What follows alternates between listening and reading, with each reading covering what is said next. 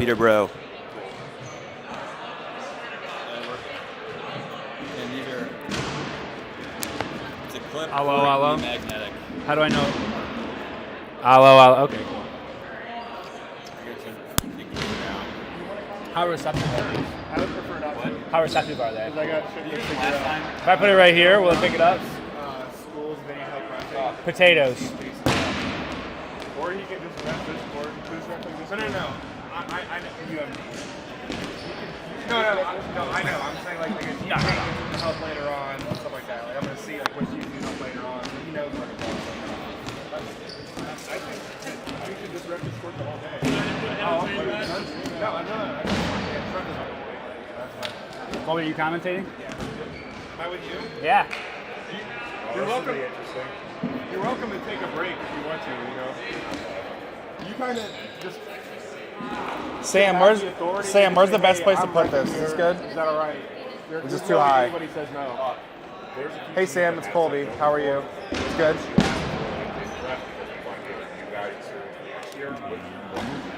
Yeah. Right. Yeah. Is there You ever get those online rosters? Yes, but they take a while to put together, so I don't have them together yet. I apologize. Are these done by matchup, or are they just? I just printed them off because I'm taking the time. You're just gonna have to fold it. Yep.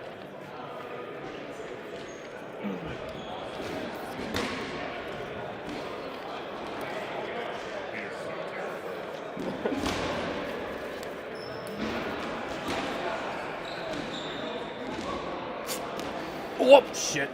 Well, we already fucked that one up. Messed that one up. Sorry. What are you doing, Peter? I'm a Why is doctor. folding it not okay? I did fold it. Oh. Because I wanted them side by side, but yeah, that's a Well, good but point. you don't need pen. I know. You are absolutely right. I don't know. Don't ask. I said I was a doctor. I never said I was a good one. Where the fuck is UNL? Whoa, hey, we're live right now. You can't talk like that with your potty mouth. I'm looking for the roster. Do you have it? Did you not print it out? I don't see you now.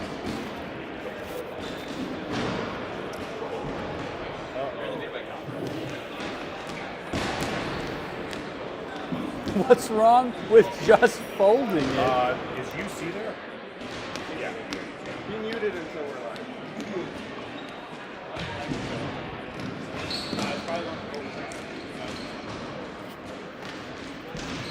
Probably just turn it off for not using it.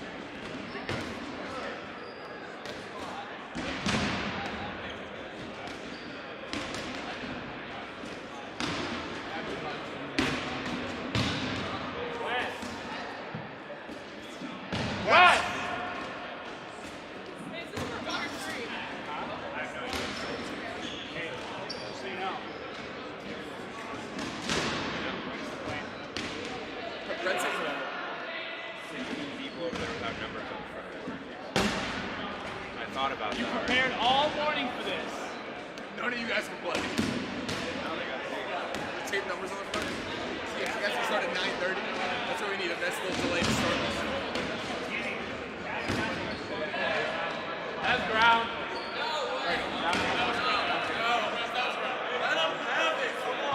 Wes, where were your clothes around 11 last night? Huh? Where were your clothes around 11 last night? Why are they on the ground? Why are they?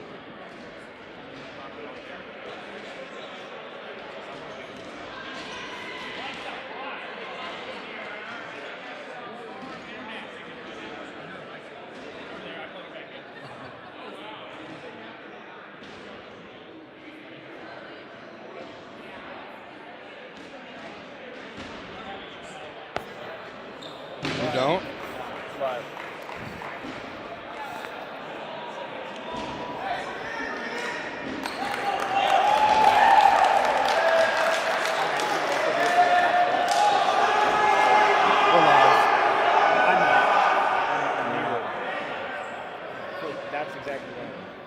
Oh, shit, no, I just turned it off. You don't want to share with me?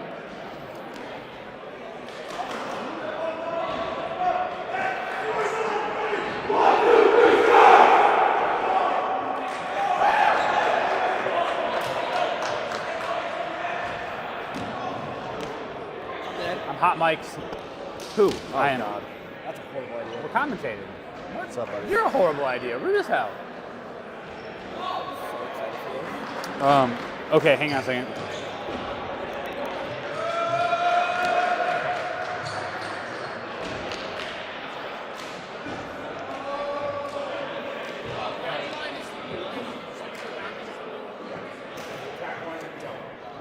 All right, ladies and gentlemen, good morning from Akron, Ohio, where the war, number 6? Number 6. Number 6 is about to get underway. I'm here. This is Colby. Colby Beisland, Akron alumni and UC alumni. I'm here with Dr. Peter Bro. That is me. We're going to be commentating for you the Nebraska UNL match versus the University of Cincinnati. This is the first match of the day on their featured court. Both teams top 10, right? I think UNL's number 9. Yes. 8 or 9. This is one of the more anticipated matchups of the day because UNL doesn't really travel outside their region, and so it's good to see how they stack up against other schools.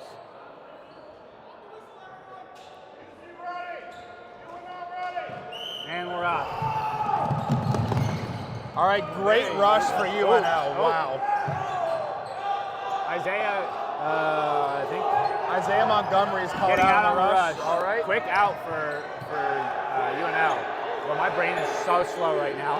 UNL has pretty commanding ball control at the moment. Setting the clock. Oh, wow, a nice what a chest big shot hit. by number 7. Yeah, Will Hyatt. Will Hyatt.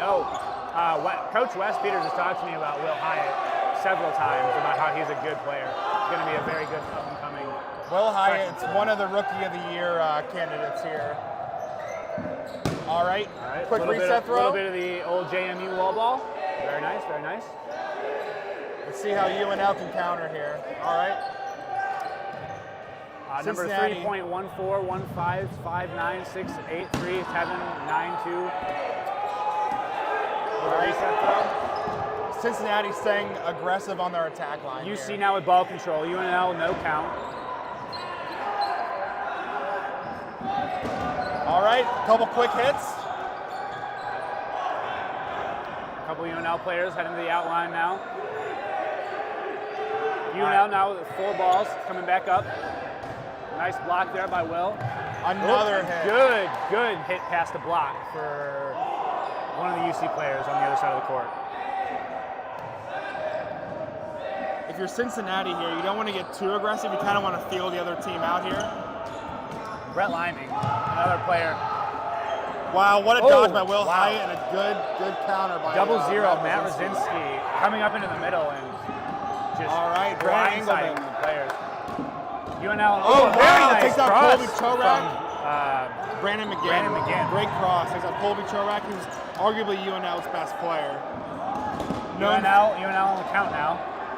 Colby Chorak, known for his Nationals quote, corner protein last year. A nice catching out from number 15 on UNL. All right, Good what a catch on a team throw. UNL getting themselves off the count now. A little bit of chaos now coming. All right, this is what Cincinnati wants. They want to contain the chaos, and right now they have complete control of this match. UNL with 1 ball. Team throwing again on the catcher.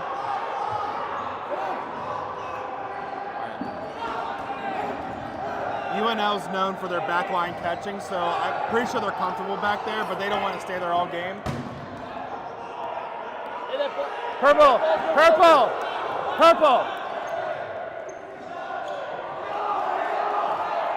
All right, UC staying aggressive on their attack line here.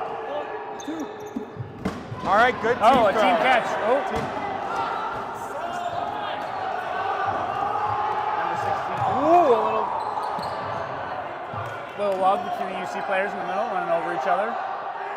All right, I expect a team throw from the right side here. nice cross. cross. UC now looking on the count, almost to the count. 2. Wow, catch. Wow. Great catch by this player in the corner here. I can't see his numbers. Number I don't know 54 who he is just catching UC to pieces at the moment.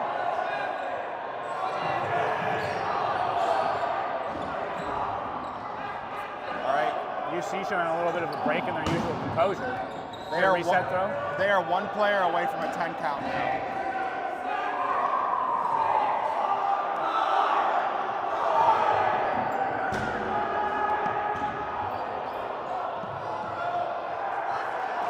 A little bit of a lull now. All right, good reset by Will Hyatt. Engelman sending the ball into orbit.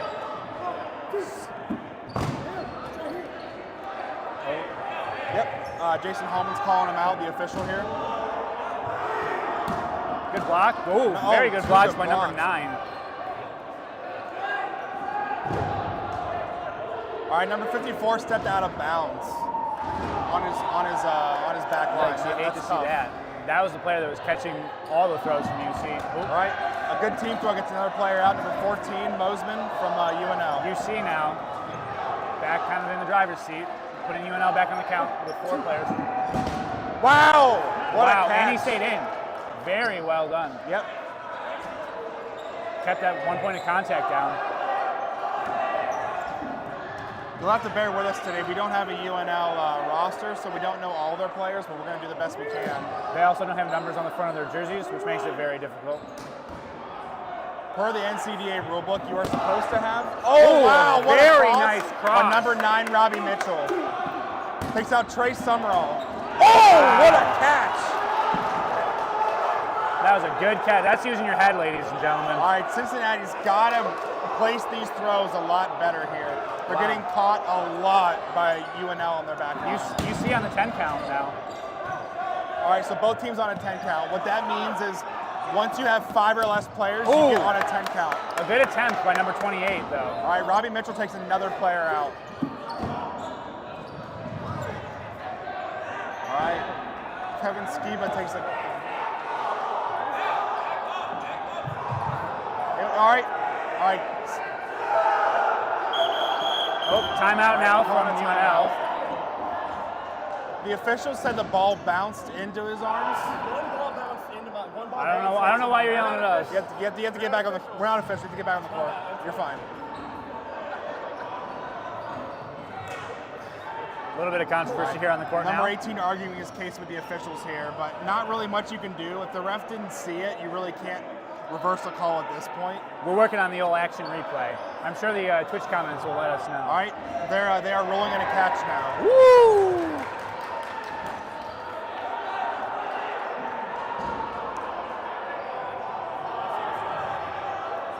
Goodness gracious.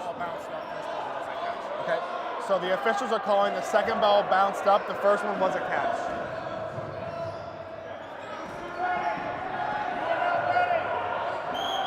All right, UNL with no count here, but they have man advantage on UC, but UC have arguably 3 of their best arms still in. All right, good reset. UNL has been looking very, very comfortable on the back line catching. UC's got to place their throws better and get more coordinated here, or else they're going to drop this point. The fact that they keep throwing at the back line. A double catch. A double catch. A double catch. One for UC and one for UNL. Yeah, catch for UC, catch for UNL. Brings in Isaiah Montgomery, one of their captains here.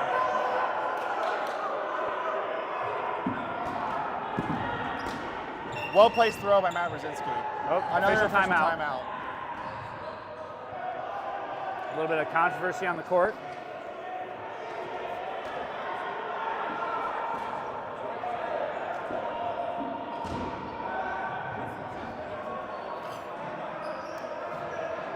Jason, did a UNL player step out? Yes. Okay. UNL off the count now with 6 players in. UC with 2. And UNL with 3 balls. Both teams' count should be the same. They're both on a 10 clock. No, they're on 15. Oh, you are correct. and put that ball away in the cubby. Very nicely done. All right, we're calling a UC balls over. Oh my. UNL now has full control at this point. We weren't really sure how they performed today because they don't really travel outside their region much. We'll see But how they are UC in does complete control in the driver's seat now. on their back line catching with this. I'm sure that they'll team throw this, and we'll see. Who do they have in? Never mind, I don't know any of their numbers or names or faces. So their captain, Colby Chorak, is probably going to be one of the throwers here. Let me see. All right, on Colby Chorak's call here. Nope. All right, all throws miss the mark here. Good dodge by But Matt all Rosinski. balls come back to UNL, so they can just reload now and fire again.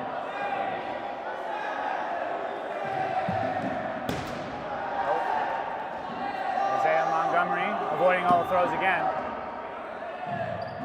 UC not getting very lucky with these rebounds, though.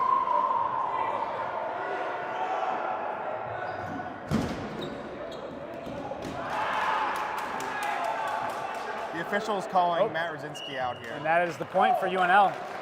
First point of the day goes to UNL, well, for this match. Cornhuskers 1, Bearcats 0. UNL showing that they came to play today.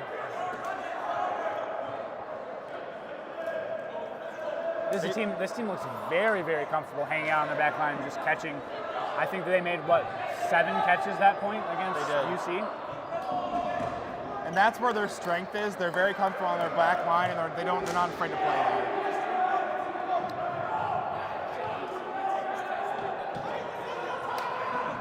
UC's going to look to reload here. One of the keys is going to be winning the rush.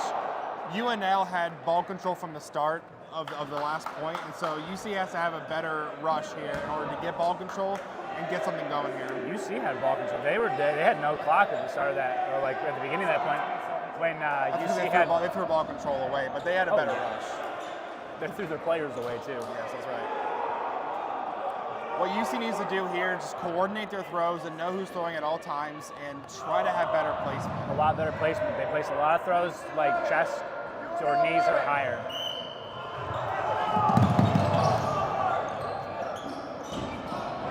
Oh, no one firing on a player on the ground.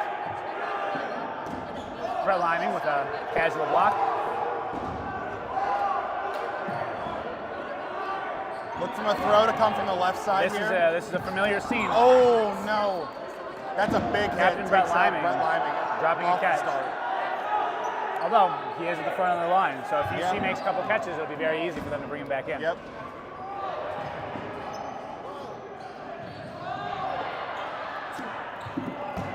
All right, big hit. Ooh, that was very, very good. UNL has gotten rather lucky, or rather fortunate, I should say, with how their balls have bounced off their players. There have been a couple where they just... Ooh, wow, what a tag. What a nice throw from Brandon. Robbie Mitchell not looking. Cross-court shot, catches number 9, sleeping.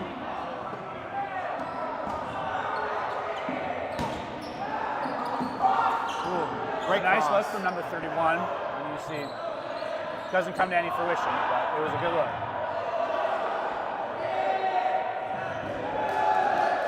If I'm UC here, I want to be able to play in our neutral zone and move back. It forces UNL to come up and get them out of their comfort zone. Yeah, Great team throw. It is very imperative that they start drawing UNL off the back line. This team is just chilling, looking for those catches.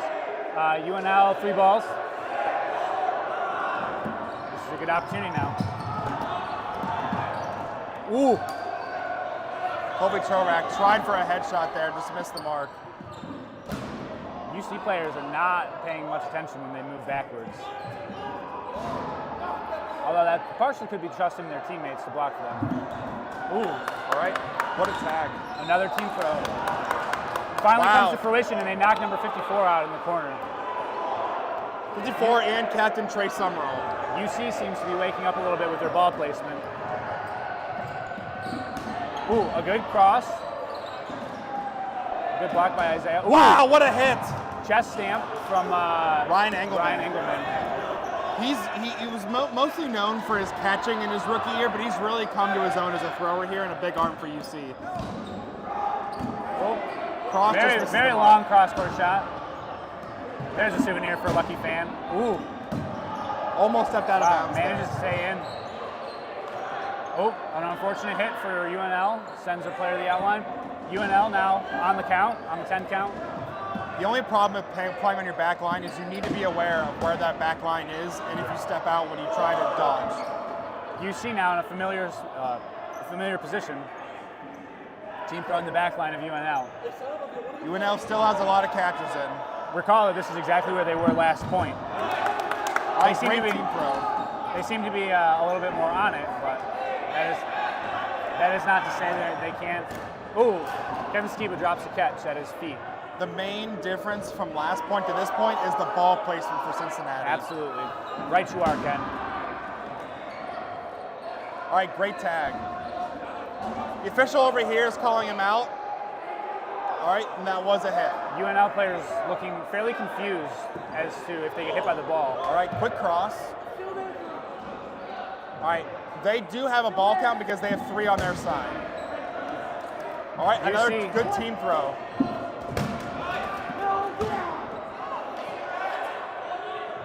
All right, oh, now ball's over. It is ball's over. They're arguing that he was hit. Wes Peters now yelling at another player. Seeming to be a lot of controversy over this.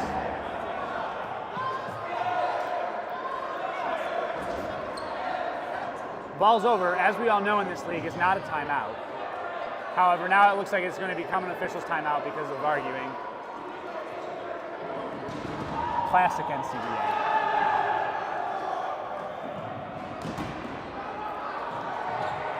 If you're just joining us, welcome to the War VI in Akron. We'll pause for a quick identification break. I'm Dr. Peter Bro here with not Dr. Colby Bryceland, but good fellow nonetheless. I have a doctorate in thugonomics, is what they say. Thugonomics. The current score is 1-0 UNL.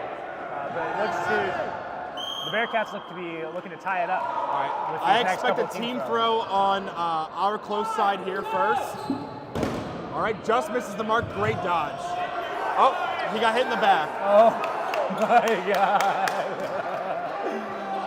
Everyone's so angry. It's easy to not feel those when you're in the heat of the moment, so I don't fault him for that. No, I think it more or less just skimmed the top of his head. Correct. And if he had not maybe had that tuft of hair cowlicked up in the back, he probably would have stayed in. So. All right, Matt Rosinski blocks an easy catch there. Ooh, wow. A good cross Great on number cross. 31. Just barely misses. All right, you see reloading a team throw again here. Ooh, wow, what a great very hit. crisp hit. What a point for number 31. Easily has been sneakily getting players out on his side Tyler here all Schaefer game. has been looking for crosses and throwing some very nice straight up throws. All right, so now we're all tied up 1-1. Cincinnati seems to be in the driver's seat here. They've tightened up their throwing, and it's really come to fruition for them. You know, coming into this game, they just won the Ohio Dodgeball Cup. They're number 1 in the league, you know, in our standings, and so they want to stay there heading into nationals next month.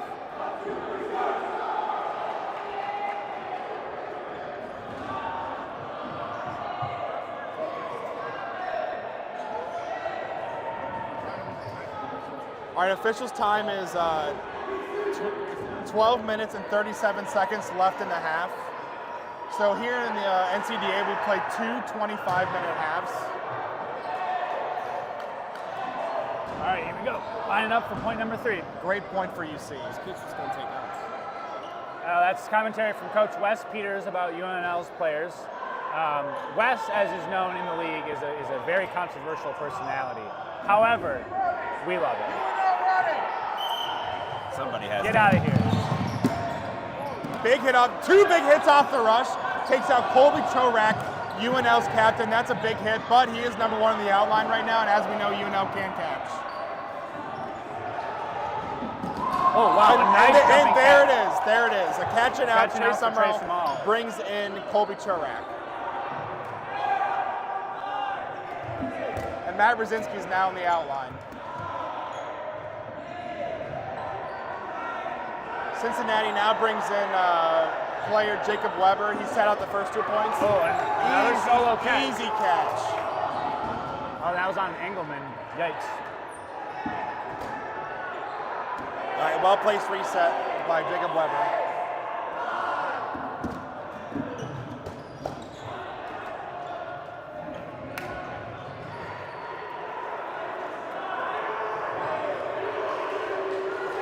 All right, UNL coming up for one of the first times in this Another point throw, here. single throw. Oh, And nice a catch! hit for number What a catch! Will Hyatt bounced off his chest. The ref's calling it a catch. Brings back in, oh wow. Oh, a nice hit Almost on the ground had it, from the dropped it. Good block. Great coverage by Robbie Mitchell. Oh, they Wow, throw a catch Robbie Mitchell directly throws an to easy catch. one of the backline players for UNL. Brings back in Trey Summerall. That man is running laps to the outline and back.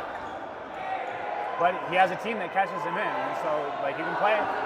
When you have catches like that, you can play a little bit more reckless as a team because you can expect that your team will bring you back into the game. Wow, That was a good block. it was a great block. Well-placed throw by Brandon McGinn. I'm assuming Brett Lyman's gonna get some throws in here. Probably not. He's not known as an arm for UC. Not typically. Cross court Right. shot from UNL. UNL has one more ball to lose before they have no count. Oh, a nice team throw from Well-placed UC. team throw. Takes out number 11, Wyatt Sewell. Great block. UC back up on the throw line.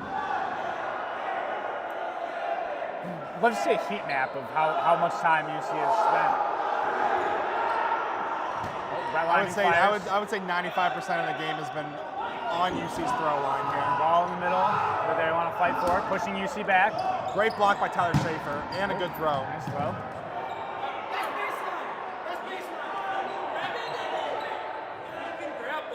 If he can grab the ball, then it's supposed to go to the side. If the ball's coming back, yeah. Done, yeah. Jacob Weber just being a really good sport after getting yelled at by an angry man. Yeah.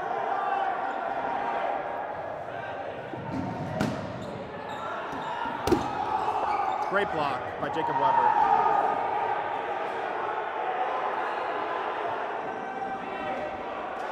Are UC slowing the pace down a little bit?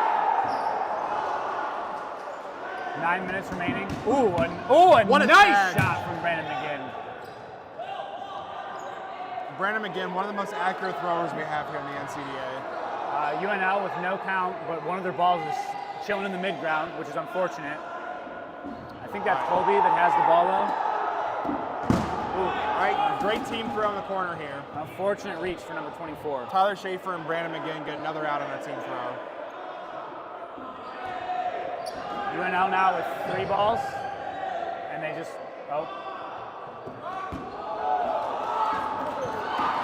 31 All right, Schaefer. 2 quick hits here for UC.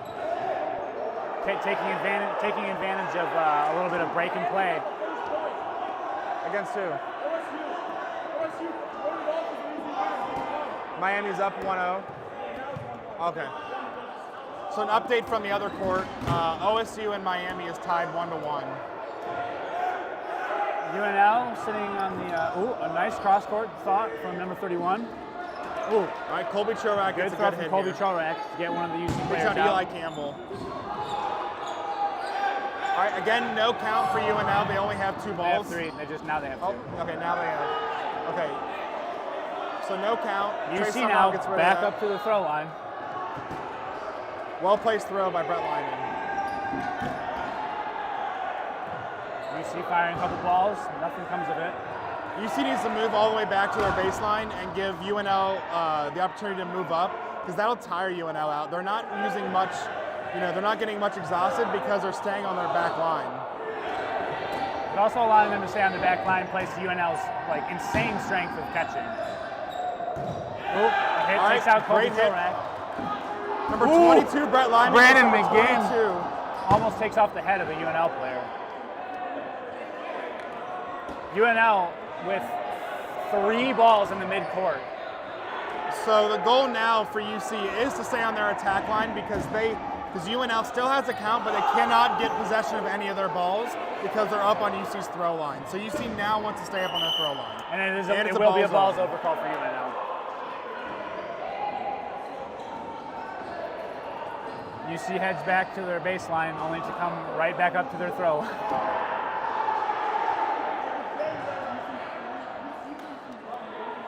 I expect Brandon McGinn to be a part of a team throw here, and probably Tyler Schaefer on the on our side here. On the right side, probably Will Hyatt. UC is very well known in the league for being a very undisciplined team, so they will probably just solo throw several balls right here. I highly doubt they'll garner themselves a single out. If any of you haven't caught on by now, Peter Bro has a bit of sarcasm here in his My commentary. doctorate is in sarcasm. Anyways, UC coming up to the attack line. Ooh, some pump fakes on the team throws. A good team throw, 3 balls. Oh, what a great cross. Number Almost 31 has been crossing the court all day, and I think I've seen him connect on 1 or 2, but his brain is in the right place. UNL just not looking for the crosses. All right, nice reset by Cincinnati. Ooh, Brandon McGinn very with good another tag by toe Brandon tap. McGinn. Oh, and it just hits the hair on number 15, and he got caught reaching. a reaching tap. Tyler Schaefer has slowly become an integral part of this UC roster. Having to concern yourself with several different angles on the court just makes it so much harder to play against a team that you know can throw hard, but you don't have to just worry about the player in front of you. Now you have to worry about every player that has a ball on the front line. Roughly 6 minutes left in this half here. UC up 2-1 on the Cornhuskers.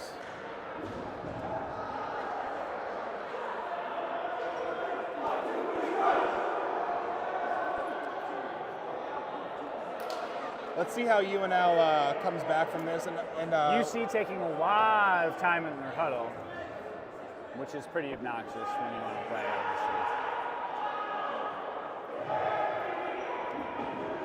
What UNL doesn't want to do is drop another point here and go down 3-1 and a half. That's a huge deficit to come back from. Hopefully they can get the point or stall this one out to only go into the half down 1 point. At the very least, survive. We'll see.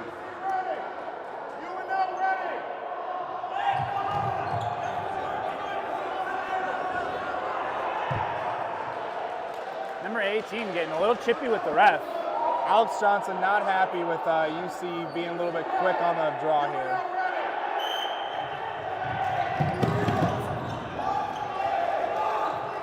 Wow, nobody getting out on the rush.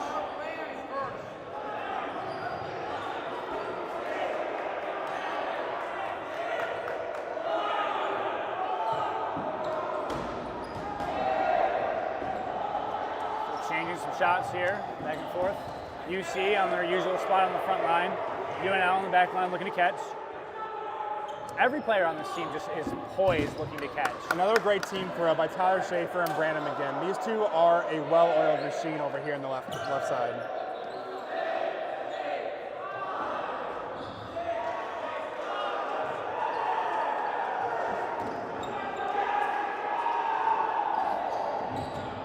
Oh, wow, well very nice shot from Brett.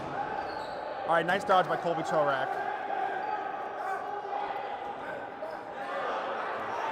UNL is going to have to get some ball control going here if they want to. Ooh, Ryan Engelman. Drop catch from Wow. Engelman. Brett fires back and knocks out number 23. Ryan Engelman looking for the catch, just couldn't secure it here.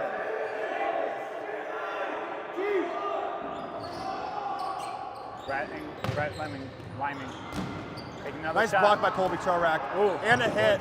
Oh, No? hits the Okay. butt of number 31.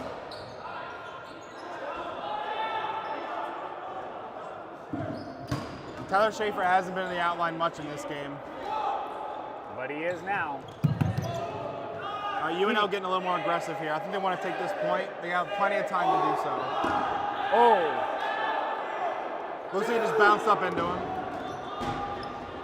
UNL getting a little too close on their clock.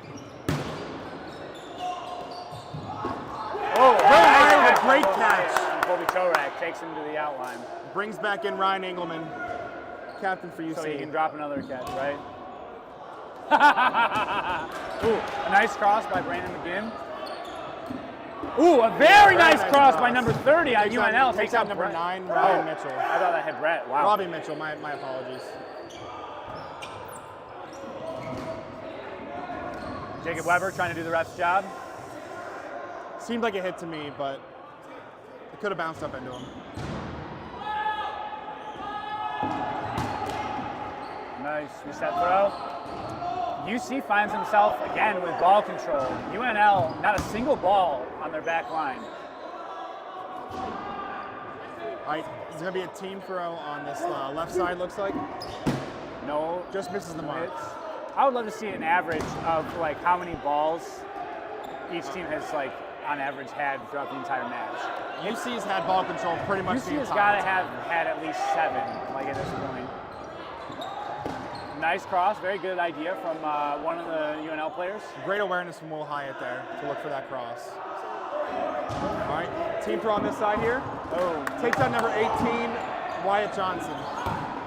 takes out one of the UNL players and puts UNL on the 10 count.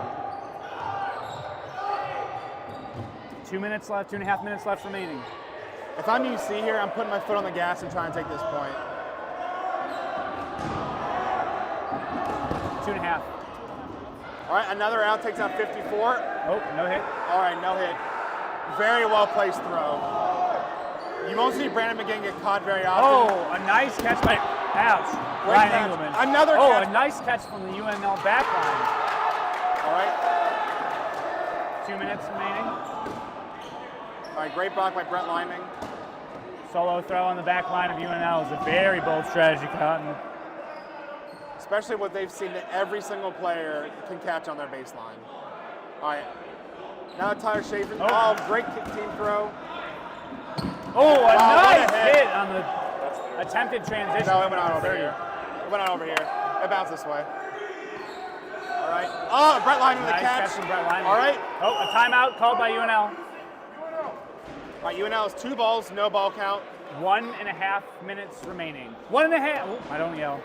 Safe to say that UC is gonna put multiple balls on this guy and try to take this point. No. UNL trying to pep talk their one surviving player. Just do it, buddy. You got it. Simply do not get hit by the balls.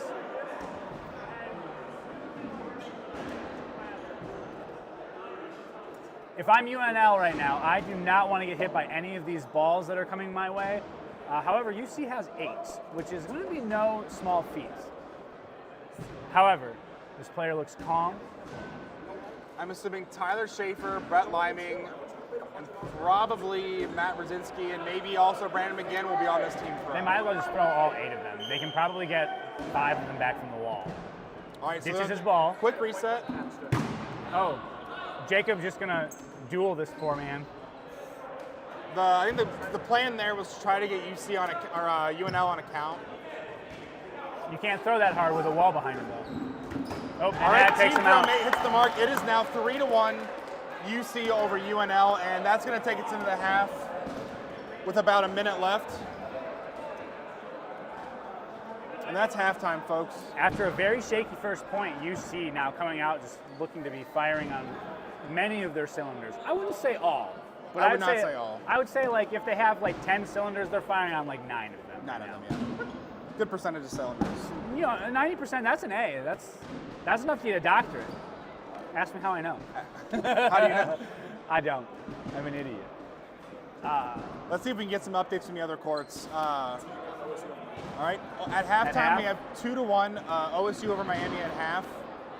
I'm not sure about the other court. We have 3 courts running this time for the 6th annual Akron hosted War.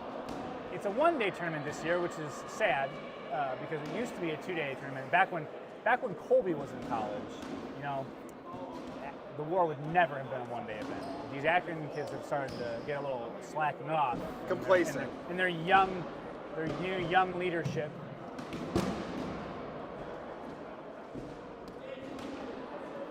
If you're UNL, what are you talking about here in the huddle?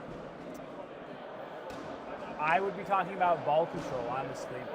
They can backline catch UC very easily. They showed that in the first point. They did an amazing job building their team back up. However, they just let UC have far too many balls, and they have far too many things to be worried about when UC is up on that front line. If they can maintain ball control, like 4 or so balls throughout the point, it puts a little bit of pressure on UC to also be looking at these other UNL players when they're up on the front line throwing, and they don't just get to gun them down. Yeah, at the moment, there's not much danger for UC on their throw line because they don't have to worry about that many throws coming their way. UC has made very nice work of this close back wall, however, and now we'll see how UNL does with that advantage in the second half. There were several throws from UC that they were able to reload and fire again because they just came back off the wall. Yeah, the difference from the last 2 points to the first point has just been ball placement for UC. They're not throwing, like Faster, differently they're or not faster. throwing more team throws or less. They're just placing their balls much better. Yep. They're also taking advantage of UNL not paying attention on the baseline and A lot of very crosses. nice cross court shots from UC. Have almost caught a lot of UNL players sleeping. However, we said close back wall. I think there's like maybe 4 feet of difference on these 2 back walls. Correct. And that's going to mean a lot for UC or Yeah, for wall UNL. ball's not going to be as much of a factor in this point if UC's up on their attack line. We'll see. It'll be very interesting to see what UNL can do with ball control Yes. if they manage to get and maintain it utilizing this wall. We have one of the Fernald brothers here throwing in the midcourt, showing us just how bad an old washed-up man can look. Gets immediately caught and steps over the line. If there are any Maryland fans watching, I'm sorry for trashing your boy, but he's just so silly. If I'm Cincinnati right now, I'm just thinking more of the same. Well, no, I would say that there's not. We see. Can we get a statement from Captain Ryan Engelman? Going into half, what are you guys thinking as far as the first half? Let's get you on stream. This is a team that you don't really want to be slow against. They're a very athletic team. They're kind of like JMU. A lot of strong arms. Colby Chorak is an immense player. What do you think about their backline catching? Unreal. It's like JMU 2.0. So they're on the come up. What are you guys doing to combat that in the second half? Better team throws. We have thrown so many solo throws. We're throwing a lot of bad placement throws. I agree. The difference between the first point and the second 2 points was ball placement and better well-timed team throws. Colby, get out of the way here. Another standout player for UC has been Tyler Schaefer on his crosses. Yeah. What's gone into his development here over the season? He's getting called. Go to your All team. right. He's been called away my for his God. team. You know what? That's not my job. So You heard it here first, folks. So basically what we've been saying all day, UC's adjustments have just been better team throws and better placed throws. They're not getting lazy with their solo throws, which has been the major difference in the second 2 points. It took them 1 point, but they seem to be awake now. Yeah. I think that it's It's fairly 3-1.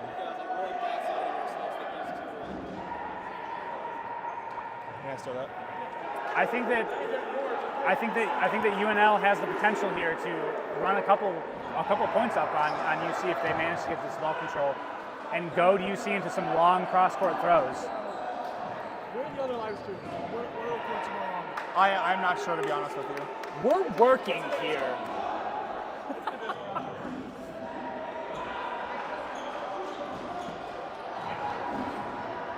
One of the potential dangers of these very nice cross throws that we've been seeing from UC is that they are long throws. And against a team like UNL, if they are paying attention even remotely, they will look for that catch. Here we go. And we start the second half. All right. right, Another UNL pretty, with five, pretty good rush for 6 UNL. balls, 2, 4, 6. UNL's ball control. We're going to see them on the throw line. Hopefully a little bit more this half. All right, Teamco just misses the mark there. And just like that, UC has ball control. 5 and 5 at this point, I believe.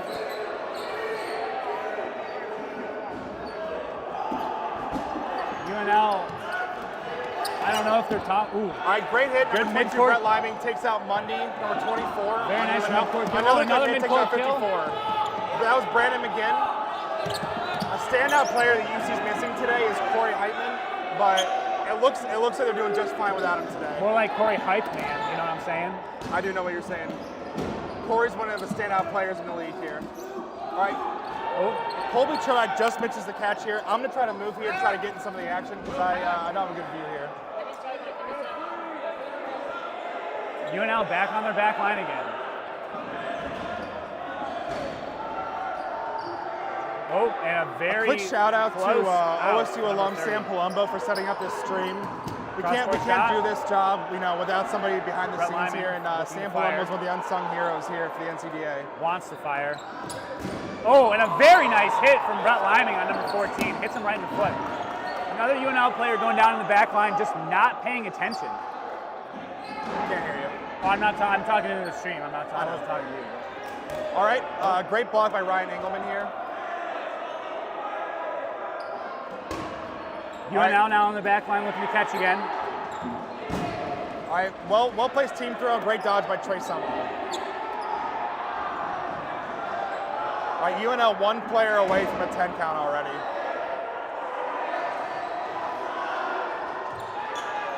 Again, the key here is ball control, and UNL lets it go so quickly. Oh, a nice catch on the back line. Oh, another nice catch from Trey Small. Brings 2 players. Oh, and a good hit in the midcourt. Takes out number 31. All right, UNL reloading here. Great pump fake by Trey Summerall.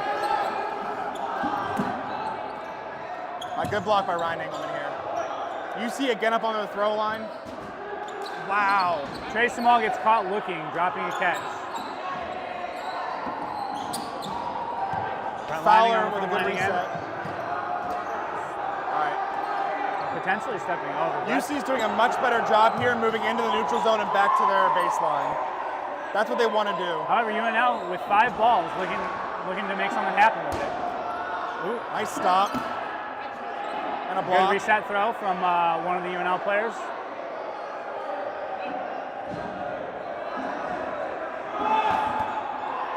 UNL players. Will firing Hyatt draws ball. 2 throws. Gets one of them back. Ryan Engelman desperately looking for a catch here.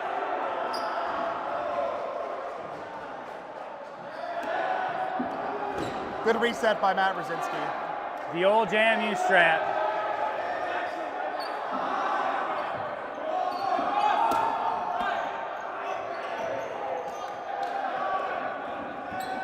All right, Brett Lyman with a well-placed throw, just misses the mark here.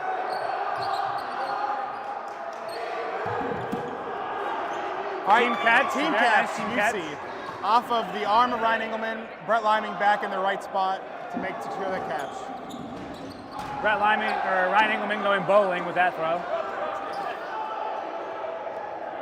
All right, UC's count will continue. Brett Lyman resets the clock. Whoa! Great block by Will Hyatt. Getting a little bit, wow. Off the bleacher, that ball came back. Will Hyatt, another standout rookie for Cincinnati. All right, and that ball's coming back.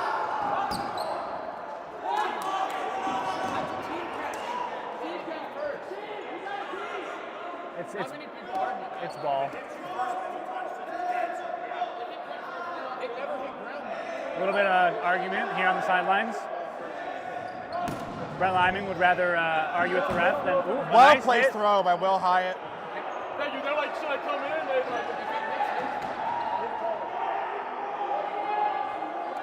Two, 4, 5. Now 5 players on the UNL back line. They're now in a 10 count. They don't have a count at the moment, but they will here in a moment. All right, UNL on a 10 count you see now now because getting they a little have bit of less court than movement. 5 players are below. Draw the players from UNL up off the back line where they are so comfortable. Oh! Wow, what a hit. Oh.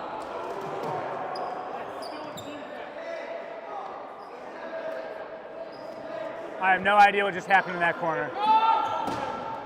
The officials called it a team catch. I kind of disagree with the call.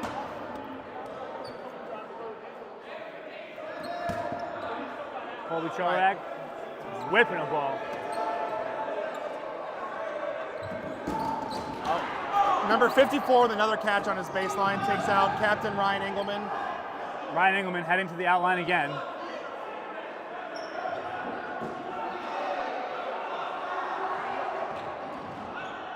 Two, 4, 6. That catch, I believe, puts UNL off the 10 count. No, I'm mistaken. Oh, very good stop from one of the UNL players off the back line.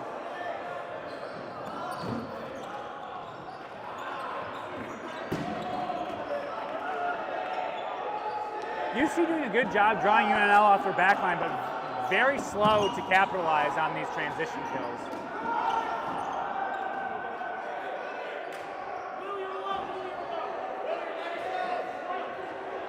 UNL with 2, 4, 5 balls. Nope, I lied, 3 balls.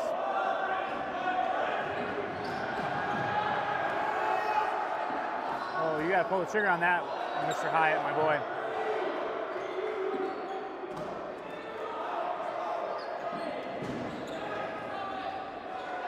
That throw from UNL doesn't count because it didn't reach past Cincinnati's attack line, which means they couldn't make a play on the ball. That ball does count. Cincinnati seems to be very comfortable just like throwing solo throws at their back line, which I don't quite understand. But they might. I don't necessarily agree with it, but they're up 3-1, so who might argue? Oh, another hit takes out number 30. Yep, Cincinnati going to set up a team throw here. Both balls miss. Number 54 on UNL has caught several team throws before, so they have to be very careful placing throws on him. I would save him as one of the last. Oh my God! What a hit! Oh, Matt Rosinski right gets numbers. chest stamped. If that man were a putty, he would be in pieces right now. That's a Power Rangers reference for those of you who are too young to remember. Nice cross-court shot from I don't know. One of the players from UNL.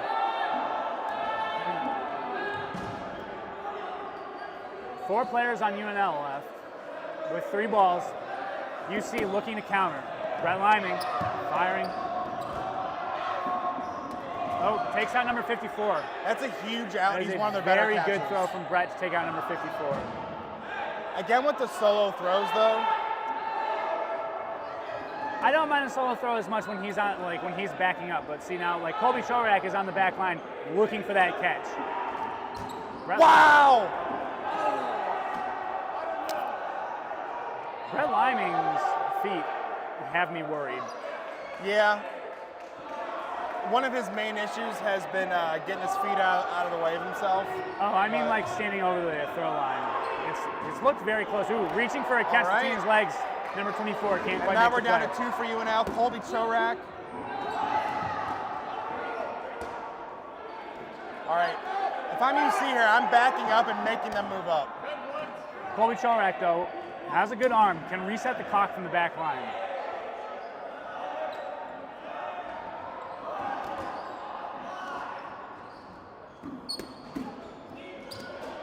Brett Liming looking for that toe. Great team throw. Jacob Weber and Brandon McGinn. The second throw hits him in the chest. Colby That's Ryan Chorak, the Johnson. last remaining player for UNL, and now UC is backing up, trying to draw him off the back line.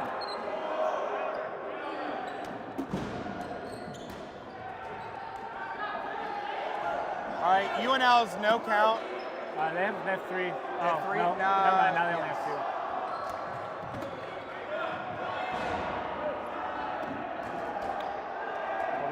All team throws missed the mark here. Wow, I think they just threw like 6 balls at him. Oh, And a catch from to end the Weber. point, Jacob Weber. 4-1, Cincinnati over UNL. Very nice catch off his chest by Jacob Weber on that long reset throw. UC did a very good job towards the end of that point, backing up and creating a lot of space, making these UNL players come up off the line, or make the choice to reset the clock from a very long throw. And as you saw just then with Jacob Weber, those long throws, they lose a lot of steam as they travel past half court. Jacob Weber very easily able to catch that ball rebounding off his chest. Mr. Stumpo?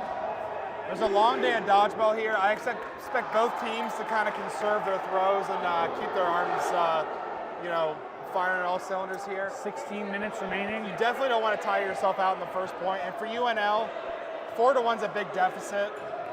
UC looking to sub. Captain Brett Liming on the sideline. Isaiah Montgomery on the sideline. Oh, no, I lied. Brett's in.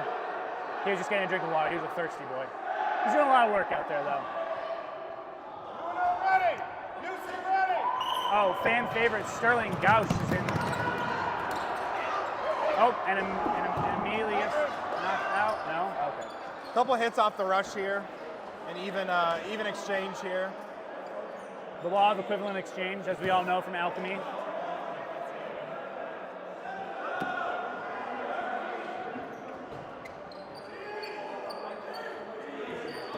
Oh, Brett Liming catches Trace caught Mount. him Just sleeping. Brett, oh my goodness. Hemming.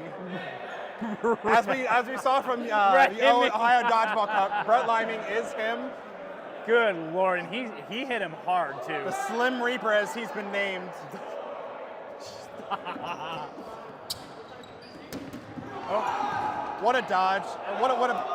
Okay, it was a hit. It was a hit. We'll take a block to me, but he a very honest player there, taking his out. Brett getting a little too enthusiastic though, Yeah. feeling himself too much. I see what you did there, Cotton. Oof. Oof. UC just going bonkers out here in the middle court. My man's number 31 ran from one end of the court to the diagonal corner.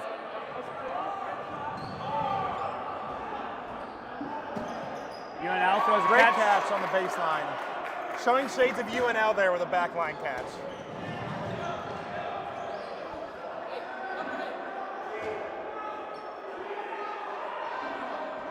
I did not see that coming.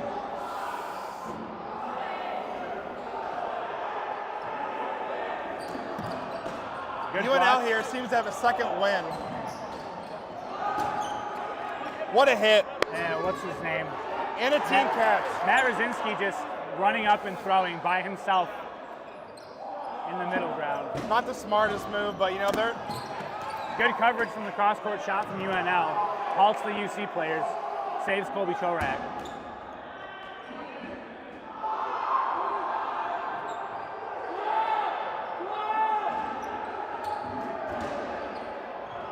Oh, reaching.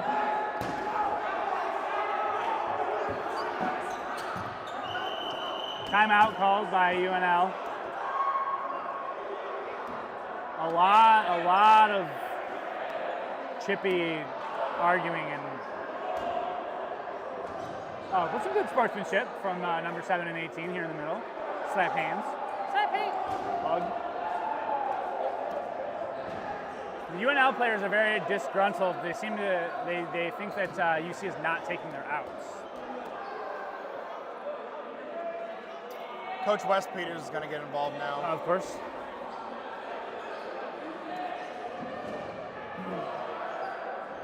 Some of these outs where they hit you in the toe, it's not always clear if it hit like ground simultaneously or your toe first or the ground first. Correct. A lot of these close calls you just have to leave to the ref, and UNL seems to disagree with what the UC players are doing.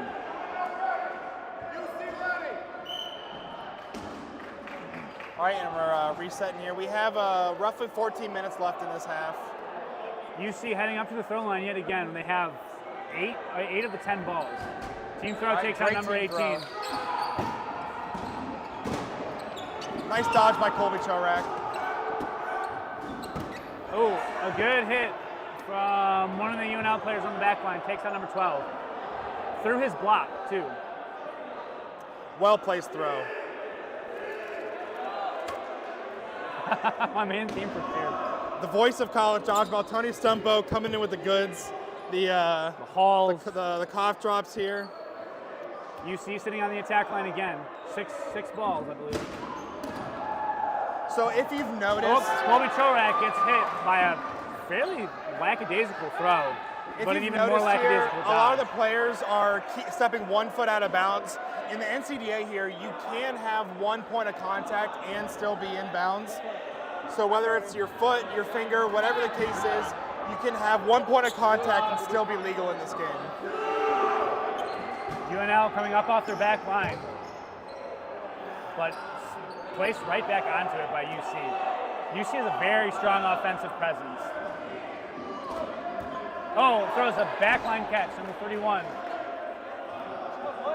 Tyler Schaefer wants that one back. Okay, UNL now with a little bit of momentum, a little bit of motion. They've got ball control. They can finally come up past midcourt. Oh, well placed cross. And another hit. Will Hyatt gets hit himself. Trey Summerall trying to get a ball. Just gets hit in the foot. And just like that, the momentum that UNL had is just taken right away from them. Down to the 10 count. They do still have ball control. Oh, but UC also on the 10 count. 4 players remaining for UC. With UNL having such steep ball control, they can maybe do something and take this point.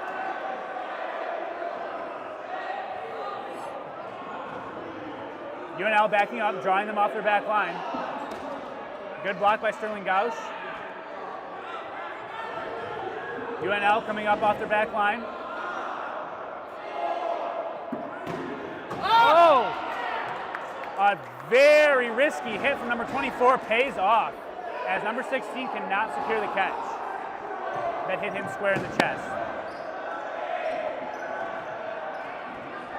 Brandon McGinn taking a low, slow throw to reset the clock. Jacob Weber on the attack.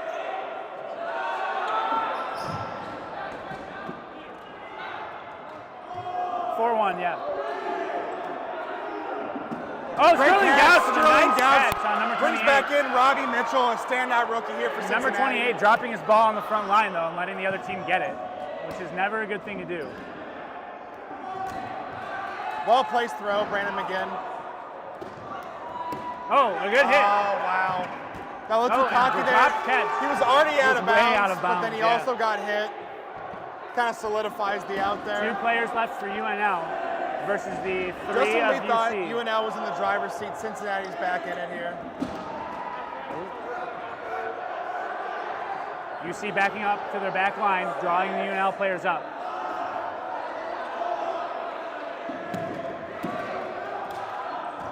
Oh, a catch! Takes out Jacob Weber. It's 1-1. Two UNL players for 1 Cincinnati. UNL wants this point.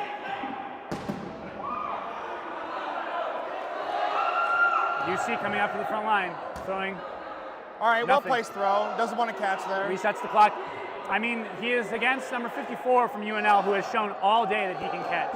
Oh! And UNL takes. There.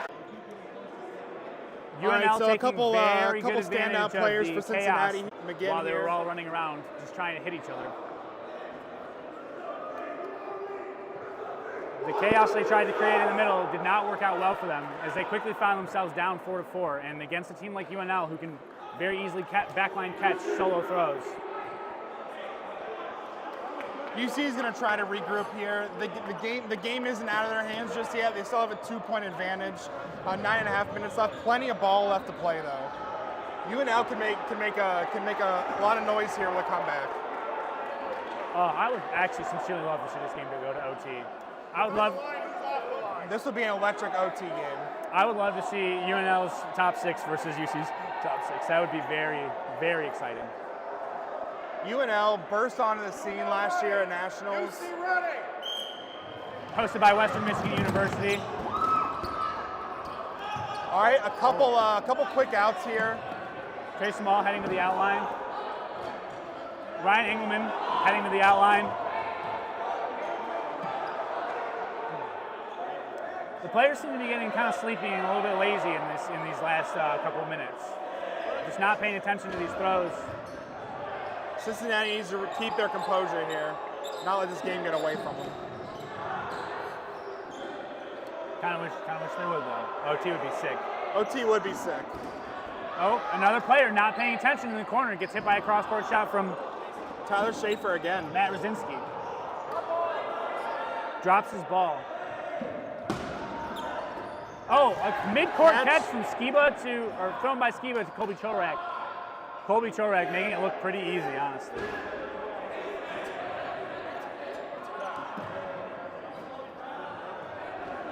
UNL now on the front line. Team throwing. 3 balls getting away from them though. UNL has had a very hard time with ball control, and throws like that where they throw 2 and then 1 kind of trailing on the end of it. And they only have like 6. Just not being very disciplined with their balls here. Nice stop by Cincinnati here on their back line. Now see, the advantage of UNL staying in the midcourt means that you see when they throw a ball, it's more or less gone. Like the odds of them getting back is much, much smaller. Great baseline catch by Jacob Weber. Oh, I missed that. Oh, he caught Colby out. Wow. Yep. Very nicely done by Jacob. Colby out here with a good showing representing Colby's around the world. We do love a good Colby. Great block by Trey Summerall here. Good cross-court shot, doesn't come to fruition. UNL now finally on the attack. Cross-court shot nearly kills the cameraman. UNL making good use of the close wall. Oh, all right, baseline catch by Will Hyatt. But a poor team throw leads to a good baseline catch. Again, one of the main keys to Cincinnati hasn't been their more known players. It's mostly been their rookies who have been stepping up in this second half of the season.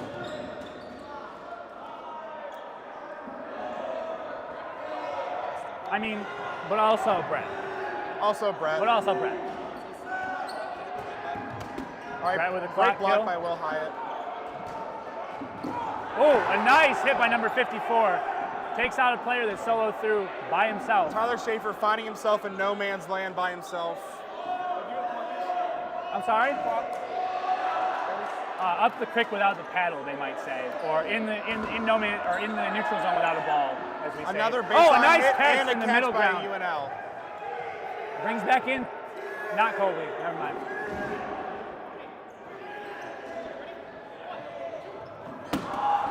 Oh, a good counter throw takes out number 7, Will Hyatt.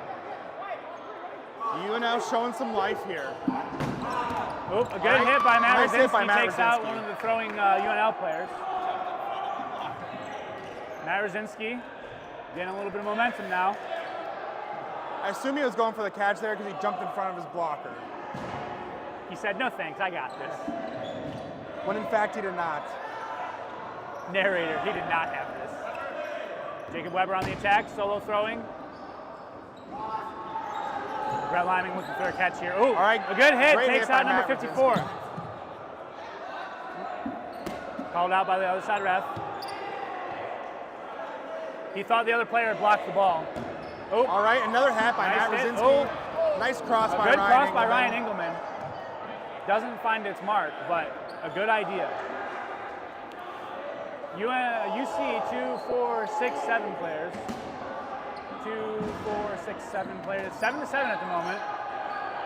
UNL has 5 and 5 for ball control. Oop, a good hit by Brett Liming. Oh. Trace Small goes a little crazy, gets a man in the middle ground, but then gets knocked out himself. Oh my goodness. Get him off the court. In college dodgeball, you're supposed to get off the court expeditedly as you get hit. As not to interrupt play. These players are not moving very quickly off the court. That throw shouldn't have counted.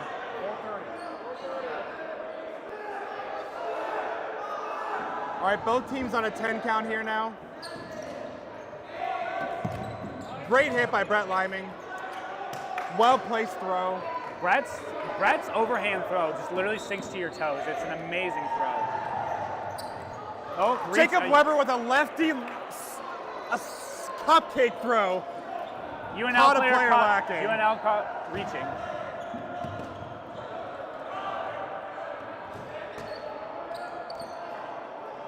Brett going for the kill. UNL down to 3 players now.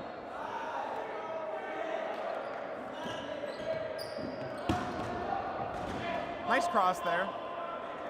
Just misses the mark. Man count is 5-3 in favor of UC.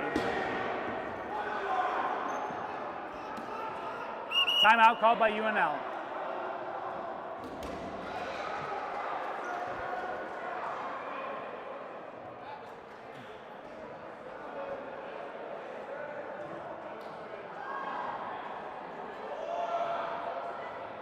A lot of action popping here in these last couple minutes. 3.5 minutes remaining in the game.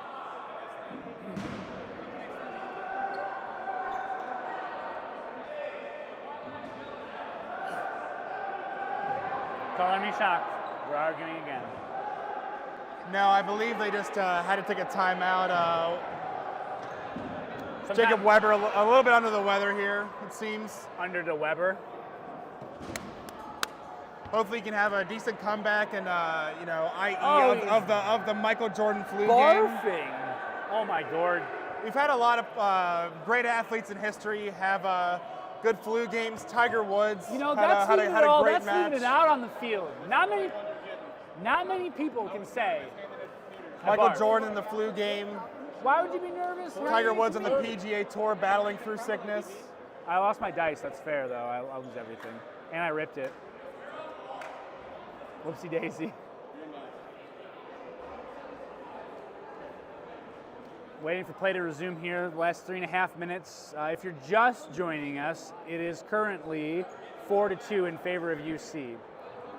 UNL has called a timeout,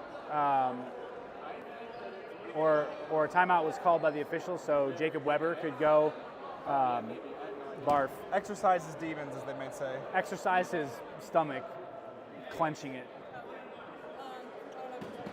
Kids these days, you know what I'm saying, folks? All right, so UWP, or Penn State took the game 7-1 over UWP. Let's see if we can get some other updates. 7-1. Golly gee, I was wrong on that over-under. I was as well. All right, play is resumed. We've got 4 players in from UC, 3.5 minutes remaining.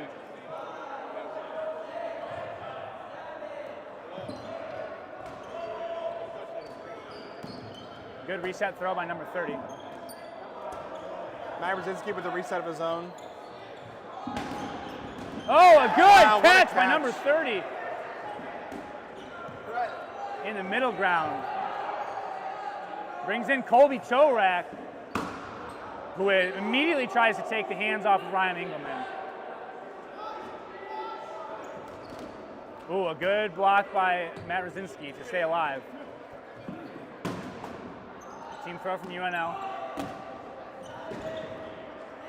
I still can't get over Slim Reaper, honestly. That's hilarious. UNL coming up to the front line. Cincinnati's still up 4-1 in this match. No, 4-2. 4-2, I apologize. A balls over call would be huge here for UNL if they could if they could work the court to their advantage.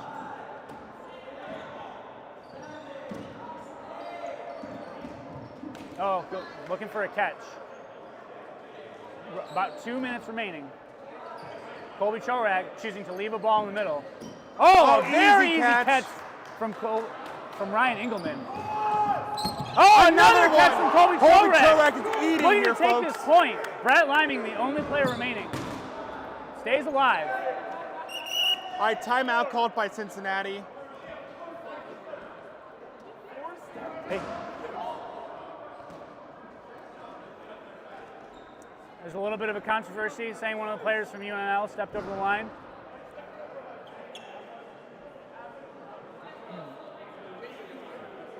Smart call by Brett Liming. Now he has all the balls. Wow, he sure does. Traffic, man. The roads were terrible. I was up at 4. Wes Peters being obnoxious as always. What's new? What? Nothing. All right, Brett Liming We have now a has score all update 10 from, balls. All right, Ohio State 4-1 to Cincinnati, or Roughly Miami. 2 minutes remaining. All right. Brett Liming looking for the backline kills against UNL players.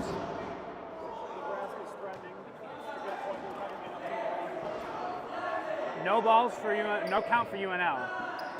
Oh, Wow. number 30 drops the catch. Colby Chorak coming up. looking to Mono, throw. E-mono, Colby Chorak, Brett Liming. What a block. Now UNL right now is not utilizing the fact that they can simply just Wow, wait. what another hit. Another drop catch for UNL. They're letting this one slip away by not making Brett come up. All right, Colby Chorak wanted that catch. Just a little bit out of his reach here. Oh, what a catch from catch! Brett Brett Liming. Liming takes out Colby Chorak. Brings in Kevin Skiba. Folks, Very exciting Brett point. is good at dodgeball. And there it is. Takes him 5-2. Brett Liming secures the point for Cincinnati. That ends the game. All-American candidate Brett Liming. Coach Wes Peters is calling a shot. And they're A very calling it. well played game from UC after that first point. UNL made some adjustments as well, starting to kind of play up. Oh, sorry, you guys didn't want. I think it's that one. Oh, okay. They made some good adjustments to try to, stay up on the front line, try to work some more offense, but UC just made more plays. Let's wait for the huddle to conclude for UNL, and we'll go try to talk to Mr. Colby Chorak. I would love to hear his thoughts on the game. Yeah.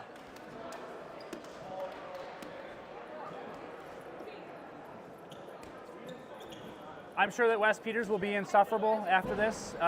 Just talk mad smack. That's just what he does. So Tony, as the voice of Dodgeball, do you also degrade certain players in the league when you're commentating? I try to keep it as professional as I can for the most part. Might have a little slip up every now and again. And see, that's why Tony is the voice of college dodgeball and I am not. Tony's a professional. Let's see if we can get some post-match feedback from maybe Coach Wes Peters. Actually, No, let's try to see I if want we to talk to Colby. Let's talk to Colby Chorak first. What's that? Yeah. Mr. Colby Chorak, we are live here with the UNL captain. Peter, let's try to get in front of the camera. Come over here, yeah, come here. All right, we're going to tell this guy to shut up. What's his name? Trey. Oh, Trey, shut up. All right, if you would like to come with me to the camera. All right, so Colby, so a bit of a disappointing loss after a very nice, fast start against UC. What are your thoughts on the game? Ultimately coming in here, we're not used to playing wall ball quite like this. So that's quite the adjustment to make, having those high reset throws. And they really capitalized on that. That's what they do well. So, props to them. We started to figure it out there towards the end. And so we're going to try and use that momentum and keep that going through the next 2 games we got this week. You guys have some animal backline catchers. Number 54 really stood out. We had a roster eventually. What's number 54's name? I believe his name is AJ. I don't know our numbers very well. Oh, okay. So you should get him on the front of the jerseys. It definitely helps. A very good performance by you guys. Catching was amazing. Honestly, the number of catches on the back line on that first point especially, puts you guys right back into the game. Do you guys have any special juju or drills that you guys do work at practice, or you guys just got some talented guys? Yeah, I think we show up to practice, we play with each other. That's all we can do is play inter-squad matches. We don't get to play nearly as many games as the other teams, so we're excited to be here. I'm not too disappointed with that performance there. You guys had a lot of strong moments in that game. I think. What do you think you guys could have done much better? I think better. I think communication is going to improve a lot throughout the day. Timing of team throws, that's going to be super important for us. But other than that, I think we got a strong game, and we're just going to try to play. All right, you guys, very nice showing against the number 1 team in the league right now. So, good job. Yeah, thank you. Good one. Appreciate it. Good to see you guys. Good luck the rest of the day. Who else do we want to interview? Let's see if we can get Brett. Yeah, let's get Brett. To give us some words here. The Slim Reaper. So some feedback from that point, or from that game, as we went over with Colby Chorak, their baseline catching kept them in most points. Insane. It's just you can see the discipline between the two teams, and UC playing a bunch more games, and having a coach, I mean, that's huge for discipline. I mean, having Wes yell at you when you mess up is probably enough of a deterrent to communicate and do a good job. I'm excited to see how UNL fares on the rest of the day. They have a pretty strong schedule. Who's their schedule? They play Akron and, let me pull the schedule here real quick, I can see. Dylan, who does UNL play? UNL plays Akron and OSU at the end of the day, that is a good, which should be a pretty good schedule. Brett. Hey, we're trying to get an interview here. Let's see if we can get some words with UC Brett Liming. Captain Brett Liming. How do you guys feel coming off that 5-2 victory against UNL?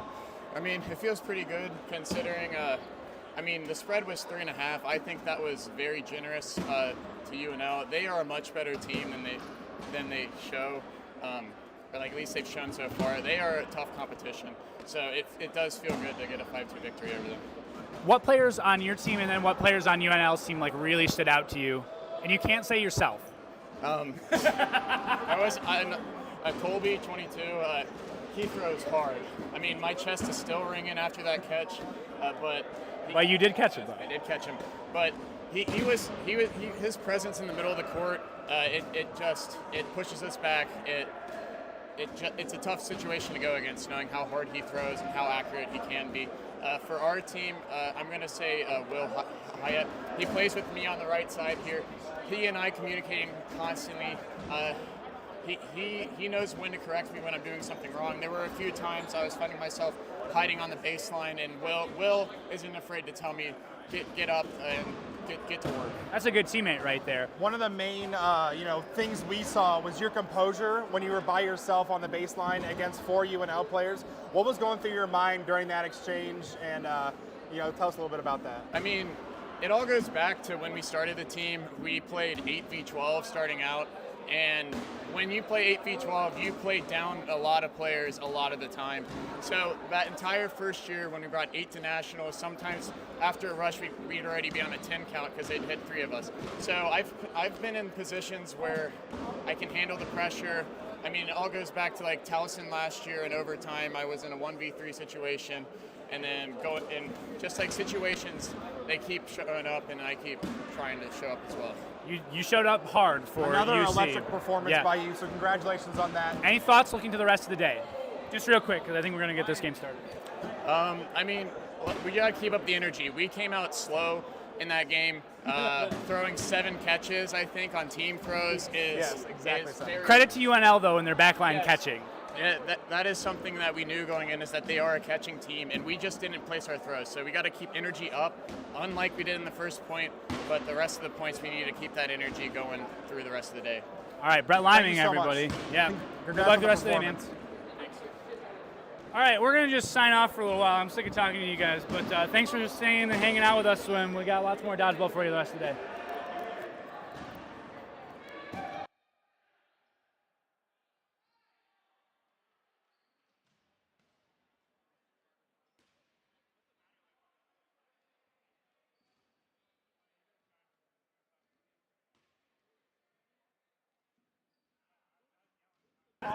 I know. I actually had to turn down your volume just because it was like redlining. You're going too high, but just because everything is so high. Yeah, I mean, like, I can't hear myself.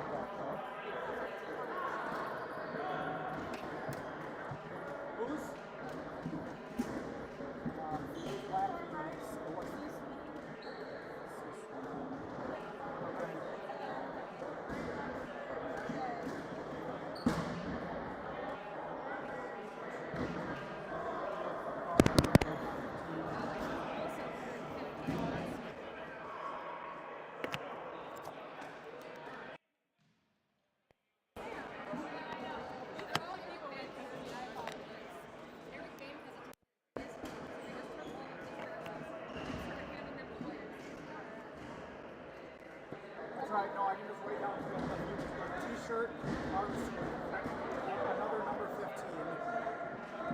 Kyle Yates.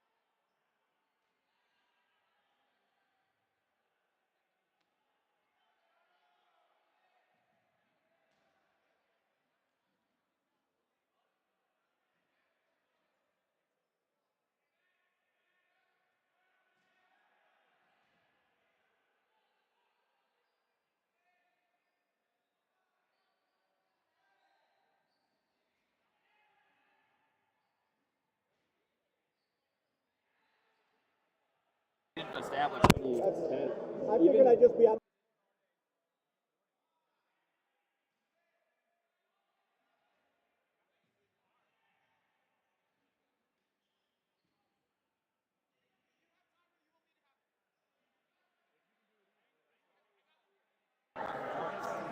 Are these muted right now? There's two. I think Colby and I. They're on now. When you opened it, it turned on.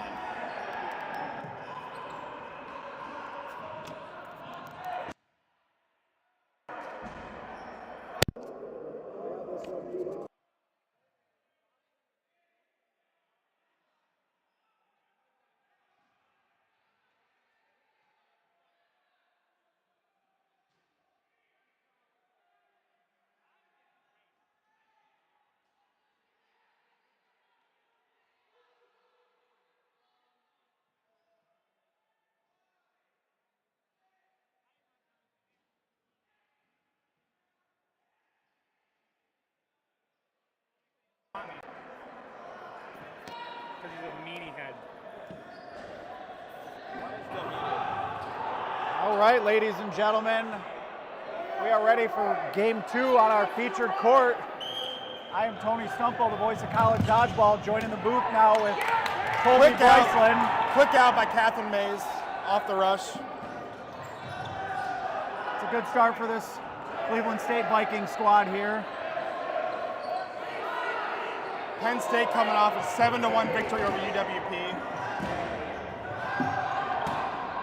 Great start for them today, and they're looking to continue some momentum from their last tournament where they went 3-0.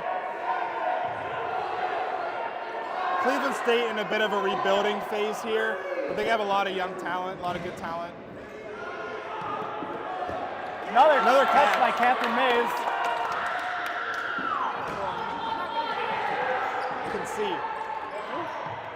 There.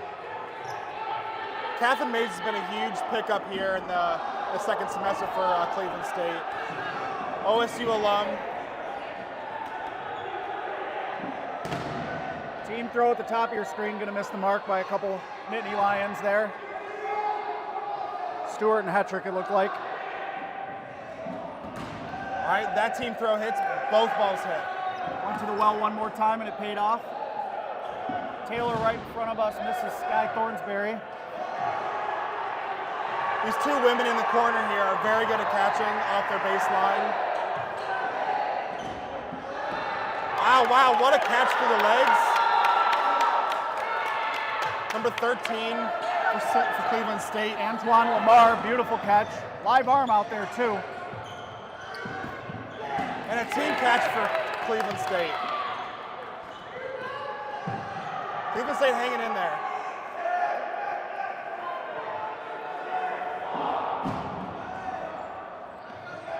All right, nice stop of the balls off the wall here.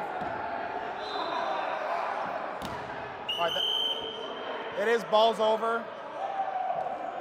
So what that means is a team has a certain amount of time, to reset their throw.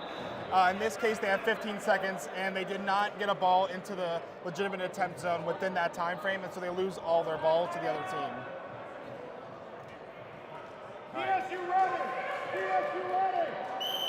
All right, so Penn State will have all 10 balls moving right to left. We'll see what they dial up coming out of the stoppage. Team throw in the corner finds the mark. Another team throw in the corner. So two well-executed team throws. And a catch.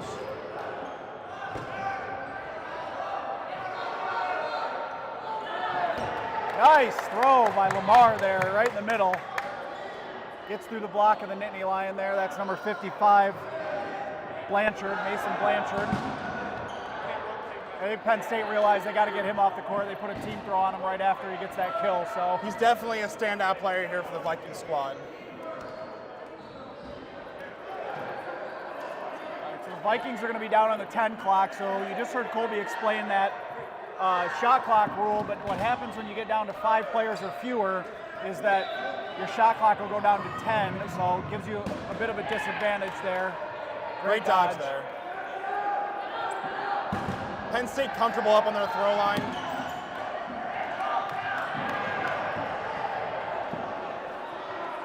That was a missed catch by Croft there. And we're down to 2 Vikings left.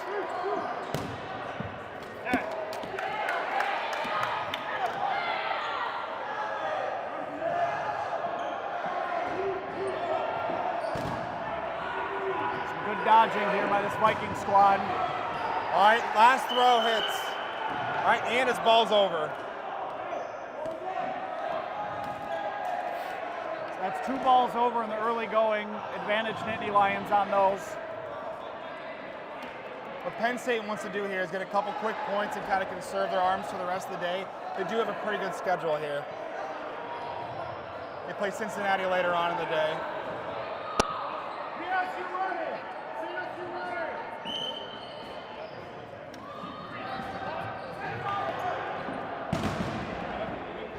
All right, late throw. Gets the hip of the Viking player. That's a quick point for Penn State, just under 4 minutes. Sending a message to the Vikings. They're gonna have to lick their wounds and make some adjustments here.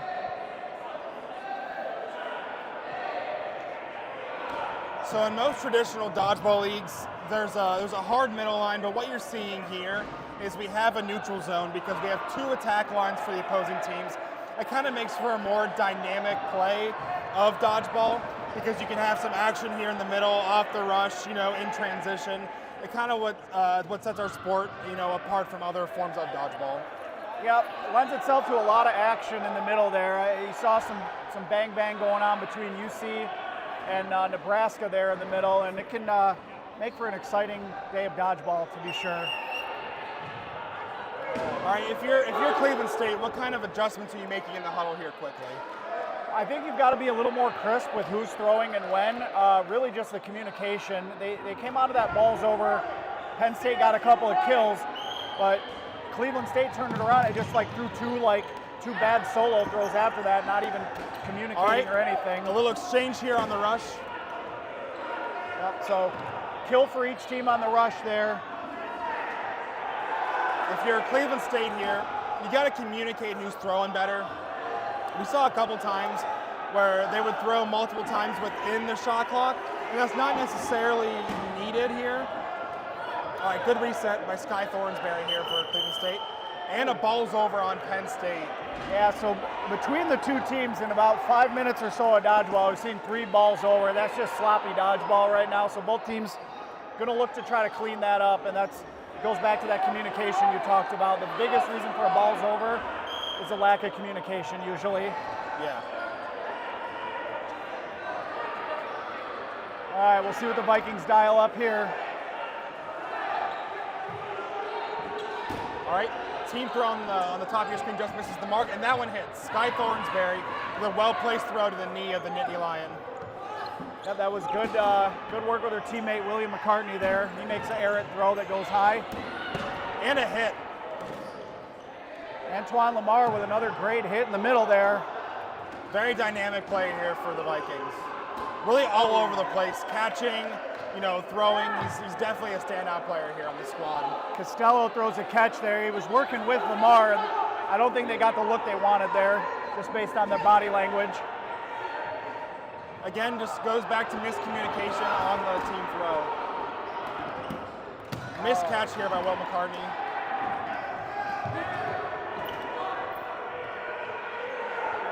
Cleveland State going down on the 10. Nope, 1 player and they'll be down on 10 clock, so they got to be careful here. Number 99 for Penn State thought about going for that catch and thought better of it. Ooh, not going to be a throw. Yeah, that'll work. Oh, missed catch by the Viking there. Oh, late throw after the catch. Oh, wow, just misses the mark. Sky trying to reel that in, couldn't get it. Sky Thornsberry had a nice, well-spotted throw there that was blocked nicely.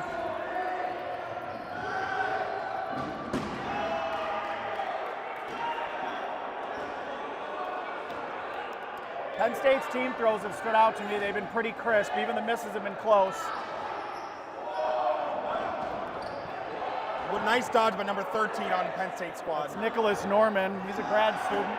Okay.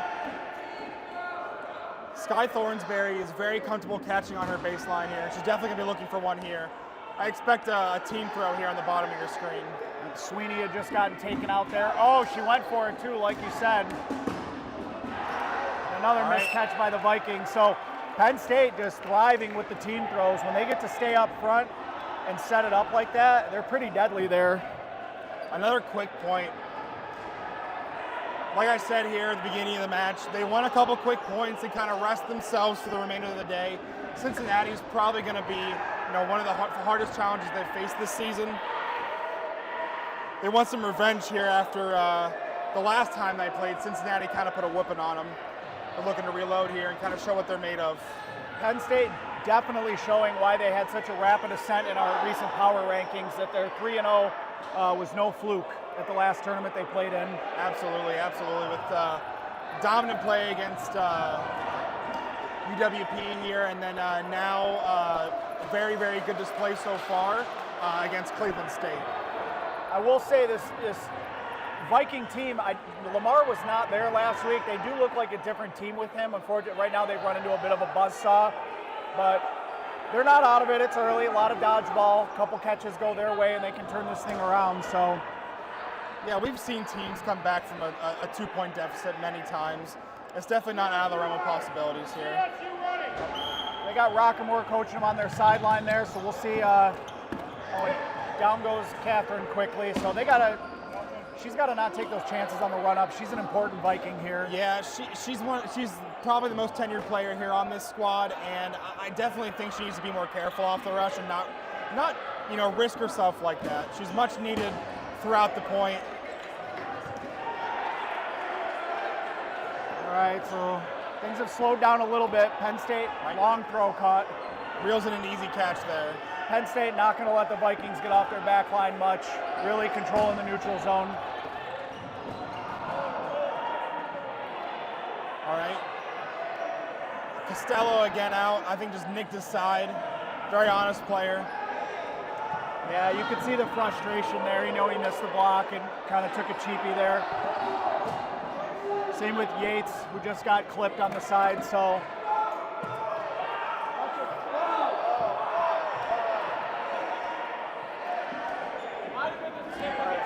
The crowd thought that Tapia Mainen maybe went over the line there as he was trying to get that ball back, but not going to get the call.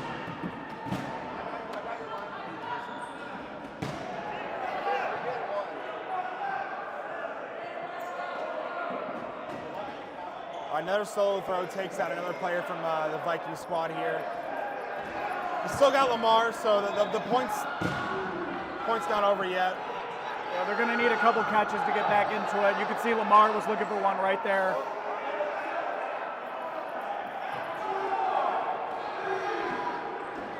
And a catch. Penn State with a catch takes out Lamar here. I thought from my far away angle that looked like it went between the legs and hit the ground as as they went down for the catch, but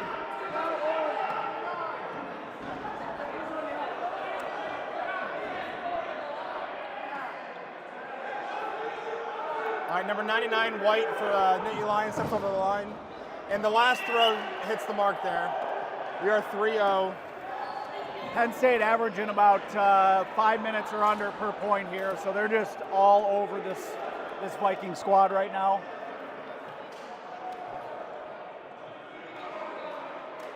Yeah, if I'm Penn State, all I'm saying in the huddle is more of the same. Keep it up.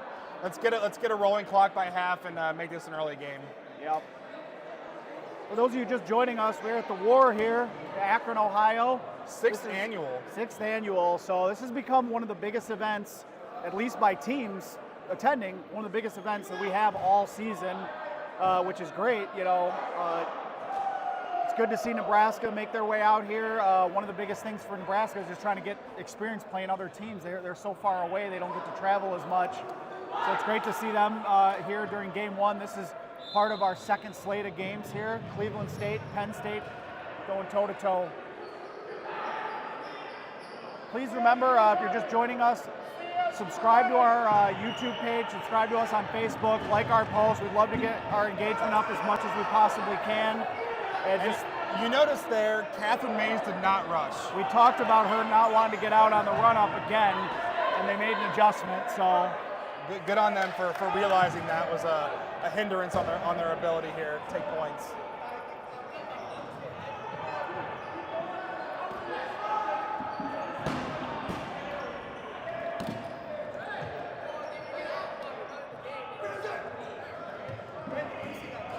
Ooh, Lamar couldn't reel that catch in. That's a big get for Penn State. All right, Sky Thornsberry with a well-placed throw there, well-placed reset. Number 99 for the Nittany Lions, White, has made a couple nice blocks right in front of the booth here.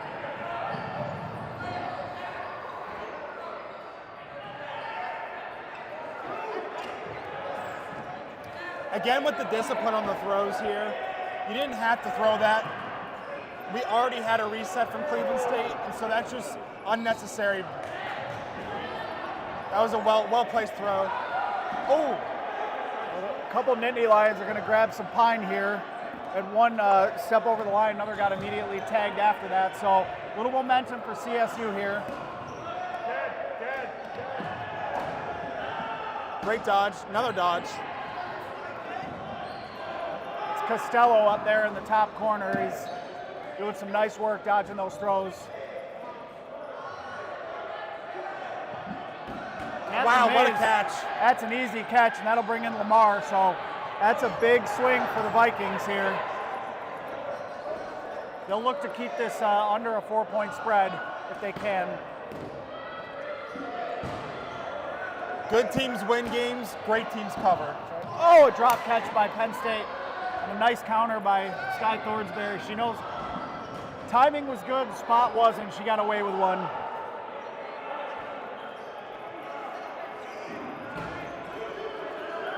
Lamar backing down the entire Nittany Lions squad by himself right now, just slowly walking the middle. He had no help there. Cleveland State's got to do a better job protecting him. We had a saying when I used to play, if you got a ball, get up. You got to be supportive of your players. You can't be holding the ball on your baseline. That doesn't do any good. Nice counter by Catherine Mays. Going to take out Gold for the Nittany Lions, so little trade there. Thornsberry also got tagged, so that's a nice pre-counter throw there. Kind of slows down number 2 here at the top of your screen for Penn State. Yep. All right, great dodge here.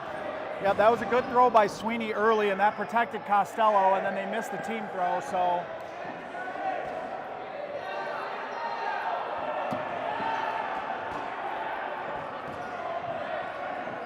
Costello gets Stewart to reach there. Hunter Stewart, sophomore. So, right. Just like that, Penn State's numbers are slowly dwindling. Catherine Mays with another great counter. Sorry to interrupt you there, yeah. We said earlier, the key to spoke too soon. All right, Souvenir City, and that hurt. Got a ball hitting a heavy water bottle, hitting my throwing hand here, so.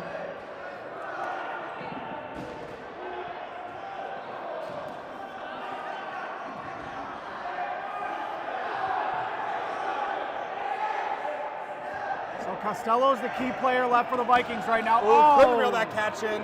Just couldn't corral it. I think that was the right play. They were down players, trying to get back into it there.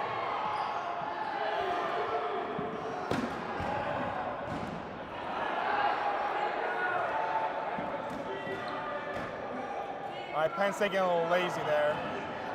Yeah, they're just kind of throwing these lazy solo throws one by one. So there it was. That one will take it. Team throw got her that time. Takes out Sweeney for the final out of the point. And yeah, Penn State jumps out, as you alluded to, that 4-0 lead. Another rules quick with this format is anytime a game gets extended to 4 points or more lead, the clock will begin running. Now, if Cleveland State gets a point, gets it back down to 3, we'll go back to a normal play stoppages. But now, clock will run. It can only be stopped for injury timeouts, referee, officials timeouts, things like that, and then team timeouts. Correct.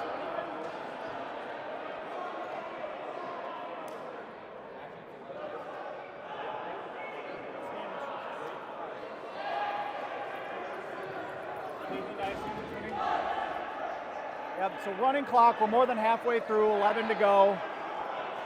Penn State jumping out 4-0. Thank you again for joining us at the War in Akron, 6th annual. Had teams travel far and wide for this one. Nebraska, 12 hours. Platteville, each making long, long drives to get here and face some of the best teams in the country right now.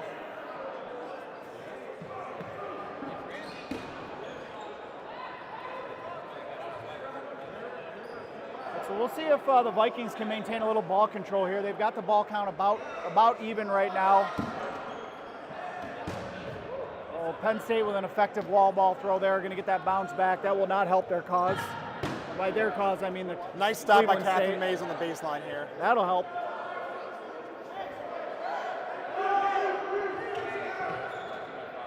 One of the key differences you see from more of the top tier teams and kind of the middle of the pack to bottom teams is their discipline with the balls.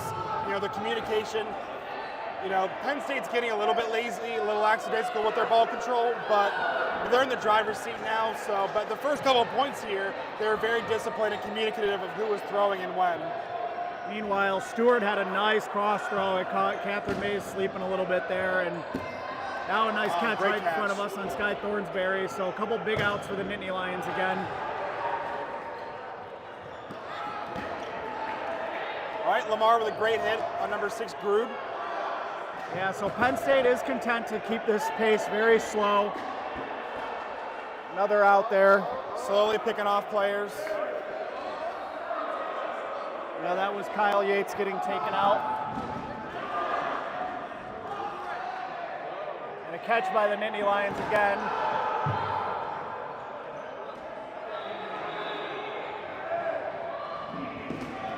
Penn State is extremely comfortable in their throw line right now. Couple solo throws here. Their bread and butter's been those team throws out of the corners. They might as well just stick with that. They've got ball advantage and numbers right now.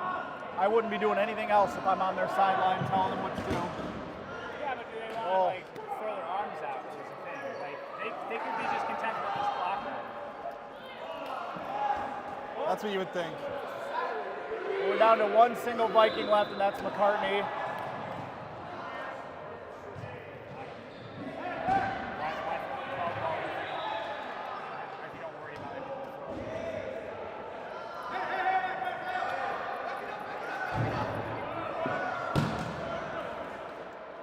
McCartney calls himself out. The ref thought he was safe, but that's a good, honest player right there. And I tell you, that's one of the biggest things you want to see in this league, integrity. Dodgeball is the ultimate test of character. Nobody knows better than the person that got hit whether or not they actually got hit. So when you see people taken out like that, you love to see it. Yeah, it's good for the sport. I mean, the officials can't see everything. You know, there's a lot of dynamic play, a lot of things to look at here. And so, you know, the more honest our players can be, the more prosperous the sport will be. Absolutely. 5-0 here in the first half. We'll take a look at what some of the spreads were for today. Penn State was favored by 5.5, and they are getting close to that line just in the first half already. So Cincinnati was favored by 3.5 over Nebraska. Ended up Nebraska covered. It was a 3-point spread there, 5-2. So I think the 3.5 spread was a bit generous. I mean, UNL's a good team.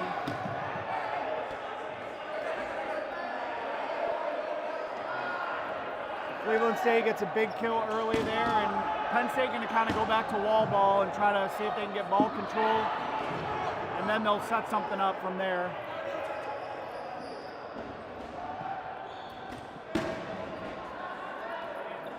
Watching so many players just like track balls and go behind, just totally turn them back to the rest of the field.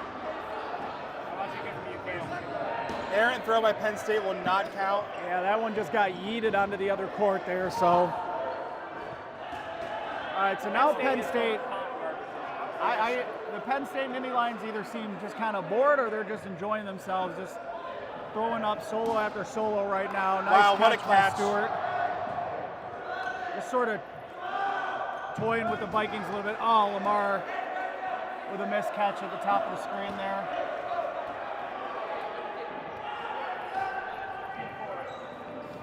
I think it's a mix of playfulness and complacency here from the Nittany Lions. I would agree with that. Yeah, they've got a big lead, and they're content to just kind of sit on it. Wow, nice. A good cross, but a great catch. That's a big get. That gets Costello in. He's been arguably one of the top 2 or 3 players for Cleveland State. We'll see what he can do here. What I meant earlier about ball control was the fact that second throw wasn't necessarily, beneficial in any way.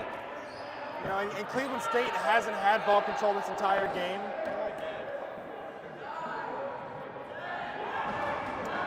Coming up on the 5 minute to go mark here, first half. Catherine Mays doing a nice job drawing tons of throws, and unfortunately she lets one slip and throws a catch.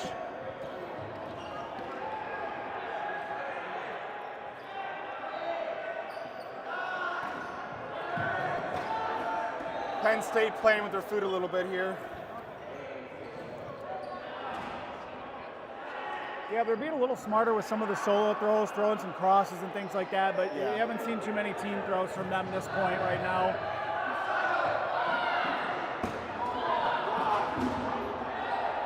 And Stewart, the Nittany Lion, gets taken out on the far side there, so.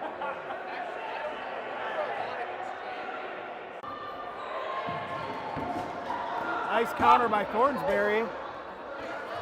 Long windup. Great counter. Cleveland State playing a little wild now and then not getting back. There's a kill in the middle for the Vikings, but Cleveland State playing into Penn State's chaos in the middle a little bit here. And it's really not benefiting the Vikings. Advantage Nittany Lions right now.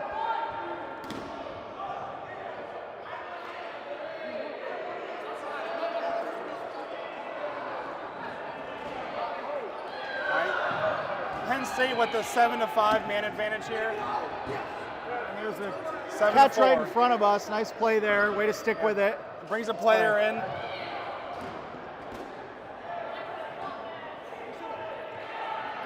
McCartney and Groove, a little gamesmanship here talking. Beautiful catch by McCartney in front of the fans here. That brings in Lamar, and then a counter takes out Leonard, so don't look now, but Cleveland State grabbing some momentum here, looking to maybe steal a point before halftime.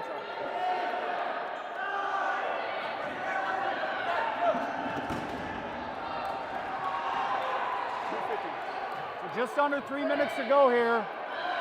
Three Vikings, 6 Nittany Lions. That's a nice stop in the baseline there to keep that ball. Another good cross. Number 7, Eck, seems to be content with staying roughly at Cleveland State's throw line and just throwing crosses.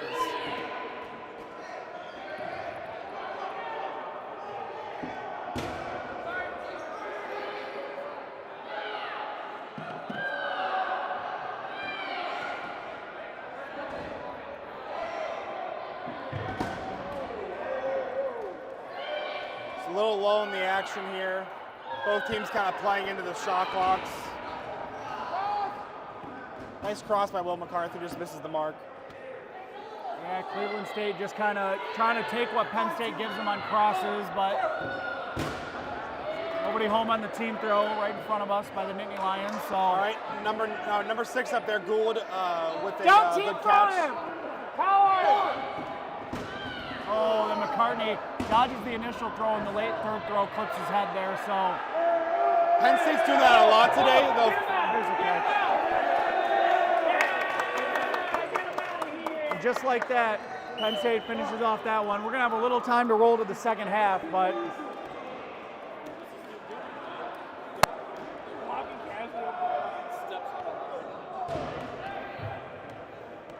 So now the second half will be roughly 27 minutes long. We did 1:55 roll over to the second half. Yeah, we'll make sure we have the officials' time clarified before it starts here, but teams will switch sides. Have a 5-minute halftime here. Again, those of you new to this format of dodgeball, 2 25-minute halves. You will notice we have a rolling clock specifically for this game because right now the score is greater than 4 points. That's a newer rule.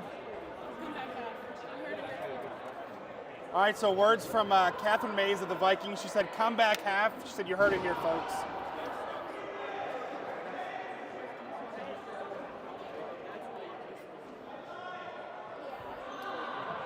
We have an update from the Kent State game from Kent State alum Kyle Fitzpatrick. 3-0 bad guys going into half. All right, UWP is up 3-0 on Kent State going into halftime.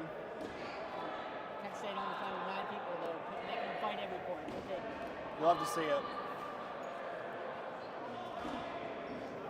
So a quick shout out here to our background crew, Sam Palumbo, kind of making the stream work here, giving us the coverage that we need here to, you know, showcase these talented teams. Absolutely. His graphics have been on point all day. You love to see it. Got a nice setup here. NCDA President Dylan Greer also running around like a chicken with his head cut off, trying to get us some of the best footage he can today. You'll be seeing some of his handiwork posted on socials recently. So again, if you're joining us, please follow us on, you know, Facebook, Twitter, Instagram, TikTok. Follow and subscribe to our YouTube page.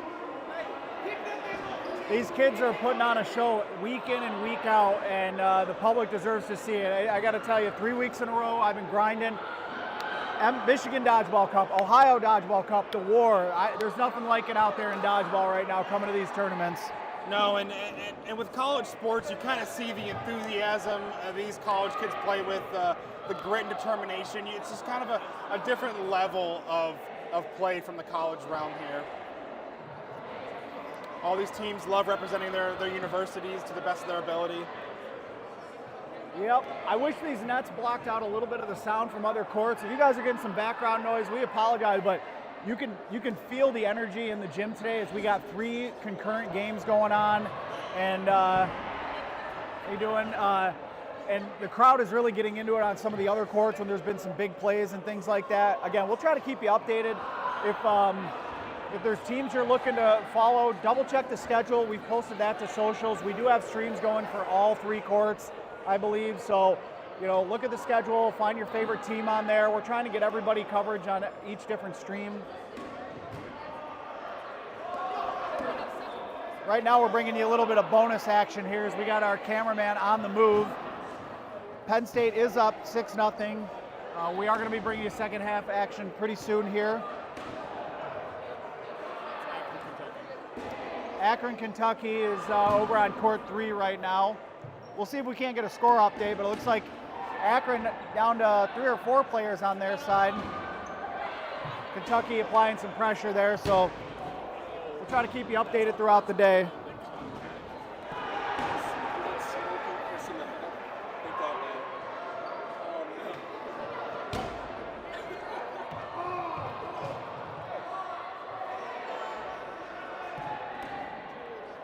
All right, looks like we're about to get this the second half up and running here soon. What sort of adjustments do you think the Vikings will try to make here at halftime?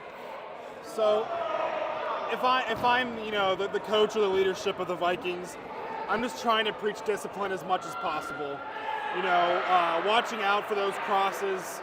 You know, being disciplined with the ball count, and just kind of not reaching for anything and not trying to force anything here.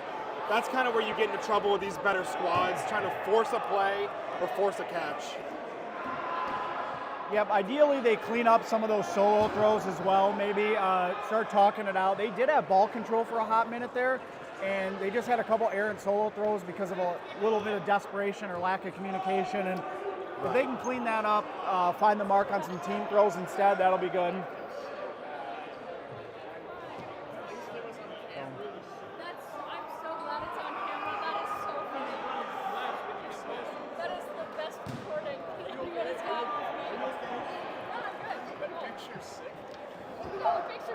Up next on this court, so right now we're going to bring you second half action, Cleveland State, Penn State. Up next is a rematch of the Ohio Dodgeball Cup Championship. Ohio State's going to be looking for a little revenge against powerhouse Cincinnati. All-Americans on both of those sides potentially. Brett Liming maybe in the last couple of weeks making a push for Player of the Year. We'll see. Yeah, great picture. Awesome picture. High quality. should get you like a plexiglass next time. We'll also be bringing you after that game. We'll have the women's match here on our featured court number 1. Looking forward to that. Yes, that'll be fun to kind of showcase some of the talent here. Akron U has one of the more talented female rosters here. Deeper ones too, Yes. Standout Alexis Schultz will probably be a top player for them. Yep, she jumped off the page last week when I got to see her in person for the first time. And head ref Jason Hallman will get us started here. Second half action underway. Quick exchange here off the rush. Tapia Mainin gets taken out there. CSU unfortunately didn't get the rebound off the kill there, but good block by White, saving our streaming equipment from having an errant throw come their way.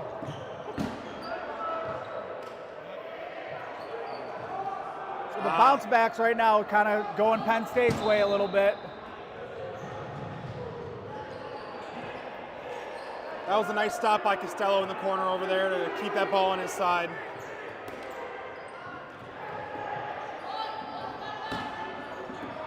Long cross, and that's a big face shot on Sweeney there.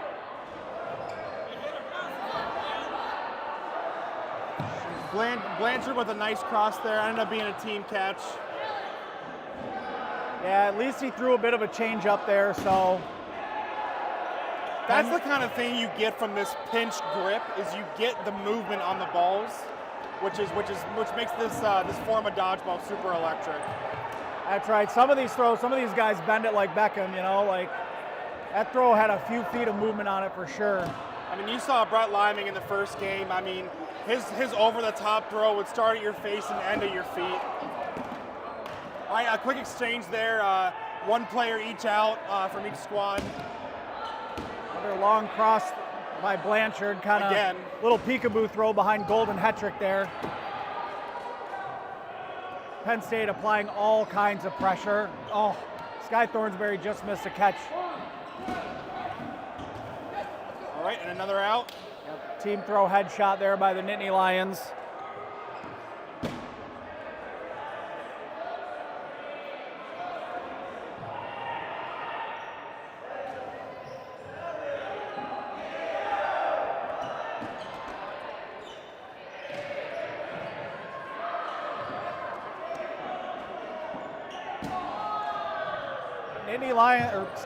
The Vikings are down to just 5 players left.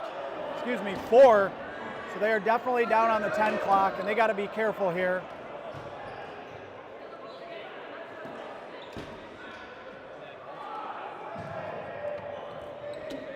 "24 minutes to go, so we've had a suicide, but it was caught by Lamar there, and Blanchard just kind of walks across. Wow.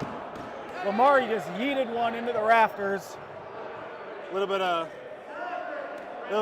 losing his grip there. Oh, wow. Nice dodge. He wanted the catch, but then that ball kind of tracked. Oh, good peekaboo throw by Stewart. Then Lamar gets tagged with a team throw. So it's just complete control by the Nittany Lions of Penn State right now.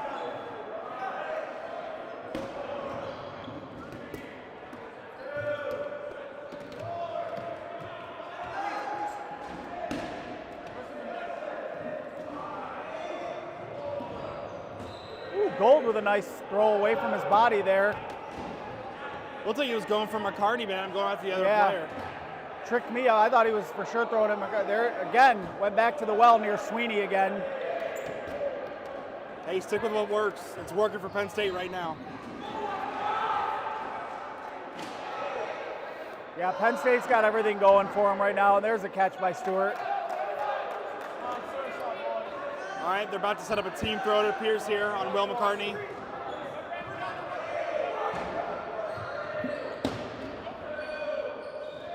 Kind of miscommunication from Penn State on that team throw. I expected a third ball to come in. They've done that a couple of times where they'd have the team throw and then somebody throws a split second later. White with the suicide gets him there.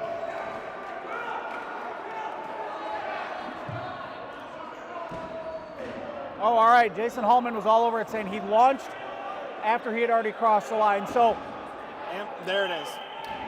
Tapia Mainin just takes him out, says, all right, let's get this point over with. But quick little rules clarification. You don't see many players do that jump throw over the line. That's affectionately called a suicide or a flight kill, whatever you want to call it. You take up, you jump in the air, you leap from in front of your throw line, and you make the throw midair while in the enemy territory, essentially. No matter what, you're going to be out because you're going to land on the other side of the throw line, but you didn't throw while on their side, so the throw is still legal. Jason Hallman all over it saying, nope, you launched while your foot was over the line, you're out before the throw.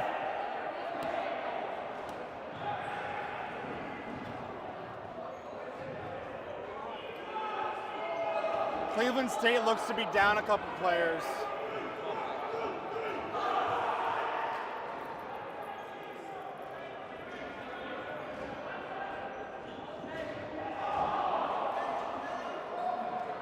Playing 12v8 is not an easy task here. The man advantage has just become too much for Cleveland State to overcome.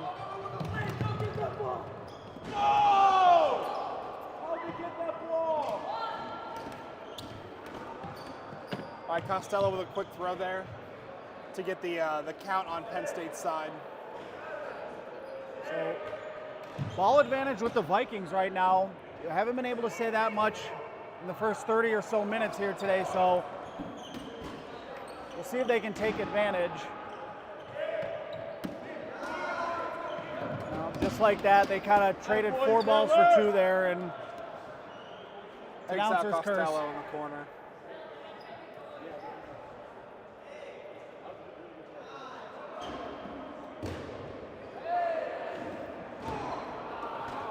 All right, nice cross there.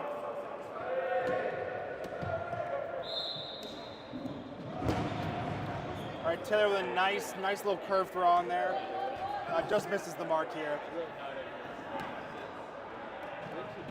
Oh, Catherine Mays couldn't reel in that catch. and we We got a popped ball right in front of us. pop ball. Nittany Lions went for another peekaboo throw, and he popped the ball on his teammate. Sky Thornsberry with a great catch in the corner there. Brings back in Costello and a hit. Credit the Vikings, they're not giving up.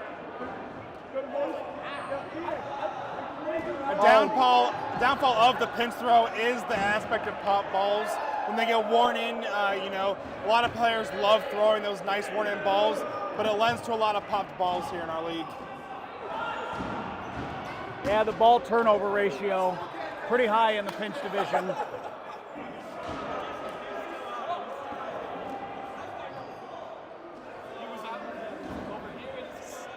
Under 20 to go here, second half. Nittany Lions all over the Vikings, 7-0 right now. The pace has been much slower in the second half, which I think the Nittany Lions are fine with.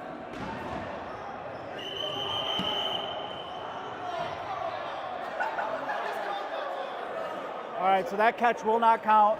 Whistle had already occurred. There's a balls over.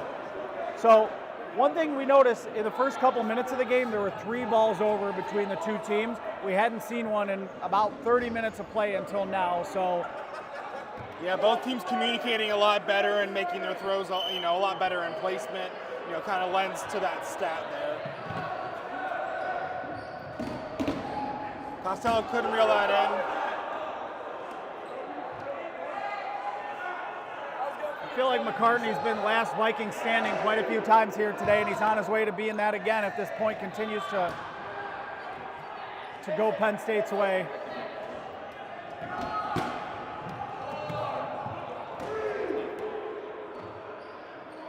All right, Cleveland State has one. Oh!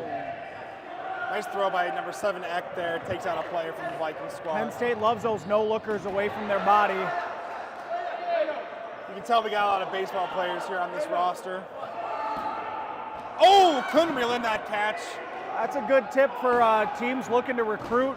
Obviously, baseball players love to throw things, and if they're not going to continue their baseball career past high school, dodgeball's a great way to transition and keep playing sports in college and stay active. So, yeah, the skill set lends itself very greatly to this sport here. Jason Hallman saying that catch by McCartney hit the ground just before he corralled it, so no catch there.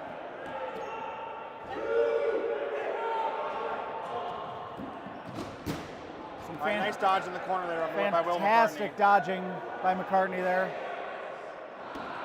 Sky Thornsberry with another kill. Oh, then she gets hit pretty hard. That suicide will not kill, or will not work. I thought he was over the line on the jump anyway, but it looked appear that to me too.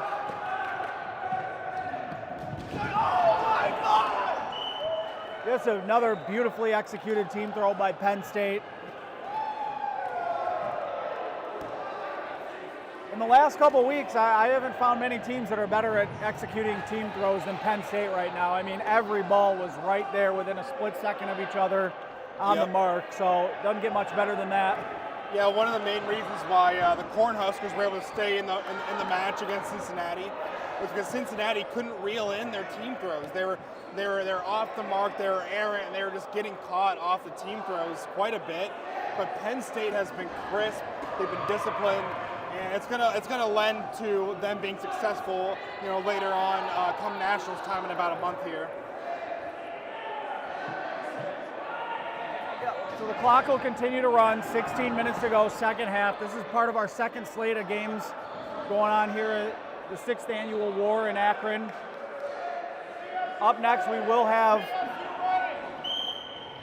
Ohio State and Cincinnati. A little rematch from last week. That should be a good one. Ohio State's going to be looking for revenge. Penn State with a strong start to this point, yet again.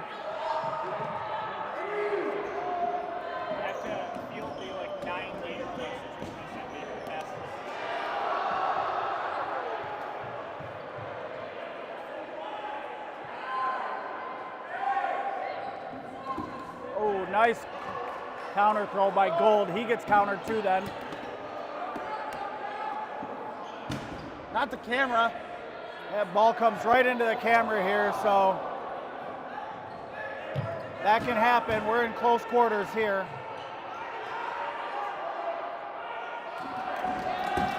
We might have lost the stream. We're going to switch to our backup camera. Tapia Manning gets taken out right in front of the screen.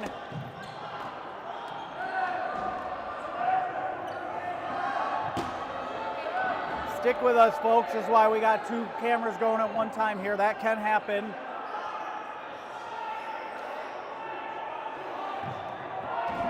There it is, another team throw kill by the Nittany Lions.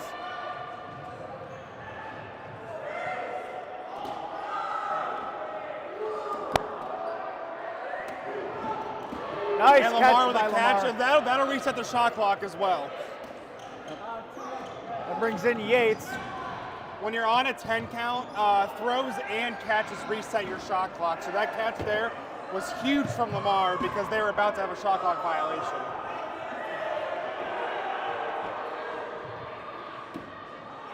Jimenez baited a throw there from Costello.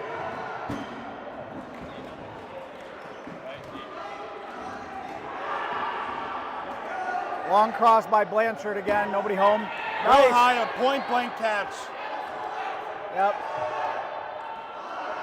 Cleveland State really wants to get on the board right now. They've got to play disciplined. They can do it. If there's a time to do it here, it's right now. They got some of their better players in, Costello, McCartney, Lamar, and Catherine Mays. And ball advantage. And ball advantage. So if now's the time to play discipline, it's right now. They got ball advantage. They got Penn State down on the 10 clock for the first time today. All right, Catherine and Lamar are going to charge. Woo, Lamar going headhunting a little bit there. When I used to play, I used to tell my players face or feet, and that's what Lamar went for, the face there. Yeah, hey, Lamar again there, change the eye level, make them think it's coming at their head. They get flat-footed a little bit, then drop one on their toes. Great out. Oh, They're going to say Grube had control of it, and that he was disarmed there. That was a very good heads-up play by the Viking player.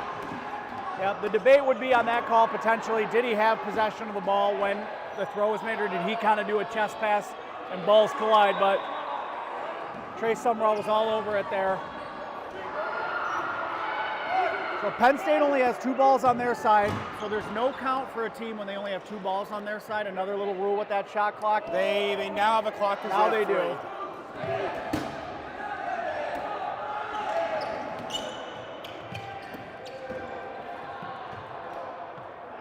Next throw will put the Vikings down on 10 clock as well here, so.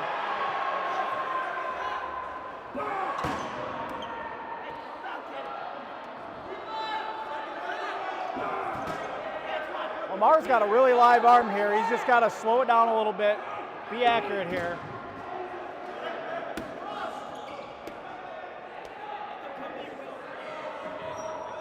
Obviously, clock not a factor for CSU trying to get back into this one. They'd love for nothing more than to get a point right now, so.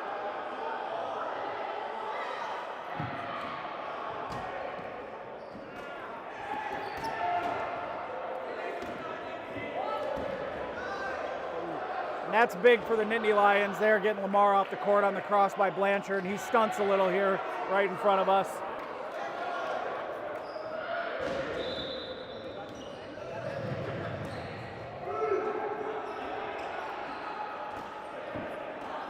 Oh, what a catch. Good catch by Yates, running backwards for that one here. All right, we've now got a pretty decent man advantage here for Cleveland State. Team throw just wide of the mark on Jimenez there. Nice block there. That's a grad student, Norman, with the headband and longer hair.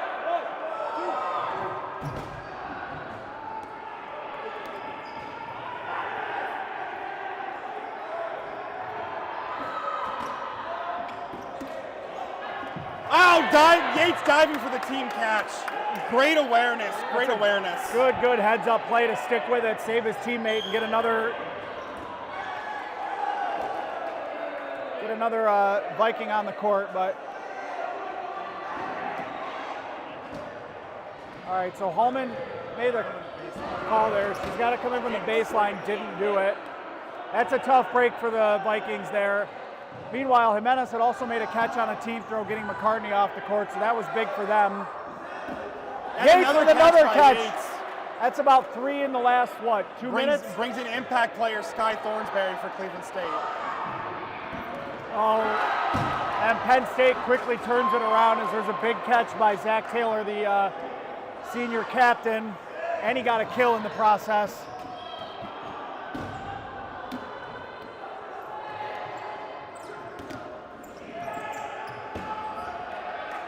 So team's getting both playing with a little reckless abandon here. Oh, Catherine Mays just squeaks past her block. 3-on-3 now.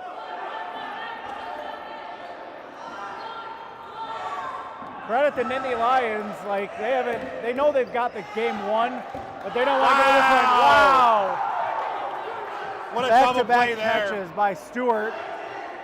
And suddenly they've just dashed the hopes of a point here by Cleveland State. They're saying ball's over before the catch there. Great play by Marty Gold, the junior, but it's not going to count.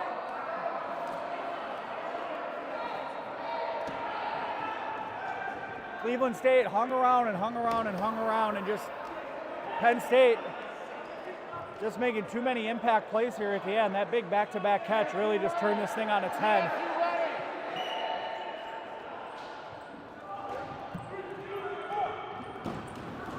And that time the suicide worked. Yep.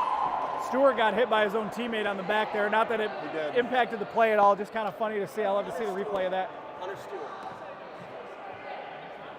We got some campaigning going on by Nittany Lions saying Hunter Stewart. He's definitely been one of the impact players here. We get down about 7.5 minutes to go here.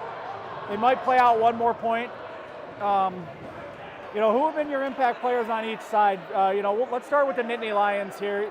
Like we just said, Hunter Stewart, we called his name the sophomore quite a few times. Very talented Nittany Lion. Made some catches, got a lot of throwing kills there. really good for this squad. Yeah, number 0 for Penn State, kind of being like a pivot point for them. He's kind of like a staple in their roster, kind of keeping composure, keeping communication going throughout their players here. From top to bottom, Penn State has a lot of depth. I wouldn't say they have any, major standouts. It's just mostly very, very well coordinated team play from the Nittany Lions here. Yeah, I would say this Penn State team, like they may not like this comment, but they may not have a first-team All-American player. I don't know. This is my first time seeing him, so I'm saying that with a little bit of ignorance. Yeah. But they could pepper that second-team All-America list with their depth. You know what I'm saying? Yeah, and that's all that really matters. I mean, you have high standout guys on rosters, but what really matters in the end is winning games and championships, and depth wins championships. Absolutely, and sometimes it's hard to crack the higher lists like that when you have such a balanced team because teams share the load. Yep. There's been about a half a dozen players for Penn State that have had an impact on this game. On the Cleveland State side, I'm definitely going to start with Antoine Lamar. Like, he was jumping off the page early on. I think Penn State saw he was their most talented player, definitely started targeting him. So we haven't called his name quite as much in the second half. Hunter Stewart with another catch. Yeah, that was unfortunately on Lamar, so we'll chalk that one up to an announcer's curse on me. Yates did take over that point that that the Vikings threatened to take. He had 3 catches. One of them was a team catch, but did the best he could to put the team on his back and get a point out of it. But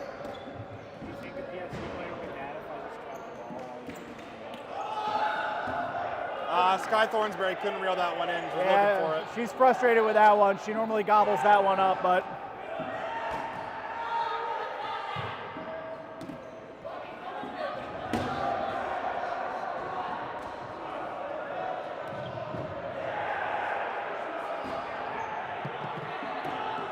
I'd be remiss if I didn't give McCartney a shout out too. He's been on the court so much for this team. I mean, his minutes played have got to be the highest for this Viking team in this loss.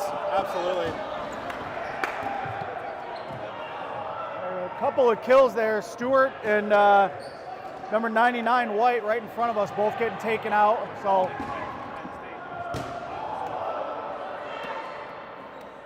the Vikings are going to play hard until the last second.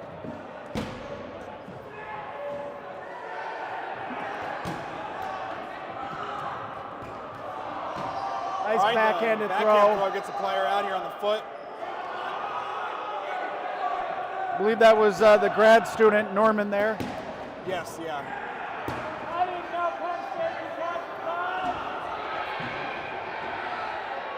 Mays and Sweeney, the last 2 Vikings standing here against a lot more Nittany Lions.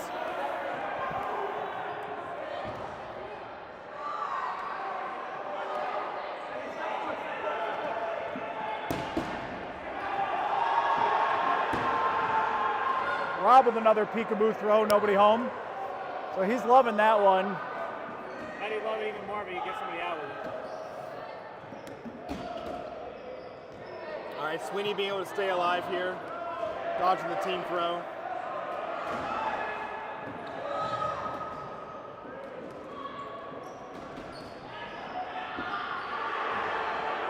All right, Catherine Mays, the lone Viking. Yeah, she gets nice and low to evade those throws here. She's a tough out. Next throw gets her announcer's curse. She gets clipped on the hand there, and this one is all Penn State. They finish that one off 10-0. I don't think they're going to play out the last 3 minutes here. They'll call it a day, and we'll get to the handshake line here. So.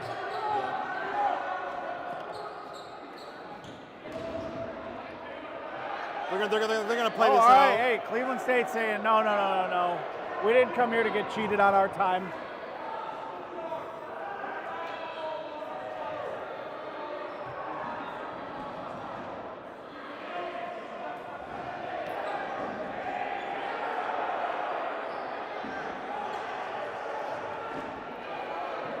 So for those of you just joining us, this is Our second slate of matchups here.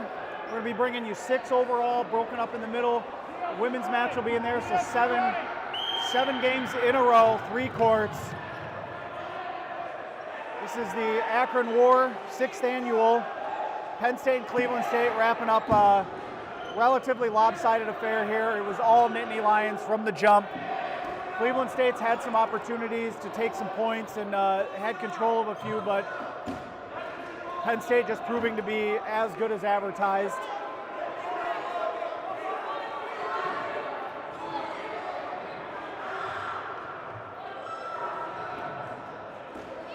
Before that, we had Cincinnati outlasting Nebraska 5-2. Cincinnati really starting to peak at the right time. They just seem to be getting better the closer we get to nationals, and that's exactly what you want to see if you're a Bearcat fan right now. Yeah, absolutely. I mean, things are just falling into place for them. Their rookies have been outstanding. They're finally catching on to the sport and the pace of play, and that's that's all due to the upperclassmen, teaching them during practice and the coaching from the Bearcats here. So 1 minute to go here, second half. Wrapping this one up. Little double throw by the grad student Norman. Penn State just playing with complete recklessness right now, but you would too if you were in their shoes probably. I would, yeah. I wouldn't waste my arm though. Like that throw at the top of your screen, I wouldn't be doing that. There's no use throwing all gas at this point. Maybe 4 points in, I would have stopped throwing as much. Oh, to be young again. Yeah. McCartney with a beautiful throw and then gets the bounce back. I thought he was going to reload right away.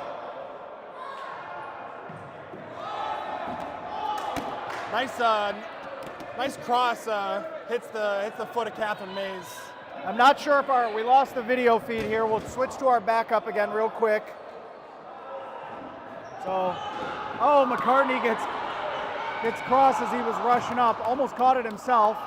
Sweeney with a nice counter, and now Tapia Mainen. Oh, and he misses the catch. Jump spinning suicide. That would have been, maybe Penn State's just trying to make the top 10 list. Yeah, they're just trying. They're going for highlights now. Going for highlight reels now, and that'll end it, folks. And that'll be it. That'll be it. Jason Hallman, the official timekeeper. Maybe back onto that camera. What a dominant display here from the Nittany Lions. Main feed back on. And one of the great traditions of the sport here, the handshake line. Nobody does it better than us, maybe the NHL, but they only do it in the playoffs. We do it all the time, so. Yep. Yeah, dominant display by these Nittany Lions here. After their 3-0 onslaught at the Beast tournament, they're just continuing right where they left off here. And like we talked about earlier, they've had a rapid ascent up our power rankings, and I think they feel a little disrespected. I feel like they think like somebody better put some respect on our name. Can we get Hunter Stewart?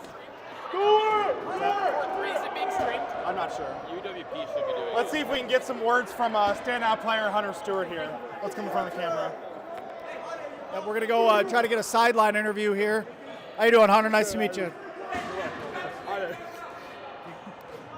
So we saw a huge dominant display here from you guys over Cleveland State. We knew you were a good team, but I don't think we all realized the depth you guys have in your roster. What do you think has been the key to standing out in this league in the East Coast all season? It really helped with, it all started last year. We got a bunch of new guys into the program, and now they've all improved over that year, got a lot better, and we've all grown. We still have, a lot of us still have another year left, which I'm excited for. And that's been the main thing, really, just our growth over the past year. We showed signs last year, didn't get as much time as we liked, but this year it's come together pretty well. Yeah, how do you expect the rest of the day to go for you guys? Well, we got a long break, which is kind of unfortunate. 4 hours is a long time to wait before playing Cincy, which is going to be a really good game, I hope. Yeah. I wish we got to play them a bit sooner just to stay a bit loose. But I'm excited. Hopefully we can get back into it and hope we put on a really good show because they're a very good team. So we talked a little bit about your depth. Colby alluded to it here. We talked about it during the game. Who's the one guy maybe that the rest of the country hasn't heard of yet on this Nittany Lions squad that is kind of your X factor that flies under the radar that is going to put the league on notice here soon? I think it's got to be Noah Grube. He catches anything thrown his way. I think it's number 6. Literally, anything you throw at him, hands that are unbelievable. He catches it all. And he's a senior, but he hasn't got a lot of recognition. And he showed out at JMU Beast and he's someone that can definitely carry this team and just get guys ready for us. Awesome. I think we called his name a few times. We actually, did, yeah. So yeah, we're on the same page. So going 3-0 with JMU Beast, and then having a dominant display here. What are kind of your thoughts at practice? Heading into nationals now. Heading into nationals, we're going to keep doing what we do, keep working on our throwing, try to refine it a bit. There's still times where we're undisciplined. We're still a bit young. We still do some things at times that we know we shouldn't, and that gets us into trouble. So just refine those mistakes, going up alone, getting ourselves crossed, and that stuff. That's probably going to be the main thing going into nationals. Awesome. Well, hey, thank you for giving us the time. Congrats on the win. Congrats on the win. Yep. So Colby and I are going to get back into the booth here. We'll probably have a mixed booth throughout the day, give people a little break, let us watch as fans as well. But yeah, stick with us. Up next, we got a rematch of the Ohio Dodgeball Cup championship game. Ohio State's going to be looking for revenge against, I guess you can say it, powerhouse Cincinnati right now. They are definitely in that national title conversation. They've got a couple Player of the Year candidates, at least All-American candidates on that squad, and they're doing it today without Corey Heitman. So impressive showing against Nebraska. But we're going to go ahead and, unless you want to say anything before we head to the other side of the booth. All right, cool. Stay tuned.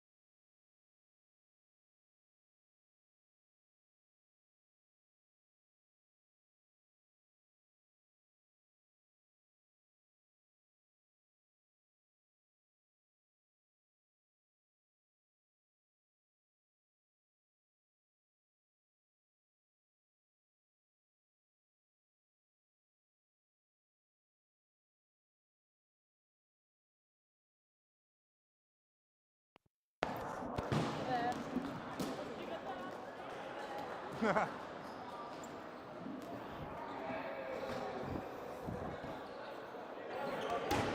right, everybody, welcome back. I'm Tony Stumpo. I'll again be joined by Colby Bryceland for this game here, bringing you what should be one of our marquee matchups of the day, Cincinnati and Ohio State. This is going to be a rematch of last week's Ohio Dodgeball Cup championship game. So look for Ohio State to give Cincinnati everything they can handle. They're going to be looking for a little revenge, in my opinion.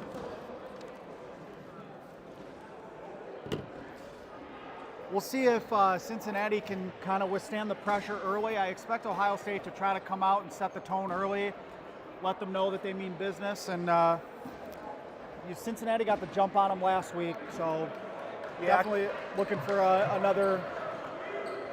for a change of momentum to start. Yeah, OSU came out a little sleepy against Miami, and so I see the jumping jacks are out, and so they're trying to get well warmed up here. But for those of you who pay attention to the lines or anything like that, we do have Cincinnati is favored by a half a point, as you can see on our screen here. The staff is picking Cincinnati, the e-board is picking Cincinnati, fans are picking Cincinnati, so Ohio State can really send a message here by coming up with a big upset victory. Absolutely, and both teams coming off pretty dominant wins earlier in the day. We're looking to kind of add to it. I expect Cincinnati to kind of come out swinging, try to take a lead early like they usually do against the Bucks, and try to hold on to that. Ohio State's key to coming out here is going to be not sleeping on the first couple points. They do tend to come out a little sloppy against Cincinnati, so let's hope they clean that up in this week's practice. Yep, absolutely. Hopefully they got some film to watch from last week's stream, kind of see what worked, what didn't work, and if you're Cincinnati, the pressure is not really on you to make the adjustments. You do what you did last week, and if Ohio State makes you adjust, then you make that change. Absolutely. So this is our third slate of games. Got a full slate for you guys here. Cincinnati, Ohio State. We're going to try to get some updates from the other courts as well. We know you may not be, we're streaming every court, but you may not be able to watch them all, so we want to make sure we keep you guys updated.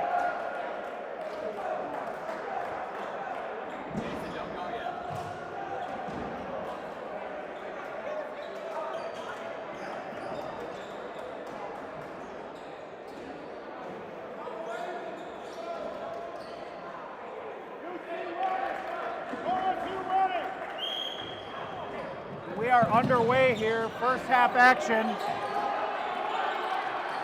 Ball control dead even on that run up.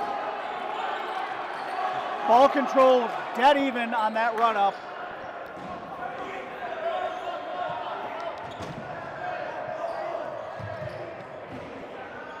We're working on getting the video back for you in just a second here. Stick with us. Nothing doing so far. It looks like Cincinnati looking to take the early advantage with the wall ball here. All right, quick tag gets out. Ryan Ginsberg. After that's huge dodging for the the initial throw by Liming.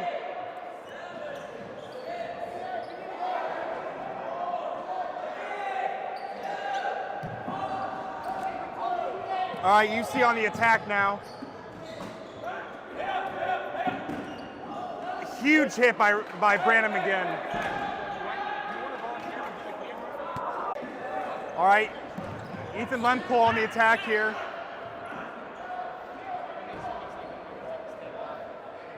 All righty, so kind of a slower pace than I would have expected out of the jump here. Each team kind of posturing, feeling each other out still.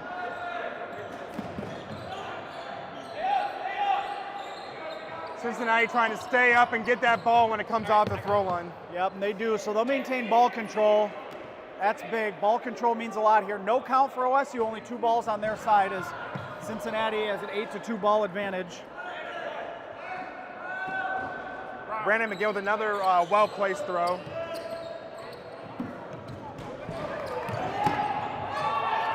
Ooh,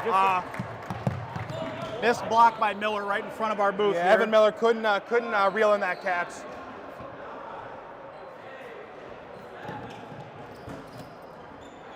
All right, nice dodge there on the bottom of your screen there by Tyler Schaefer.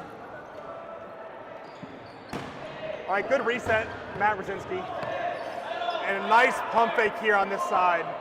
Yeah, there is a strategic difference depending on venue, and that's definitely something that you don't get it a lot of in a lot of different formats, but you definitely get in NCDA because every gym is a little different. And right here, the wall being back there, wall ball is a strategy. It's a completely different game. Yeah, Cincinnati had this side in the first half against UNL, and I do believe it lends a bit of an advantage.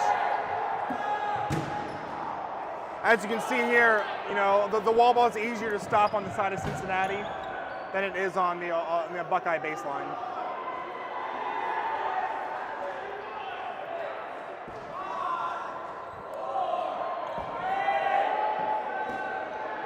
Easy block there by Ryan Engelman. Probably should look for that catch. Also right in front of us, Ben Dardia with a nice throw, and then he gets countered immediately by Engelman in the middle.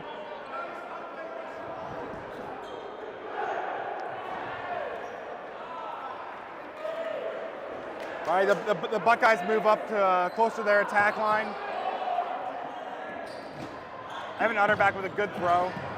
Nice dodge by Ethan Lemkool, getting high to dodge the throw from Brett Liming, who Brett's throw just drops off the table. It looks like it's harder, well, maybe not harder than it, but it looks like a Trevor Bauer changeup, man. It just dies. Great throw by Proska. Gets Weber caught slacking. You know, one of Coach Wes Peters' gripes about Weber is kind of how lazy he blocks sometimes, and it was, you know, evident right there. They put a team throw on Kemper, who had a nice dodge. Official timeout. We got a timeout. We think there might be blood on a ball here, but we can't tell if it's fresh.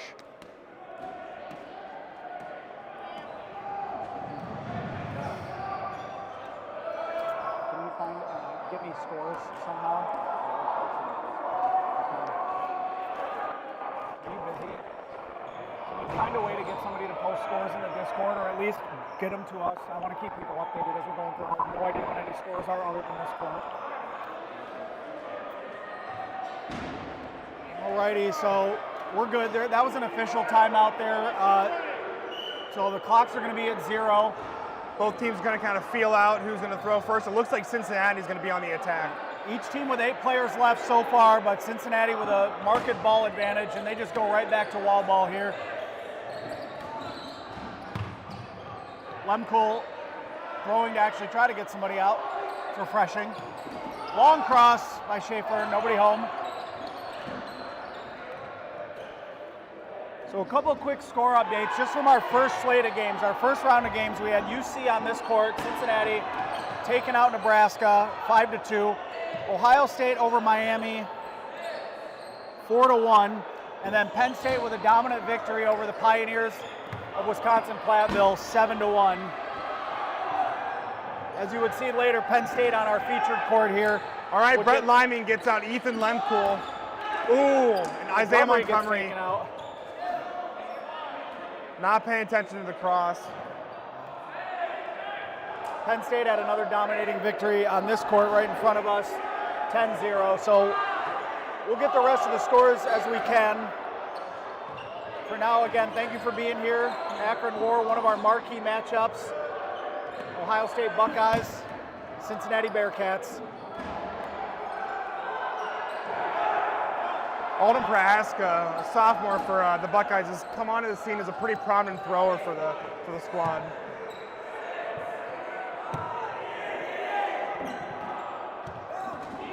He's just staring down 3 I expect a team throw here on the left side, or not. Coach Wes Peters called out a team throw. This must not have been communicated well to him.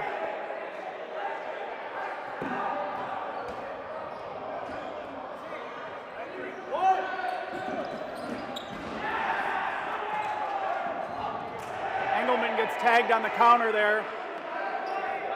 So Cincinnati maintaining ball control, but not really taking huge advantage of it. Great dodge in the corner. But that's Prohaska again. I assume we're going to call his name quite a bit in this matchup. So the Buckeyes actually maintain a one-player advantage, but all Cincinnati on the ball count, which will allow them to do a few more things. That's a great stop on the Buckeye baseline. Try to keep that ball. Yeah, it's Utterback there. And they get a bounce back on the block right in front of our screen. So a couple breaks going the Buckeye way now. Oh.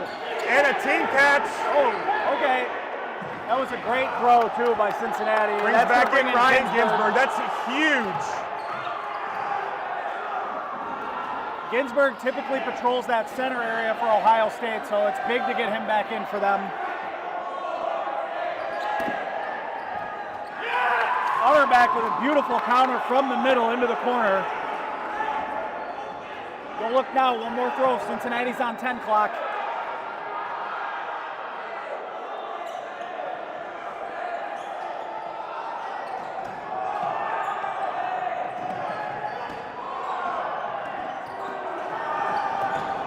All right, a nice cross there by Tyler Schaefer.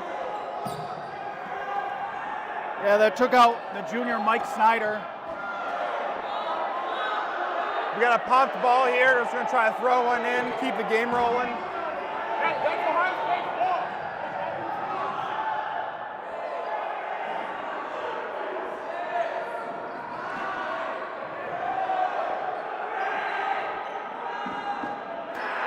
That's a nice tag. Gets out rookie standout Will Hyatt for the Bearcats.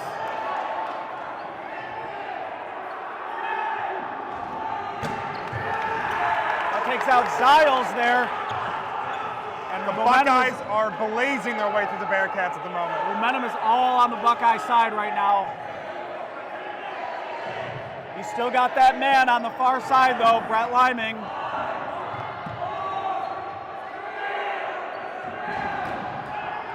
Oh, Rosinski. Couldn't reel in that catch. Oh. That's a nice cross by Tyler Schaefer. Oh, look at these dodges. Wow. Oh, and Penn State's calling him out.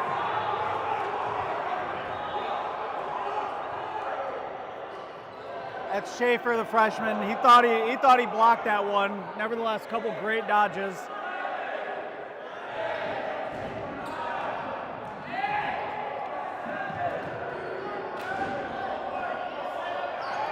Liming's been in this situation before. We'll see what he can dial up today. We got 6 Buckeyes on the lone Bearcat, the lone OG Bearcat.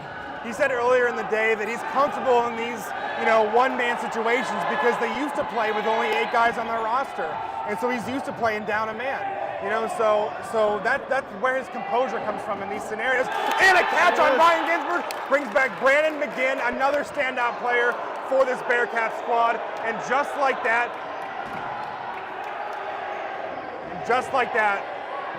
that's another senior, so you've got a lot of experience on this Bearcat side.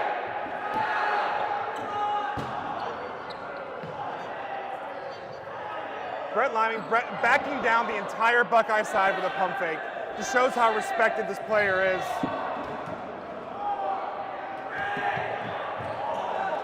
Haskell with a sneaky little cross there. Yeah, I thought Ohio State may try to go to more of a transition type strategy, but they're still taking their time. Utterback making effective use of the wall there, turning the tables on the Bearcats a little bit.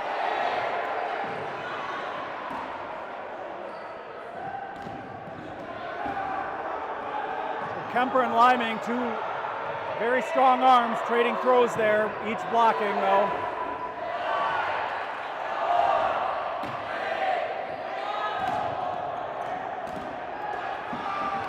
And a catch! Wow, catch by Brett Liming. catch. And they're gonna say he's still safe too, Yep. so. I think that's the right call. Elijah Thomas gets one right back though, and that brings in the big arm freshman, Nick Kemmer.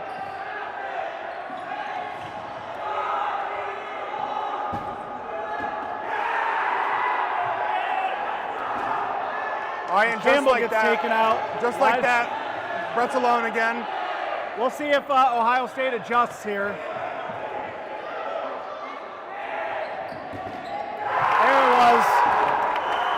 very well executed team throw. They finally learned after they went to the well 3 times. So that was a very methodical point. We'll get an official's time here.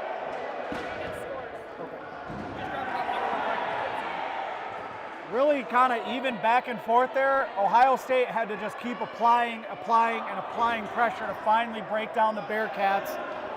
Bearcats without Corey Heitman hung in there, and Brett Liming is that dude. Yeah, confirmed. He seems to be, trying to do it all for his team, but he's got a good squad backing him up. Just some lazy catches and some, not good blocking. Kind of kept the Buckeyes in this, but props to them for coming out as hot as they did. Yeah. I thought they'd come out with a faster pace, but they were content to just play their game and play their pace. Credit UC for handling the pressure initially, but Ohio State just stuck with it and ground them out. So we'll see what adjustments UC makes now. Like we said, they would probably play what got them here, right? If Ohio State forced their hand, they would make adjustments. So we'll see how they come out in point 2 here. Yeah.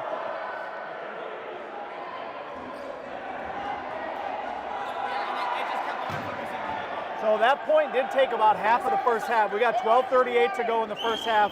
Head ref Jason Hallman, Penn State flanking him on the other side. We'll get this game started, and not a lot of action on the run-up again. The 45 like baseball sled. I know the ref didn't see. I'm just saying, make sure you let him know. All right, Robbie Mitchell with a good reset. It's Rookie of the Month right there. That's so right. That's another reason these Bearcats find themselves in a championship conversation. Good stop by Ohio State. Kemmer return fire.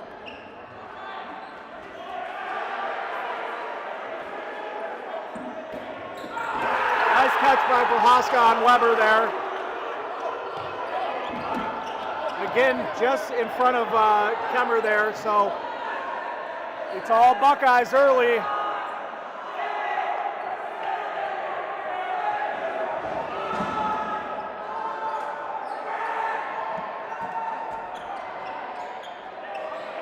Miller misses just low in front of the Bearcat Bartholomew there.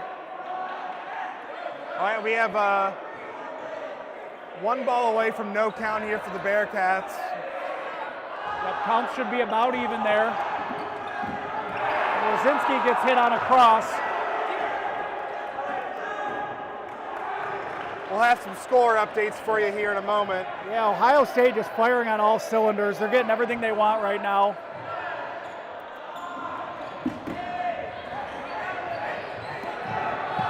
Kemmer go headhunt, misses Ziles, but the cross throw by Kemper gets him. Or maybe that was Lemko. Yeah, I believe it was Lemko.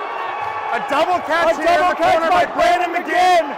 Oh my Lord. Back in Jacob Weber and Matt Rosinski, all in one swing. That's a 3-player swing. 4-player swing, that's correct. Unreal. What a back and forth matchup. If you're not watching this right now, you really need to be. I know we got college basketball on, we got other sports, but college dodgeball is where it's at today, folks. This is our own version of March Madness, the war here at Akron. That's right. Everybody jockeying for position as we hit the home stretch. Momentum is huge this time of year with just a little over a month to go into the national tournament. Wow. Brandon McGinn making a highlight reel play right there. I hope that's on film. And NCDA top 10 coming at you. It seems a double catch used to be kind of an anomaly back in the day, but they're happening more and more anymore. You know, people are putting more team throws on. It also depends on the format, too. All right, they're saying it was a block. OSU arguing their case. When you play on a shorter court, I think it lends itself to more people being confident solo throwing, and you can get outs that way. On this bigger court, more players, there's a lot more strategy in my opinion, so you get more team throws and coordination that way. And so there's just Brandon McGinn with a great toe tag on Kemmer.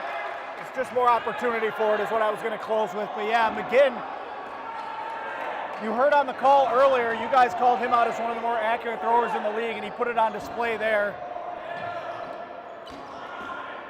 Yeah, you're not going to see many errant throws from that player there. And a Another trade, we cross. got Ginsburg and Will Hyatt on the Bearcats. That's another Brandon McGinn tag. That McGinn's got at least 2 kills and the double catch in this point, so he is doing everything he can to put the Bearcats on his back right now and tie this thing up. Under 9 minutes to go here. Clock not a factor.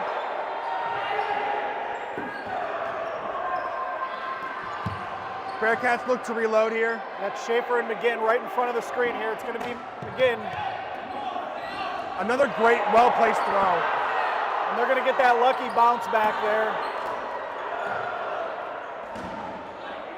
Ball counts are even, 5 and 5. Bearcats showing some restraint there. They wanted to go right on the attack, but kind of waited to regroup. Another reset by Matt Rosinski. He's smiling. He knows what he's doing here. Oh, and Lemcole takes out Robbie Mitchell there, gets past his block. Lemcole, one of those young live arms on this Buckeye team. Made a name for himself as a freshman last year. And he takes out Engelman there, so that's 2 in a row for him. That's some mutiny on mutiny crime right there. That's right. But there's no love lost between them in a matchup like this. And Montgomery goes down there. That's 3 in a row for Lemcole. Schaefer gets caught running backwards and gets taken out. Buckeyes just feasting in the middle here. So one more player and the Bearcats will be down to 6. You know, really that double catch is sticking out to me because it's been all Buckeyes other than that. And that's a Cincinnati And ball's over. And I could see Weber screaming, imploring his sideline, where are you guys on the count? I can't hear anything. Yeah, it's huge with communication in this league because it's so loud in this gym. The courts, there's so much going on. The sidelines have to be counting with the officials to kind of keep the teams aware. Right, and Ohio State's calling a timeout. I'm assuming for a water break here. Yeah, they figured, all right, quick stoppage here. Let's get this point before half. They've got momentum. Yeah. Plenty of time, 7 minutes. They don't have to rush anything. Again, big shout out to our crew here today. We've got multiple photographers. Catherine Mays right here by the booth doing some work, getting score updates for us, taking pictures. Chris Haas taking pictures. Sam Palumbo, Palumbo bringing you the top-notch stream all day.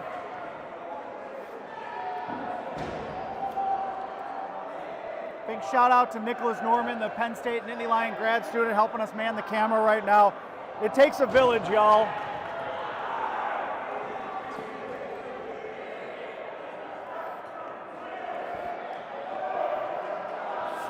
A little self-deprecating comment there by Sam, but that's okay.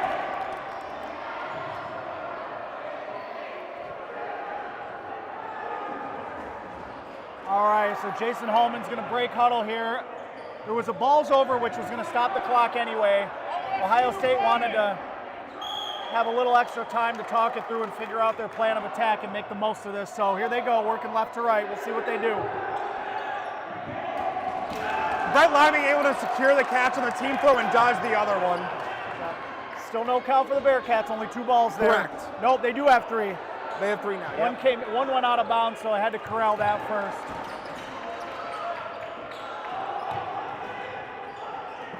So Liming without a ball is surprising.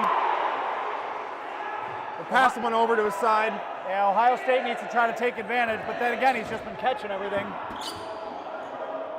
Quick counter by Brandon McGinn here. Try to bring the Buckeyes back up to the throw line and eliminate this transition play. Great catch by Styles. Lemcole hung one there. I don't think he meant to do that. Nope. Brings back in Will Hyatt.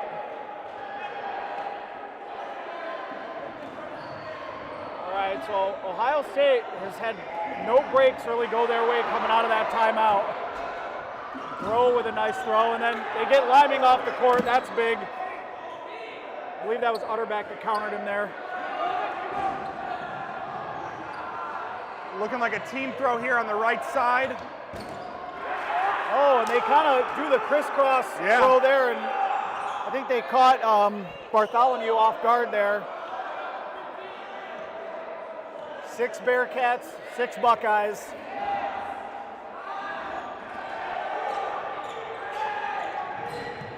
I said 6.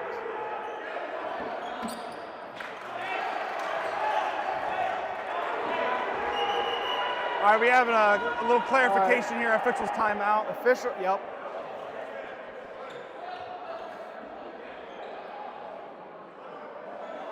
Wes telling his team, Coach Peters telling his team, back up, back up. It looks like the refs are just talking something out. And he's not happy with the call, whatever it is. We'll get clarification. I think they were pleading that it hit his foot and it bounced up and he caught it. Initially, he thought it hit him. Then he said he touched him. But then I thought it was a safe call because it hit the floor first. Okay. We only got 2 refs who were going down the center. Nobody out. All right. Yep. So basically, when you have 2 ref discrepancies there, they just kind of, call it a wash and safe instead of, putting momentum on either side here.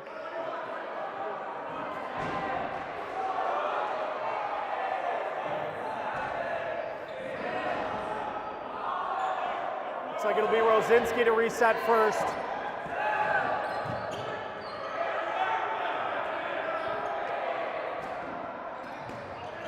Kemper's got a full head of steam. All right, no count here for the Bearcats.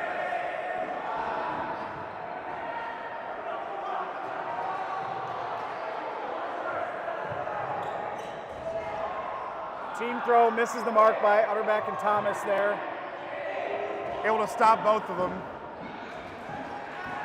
Rosinski with a little tricky throw, misses wide. No retreat. Ohio State doing a good job maintaining ball control. They just haven't taken advantage during this point quite yet.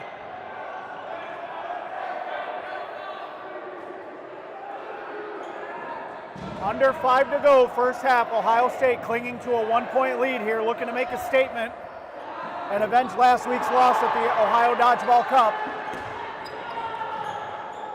Derek Kemper with another good block. He's very good at protecting himself despite his size. Usually people think big men are big targets, but he's really good at getting low and blocking for himself. Absolutely. I would not solo throw Jacob Weber. Yeah, I'd be careful about that. That was the junior Snyder for the Buckeyes making that throw there.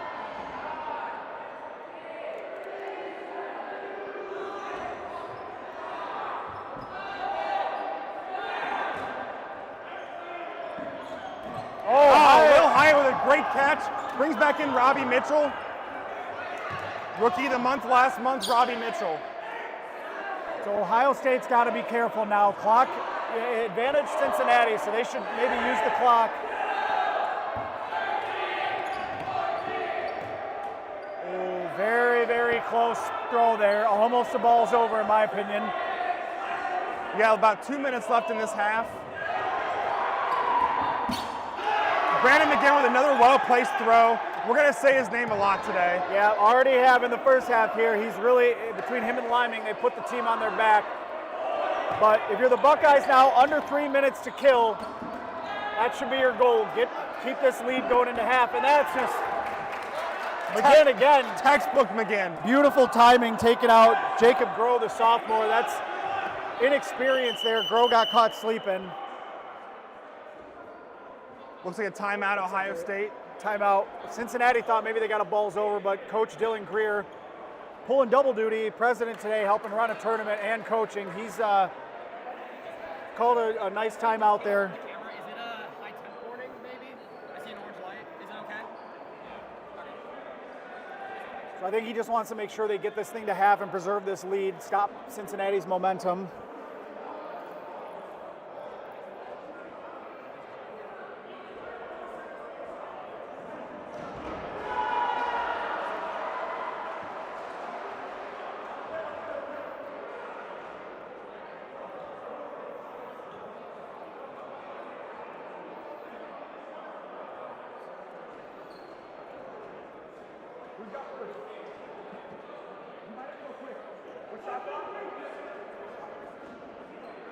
That was a well-called timeout. Shout out the coach here, Dylan Greer, for calling that timeout. Yeah, I think he wanted to alert his team of the situation here, kind of let them know, like, listen, you don't have to take this point, and now that they have the advantage, let's just get this thing, keep ball advantage, protect yourself. Take it into the half. Matt Brzezinski leading the charge here for the Bearcats. Yeah, the Bearcats are peppered with great players. They've got a loaded roster on the court right now. Uh-oh, a miscue by a couple Buckeyes, and that'll relinquish ball control to Cincinnati then. Yeah, they're going to use the count to their advantage.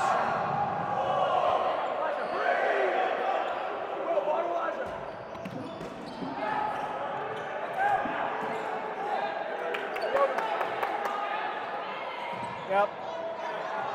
Bearcats pleading their case for that out, but they're not going to get it. Good block by Elijah Thomas there. And that one will take him out. That's McGinn, and they're calling it balls over, and Kemper is the last Buckeye standing. That's disastrous right now. Yeah, balls over and a timeout. Under 2 minutes to go. Cincinnati looking to knock this one up before halftime there. What a well played point by the Bearcats here. Keeping their composure, well-placed throws, timely catches. Yeah, and what you don't see too often, I mean, you see it fairly often, but at a crunch time like this, what you're seeing a couple outs via disarming them. So that's when, again, we'll keep trying to explain the rules as we go through and make sure everybody knows what's going on. If you have a ball in your hand to block with, and you successfully block, but essentially you lose control of your blocking ball, that's called a disarm, and the blocker is out in that case. So we saw two Buckeyes back-to-back get disarmed there. You don't see that very often there.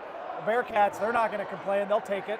It usually happens, too, when you're holding two balls, and it's normally your non-dominant hand that it falls out of. So real quick, while we got a lull in the action here, we gave you those scores from the first round of game.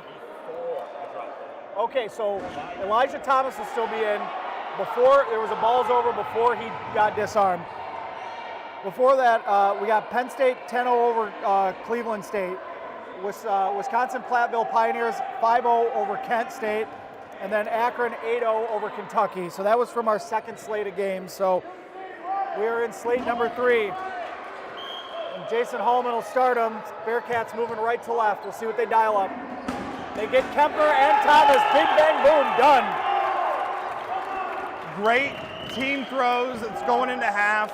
1-1. This is the kind of matchup we expected from these two teams. Great timeout from their clock. They didn't have to rush that play, and they simply just said, we'll take 2 quick team throws and finish this out. So we're going to have a little bit of carryover into the second half. What a match.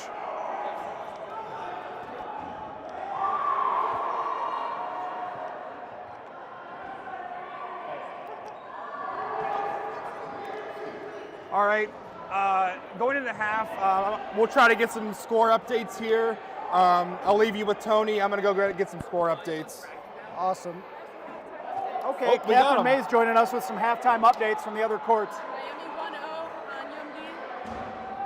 Akron 2-0 on UNL. All righty, so Miami is up 1-0 on Maryland right now. That's a pretty even matchup at halftime. And Akron, going into halftime, is up 2-0 on UNL. That's a statement for Akron right now. That is a statement.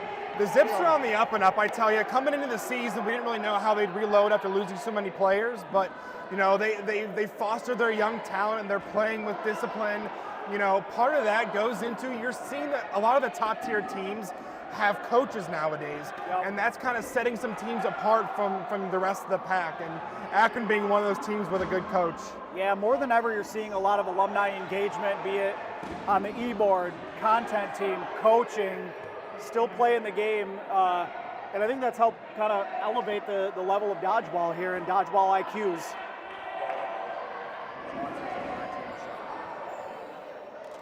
We have a halftime statement from Jacob Weber. What kind of adjustments did you make in that second, before the second point to kind of take this into halftime? Stop throwing extra balls. That's what we said before. Discipline from either side is going to be key in this game. Being so close in skill talent, and it showed, you know, the composure and the discipline you guys had in that second point. So I'll let you get back to it, and thank you. Play of the game, and possibly play of the day. Merge those words together there. Has to be that McGinn double catch there. That completely turned the game on its head. It looked like Ohio State was threatening, and they still threatened after that to go up 2-0, but that, you know, it's almost a disastrous first half for Cincinnati, and McGinn really put the team on his back in point 2. Yeah, I agree. You know, he was easily the standout player in that point. You know, for both sides. You know, he had a lot of well-placed throws and tags, and then, you know, that double catch just completely solidifies himself as an impact player here. Yeah, you think him and Liming want to go off on top or what? Dude, you know, being around since the inception of Cincinnati, we've seen this, the talent foster in this group. You know, McGinn, Heitman, Liming, Engelman. You know, that core group of guys who kind of started this squad, and now they're all All-American candidates. Yep. And that's one of the things you really like to see too, is player development. Yeah, and they're guys just get better and better every year. And they're doing a great job of sharing the wealth too. You know, their rookies are stepping up. Their mid-tier players are stepping up, making big catches. You know, big hits.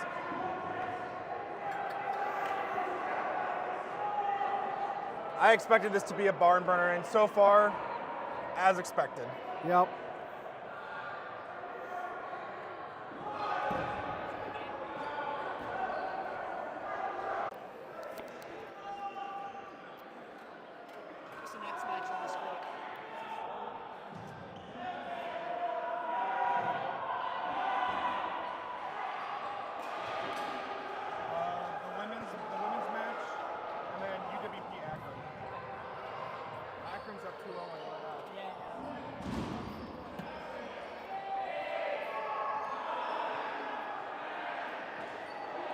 So after this match finalizes, we will have our women's showcase, which is going to be a good time to see all the women talent we have in the league, the females. Maybe we'll see if we can get some female commentators in the booth for that. Yeah, we've already taken huge steps with got some wide-eyed looks by a couple of potentials when it came to commentary, but just shows you how far we've come as a league on the women's side. It used to be Women's Showcase at Nationals. Now we've had our first ever Ladies Invitational this year. We're going to have another showcase now. Still going to have the tournament at Nationals. We've got multiple programs looking to field full 6-person rosters, and that's great for the league. Oh, absolutely. I mean, one of the main gripes about this league was kind of how male dominant it was, and now we're seeing the cooperativeness between the male and female players. I mean, you saw the match, with CSU. 2 of their main impact players were females. That's just the way it's going now. Akron, I tell you, last week at ODC, that was my first time getting to see them. And Alexa Schultz, she had a ball in her hand as much as anybody there, driving a lot of their pace with, pushing up on their transitions, making team throws, things like that. So both teams huddling up now. We're going to be winding down this 5-minute halftime here. For those of you just joining us, first and foremost, thank you. I am Tony Stumpo, flanked by Colby Bryceland. We're a couple of alumni still very much involved with the sport. Bringing you just a full slate of action here. We are in our 3rd round of matchups out of 7 total, including the women's showcase. So lots of dodgeball left to go. Please remember to subscribe to our YouTube page. That would really help us. We're trying to get to 1,000 subscribers, so please like and subscribe. Check us out on socials. We'll be posting score updates, highlights on there. If you're missing plays on other courts because you can't stream all of them at the same time, you'll be able to see some highlights and things there. We're just really excited to have you, and thank you again for joining us today. It's like 2 25-minute halves broken up with a 5-minute halftime, and we're going to get underway. Second half knotted at 1 apiece.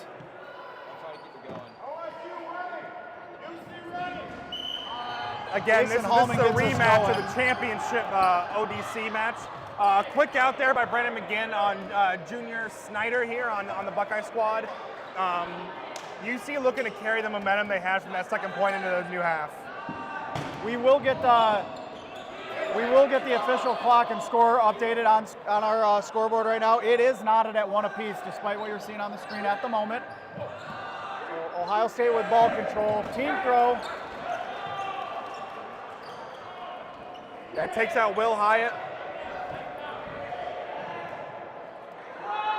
Derek Kemper and Ethan Lempool here, a well-oiled machine on our side here.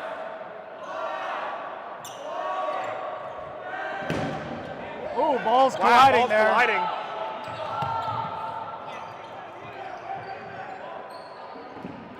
Bendardia with a nice kill at the top of your screen gets Bartholomew, who was going for that loose ball. Haven't said his name much today, but keep an eye out for him. Yeah, he's one of those just very sound, all-around good players. Not the flashy guy on the team, so that's why he doesn't really get his name called a ton. Great stop by Matt Rosinski on the wall ball there to keep that ball. And now you see the Buckeyes have kind of shifted their play style to kind of adopt the wall ball because they have that advantage on their side now. 2 traded throws. Miller takes out Ziles there.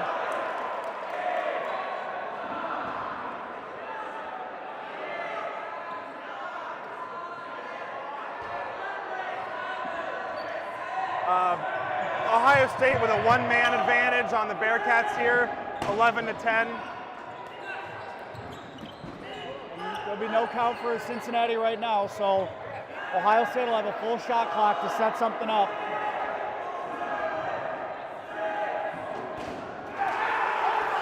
Team throw gets Engelman. Looks like both throws hit Engelman, who was a little bit of a meat shield there for Liming. You see a lot of teams do that with their impact players, and Liming's very valuable to keep on the court, and Engelman's a good catcher, so they played the odds there.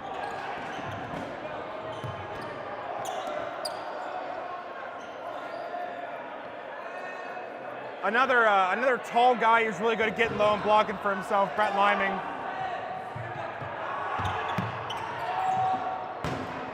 Great stop by Eli Campbell there. Let's keep ball on their side. Ohio State played a little kind of different transition there. Kemper ran up as if he was going to be like going for throw in transition just to back Cincinnati off and give Lemko like an easy look at a good throw.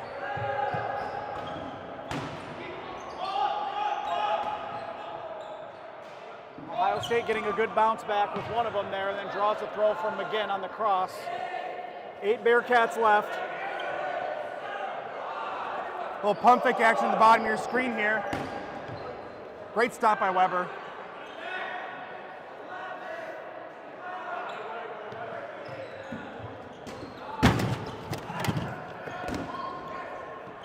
Thunderous throw from Ryan Ginsberg. Yep, finds its way into our booth here. No harm, no foul though.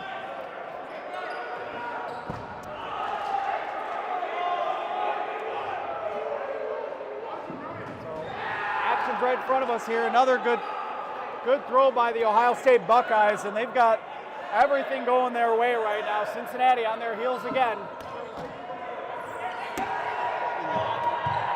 Oh, tough luck bounce to the Buckeyes.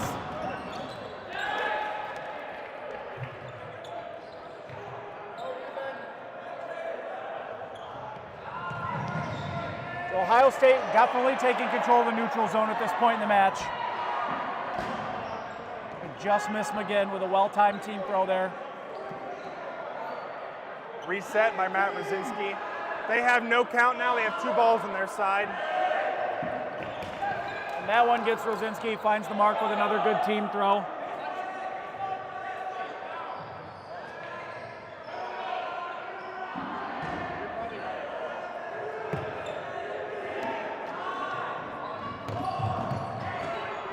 Liming will throw, good protection by Robbie Mitchell there. Kemper just misses the mark on Robbie Mitchell.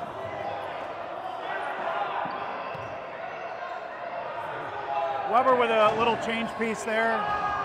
Bounces in front of Miller.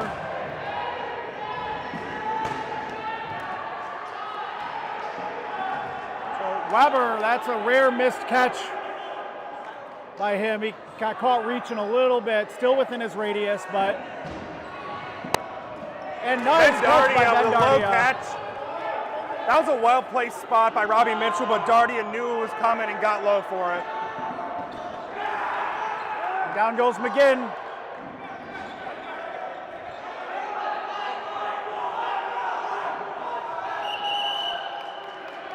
We're seeing a balls over against Cincinnati here. Just didn't get a throw off in time.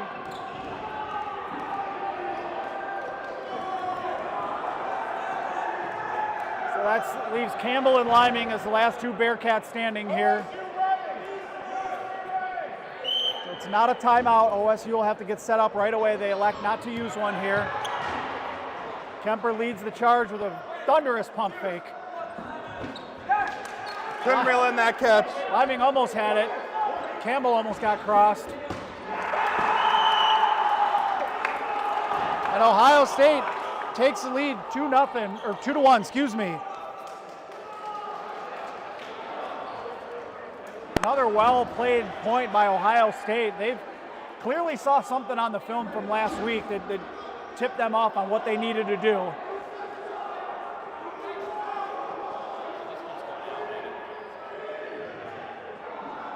A note to all the teams out there, you gotta watch game film. You gotta be students of the game to be good at the game. Why don't we just put the phone up there?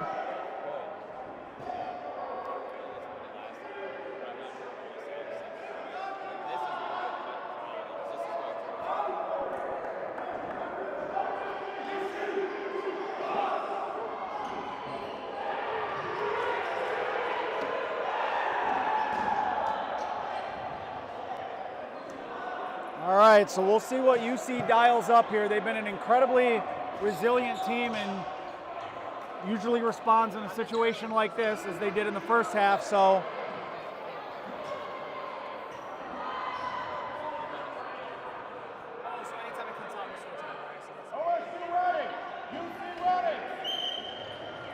We apologize for some of the feed issues here. Our main camera up on the tripod's been cutting out in and out. We can't quite figure it out. We do have a backup, so we should never lose the video.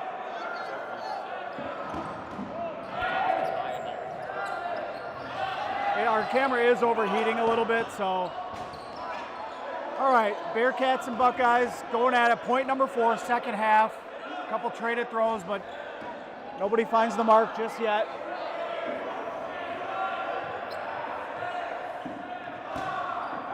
Rosinski takes a big shot to the chest on the counter from Miller, or no, sorry, that was Kemmer there. Freshman standout. You can tell how much of an impact Kemmer has. It's taken him less than one season to take over manning that corner position. Absolutely, absolutely. Little bit of a miscue by the Buckeyes. They got lucky that they got these bounce backs. They got to be careful on these high resets. They're not in the legit throw zone. Team throw gets Weber.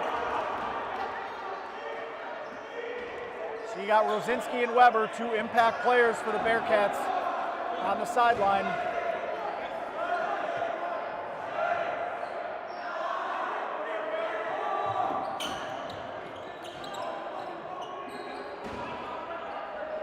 Lemkool and Hyatt just traded some throws there, but neither one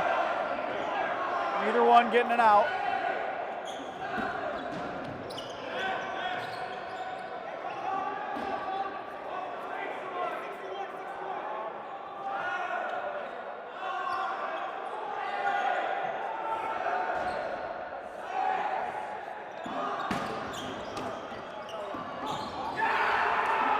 Ginsburg gets Liming on the counter there from the middle, so that's a big out. He's buried in the outline now. Let's see how Cincinnati resets here. Lemkool with a big throw, and then Kemper gets out.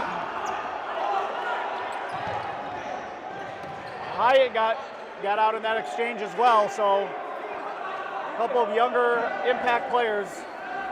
Yeah, not sure you want that trade here. You know, I mean, Kemper's an impact player, but with the man advantage, you got to try to eliminate trades as much as you can. And Campbell gets taken out there. Yeah, if you're Cincinnati now, you can't afford a trade. All right, so Hallman deferring to the other, the Penn State referee on the other side there, saying it bounced. No instant replay here, so play on.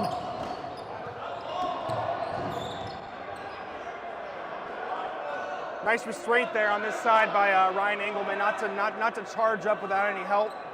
That's another veteran player understanding we need to get ball control back and play our style. Kemmer and McGinn get taken out. Kemmer looks like he's still in. So maybe it was Miller. Block. I can hear Wes Peters say, I'm embarrassed for you. I thought somebody was out on that exchange as well. It looked like to me as well, but you know, it's at ref's discretion. Yep. We're at the wrong angle to make that call, and yeah, frankly, we're here to talk about the game, not make those calls. So here we go.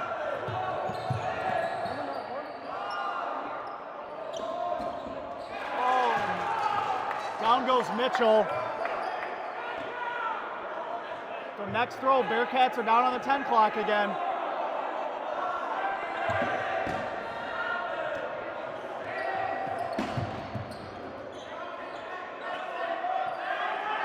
Watch out for Skiba. He's one of those veteran players on the Bearcats here, and he's been known to make a catch or two in his day.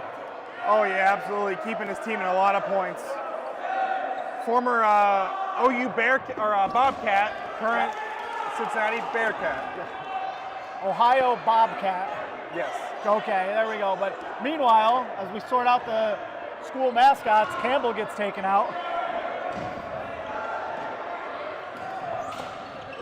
Woo. Couple high throws, just missing the mark here. All right, nice reset there by Tyler Schaefer. Keeps the count alive for the Bearcats.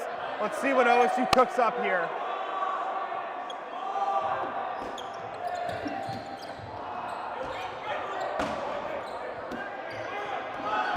Oh, beautiful cross by Miller. Schaefer didn't see that one coming at all.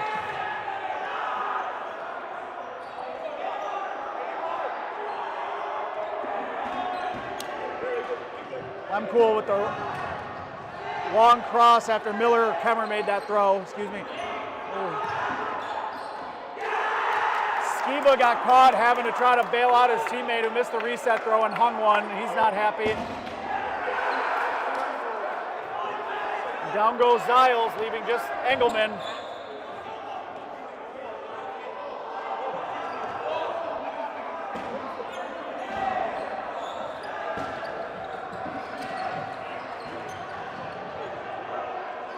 So I believe first in the queue is Bartholomew. If not, it's Rosinski, so that would be big. Engelman does not have a count, a lone Bearcat. He's a good catcher. You know he's going to sell out for one.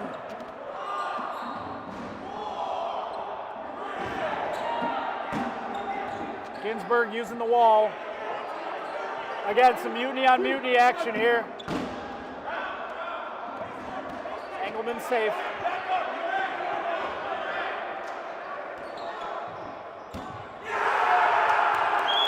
Ryan Ginsburg secures that point with a catch. Just like that, wow. Ohio State all over Cincinnati, 3-1 here, and Cincinnati's got to find a way to get back into this. Clock's not a factor yet. They can get points quick in this kind of newer format, but they got to play with purpose here and try to get back into it. Try to hold on to that #1 ranking right now. Again, it's been miscommunication and kind of errant throws that are keeping Ohio State in this. I mean, Ohio State is just not making mistakes right now. Yeah, you got to give Ohio State a lot of credit. They're playing mostly very sound, mistake-free dodgeball at the moment. Even when they made a mistake, they almost had a balls over, and then they got desperate and made about 3 throws. They got super lucky and got 2 of them to bounce right back, so it was very much a no harm, no foul type situation. Yeah, exactly. So basically, if you're in the Cincinnati huddle at this point, you got to think to communicate with your team. You know, be aware of the count. We had a couple balls over early on, and the points that kind of fluctuated things, but they're not out of it by any means. Cincinnati's a great team, but it's gonna be tough to to stop this steamrolling train that is the OSU Buckeyes right now. Yeah, you knew they'd come out hot after losing on their home court last week. I'm not sure anybody could have predicted this. As a matter, Cincinnati was favored for a reason coming in. Number 1 team in the land, number 2 in the power rankings, I believe. Hopefully I have that right. You are correct.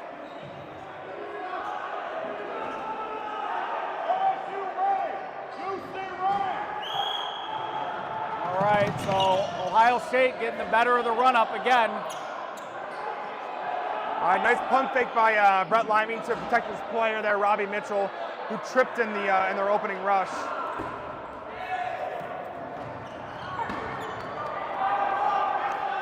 All right. So McGinn gets out early there. That's a big get for them. He's really been maybe the Bearcats' best player outside of Liming.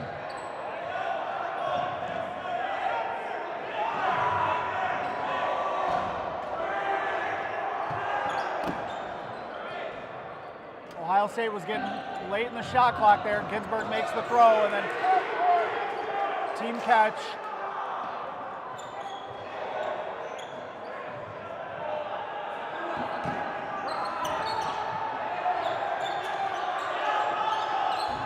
Oh, and trying to catch him sleeping, he was aware of it the whole time. Yeah, I don't know if Kemmer actually meant for that ball to get to the second level there. It got past that first line of defense players, didn't touch anybody. Liming just said, hey, look what I found. I'm not sure if Liming caught that ball or if that ball caught him.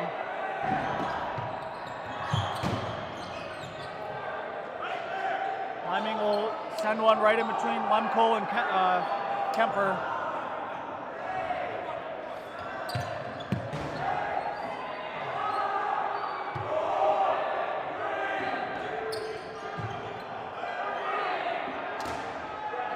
Missed catch by Groh there.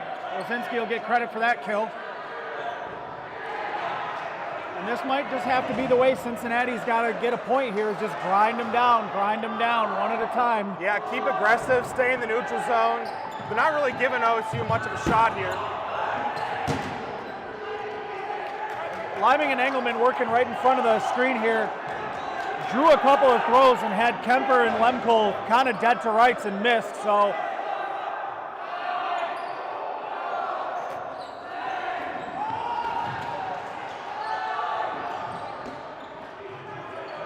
Bartholomew will be the one that returns fire, and Cincinnati will retreat, but they're not going to give. You notice Cincinnati's playing up higher. They're not giving Ohio State the neutral zone.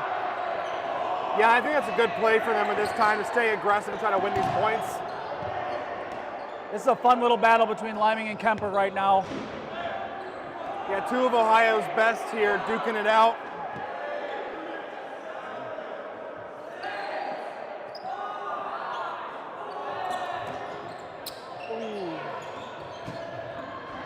Rosinski blocked that one in front of us, but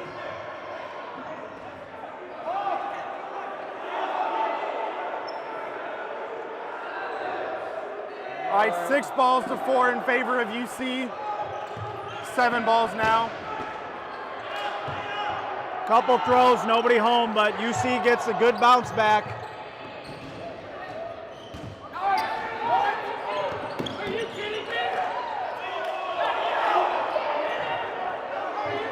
Finally get Kemper on that third one. Cincinnati thought they got him earlier than that. Finally the ref called him there.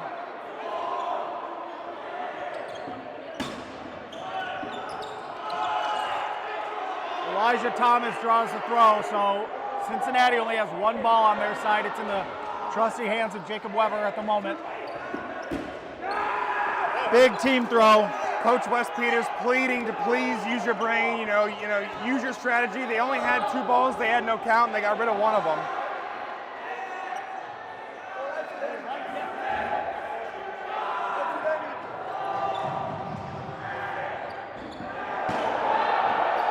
So we got about 9 minutes to go on the official scorer's clock, so we'll try to get that synced up with what we're showing on the screen right now. Clock's starting to become a factor for the Bearcats. They got to get 2 points in 9 minutes.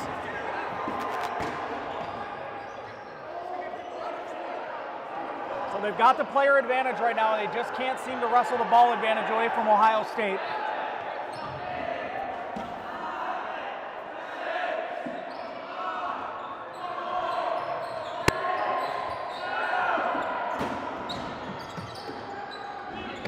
Uncool and Ginsburg both making a throw there. Ben Dardia leading the charge now for the Buckeyes, playing in the center with Captain Ryan Ginsburg. Big cross shot by Weber on Dardia there.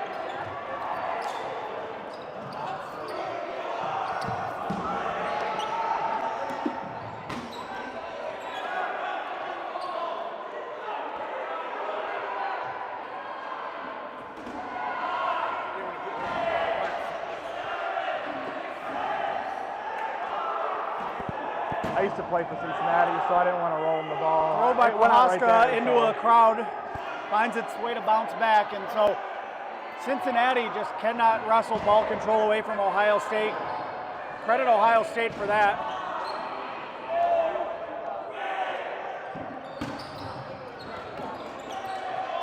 And every one of those throws eats up another 14 to 15 seconds.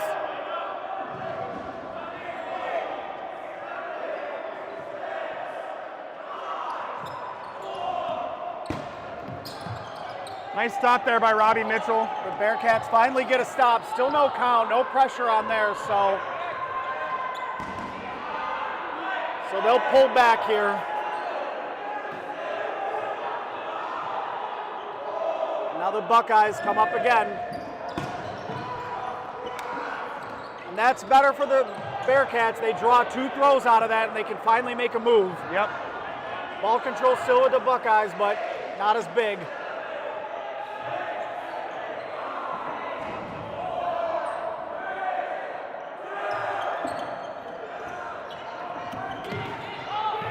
Lyman gets out there, kind of runs himself into an out. And he could see he's visibly frustrated there. It's been a frustrating game so far. He doesn't want this Ohio State team to have any sort of bragging rights over them right now. Big catch by Matt Rosinski here, brings back in Will Hyatt. Yep. Lyming's still first in the queue though, so he's got to check his emotions. They're not out of it. No, not by any means. And another catch by Eli Campbell here, brings that Uncool. And Lyming's going to go right back in. Him and Wes were talking it out, but team catch there, and a one-armed catch from Isaiah Montgomery here. A one-armed catch, folks. And now we're down to, just like that, 3 Buckeyes here. And Ohio State's going to call a timeout. Ohio State does not want this one to get out of hand. Even if they lose.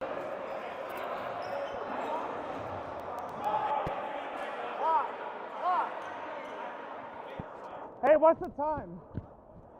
5:42. Brett! So that's a good timeout by Ohio State here. Clock is starting to become a factor for Cincinnati. Cincinnati's got to get this point quick, capitalize, so they've got enough time to tie it potentially. Exactly. If you're Ohio State, even if you lose and you take 2 more minutes off the clock, though, that's a big difference. Huge.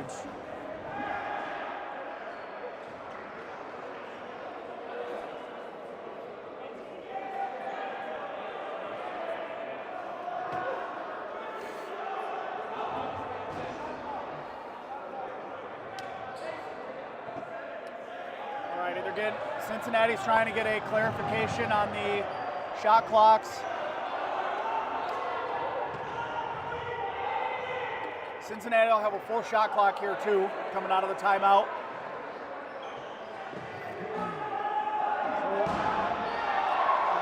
Utterback, Thomas, and Prohaska.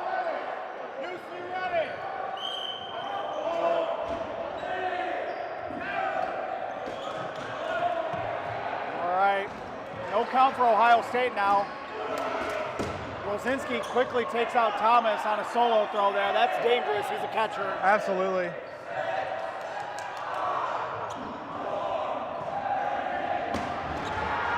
Oh, wow, and a catch by Brett Lyming.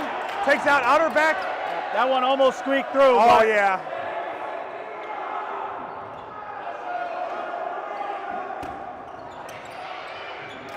Team catch, doesn't really do a whole lot here.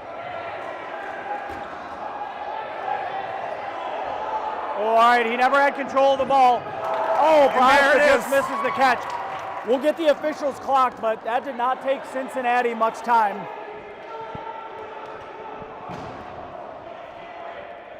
Yeah, we apologize. We'll get 4:57. So just under 5 minutes to go. Cincinnati threatening to tie this game up. 4:57. Under 5 to go here. Cincinnati not out of it. They're going to have to play with a little more tempo here, but they can certainly tie this one up. And I would love to see an overtime of these two teams. I have yet to commentate an overtime match, so selfishly, I think we deserve it. I think the fans deserve it.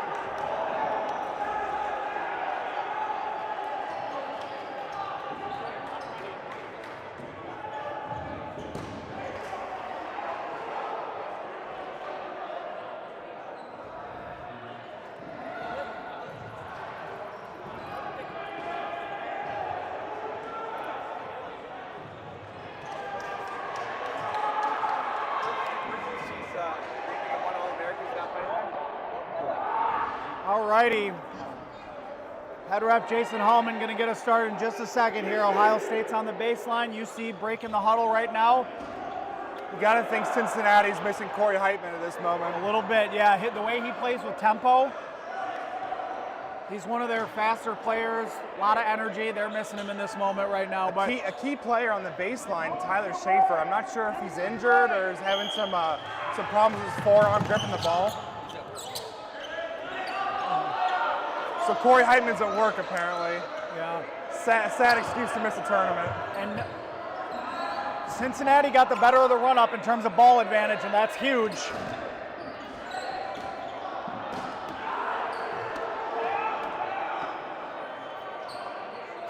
So far not able to capitalize. They made a few throws.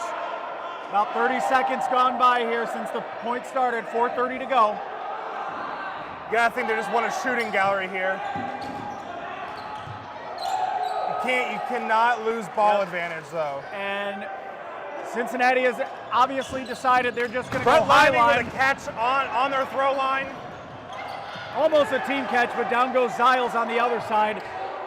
So Cincinnati's going to play high line for the final 4 minutes here, meaning they are going to stay up at their throw line and force Ohio State to either throw them out or get them back.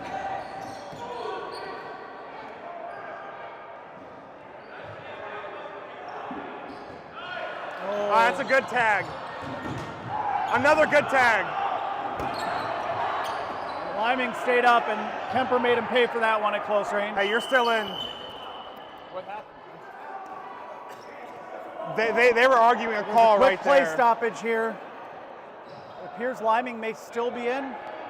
Liming may still be in. I'll handle it. If you guys were arguing that call, Brett's still in. He got hit after that call. Between the refs and captains and coaches here, so we'll get this sorted out in just a second. This is a pivotal point in the matchup for Cincinnati right now. I have to advocate. Because that play happened before that play, so if they're arguing that play, that's when the play starts. I just want to make sure that. Because if it's an official's timeout, it goes back to the. So it looks like there might have been an official's timeout. They were trying to discuss a play near like the far side of the monitor here. And because that would have been when the play is dead, the play with Kemper and Liming would have never occurred. So Liming gets to stay, and that's a huge break for the Bearcats right now. Two balls, hit both of them. Drop the first one, try to secure the catch, ball hit the ground first. Why is Brett in? Because that play happened before that play. It doesn't matter when the play happens. You call the timeout afterwards. Okay, so they are going to, in fact, say Liming is out because the officials did not officially stop the play, or time was not called until after that occurred. So there was a disarming and then a possible catch, but the ball had hit the ground first. So nevertheless, we're back. 3:30 to go here. Second half, Cincinnati trying to complete this comeback and force overtime. Ohio State clinging to a 1-point lead now.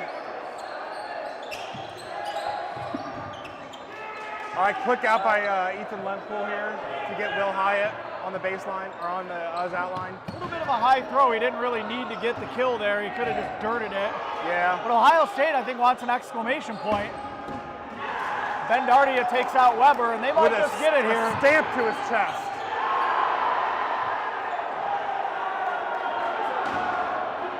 Yeah, Cincinnati with no balls on their side and 7 players. That's a good stop there to regain those 2 balls. And Cincinnati's going to go high line again now with everybody.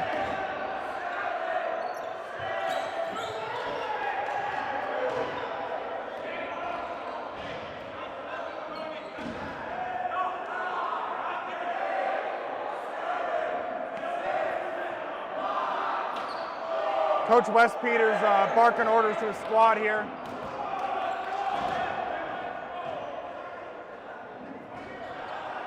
Ohio State maintaining ball control is the key to this right now for them.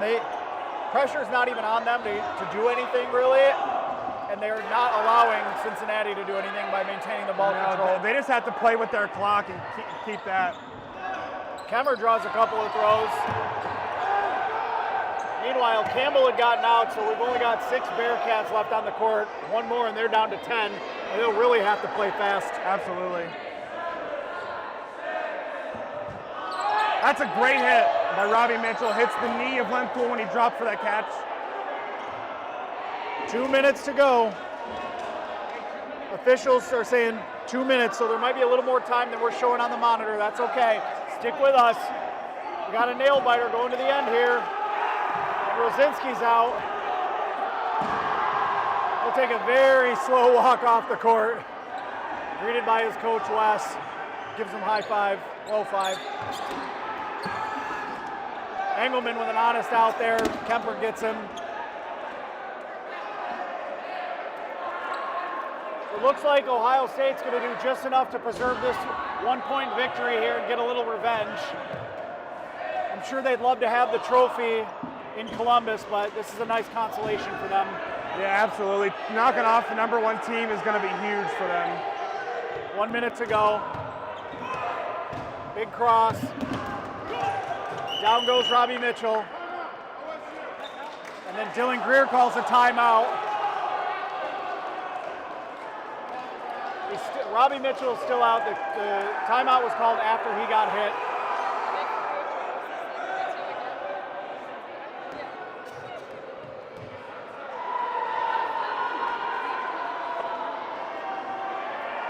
Credit Ohio State, whatever they saw on film from last week's loss, they definitely parlayed that into a victory today. Played sound dodgeball all day so far, all game I should say. Yeah, a couple near perfect points for the Buckeyes. Yeah, and every time Cincinnati, when they did take a point or they really got back into it, I mean, they had to earn every ounce of it. They had to claw and scrape. Nothing came easy, even when Cincinnati did get points. So this is a big confidence builder for Ohio State. I think they were already a very competent team, but we're back underway here. Under a minute to go. Coming out of the timeout, Ohio State's going to push up right to left. Now they'll coordinate, and team throw finds the mark on Montgomery there. And Skiba, that's back-to-back face shots on the Bearcats.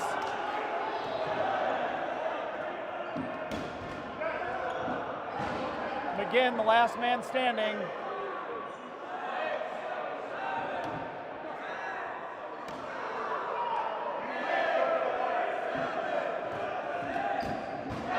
Brandon finds his way into a catch. Brings that back in Bartholomew. So again, Ohio State's going to retreat now and force the Bearcats up. The Bearcats still have to try to get this point. And that's it. That's the match. Ohio State finishes them off. What a match. What a great game. Pretty well balanced. You know, it was a 1-point game last week, 3-2, comes right back 3-2 this week. Credit Ohio State. You know, with Cincinnati, you don't want to make excuses. They were missing Corey Heitman. In a tight game like that, a player like that can matter, but Ohio State's not going to apologize. You never apologize for a win in this league. Exactly.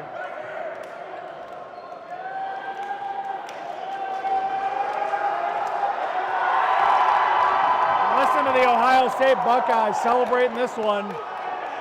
You think they wanted it or what? Oh yeah, for sure.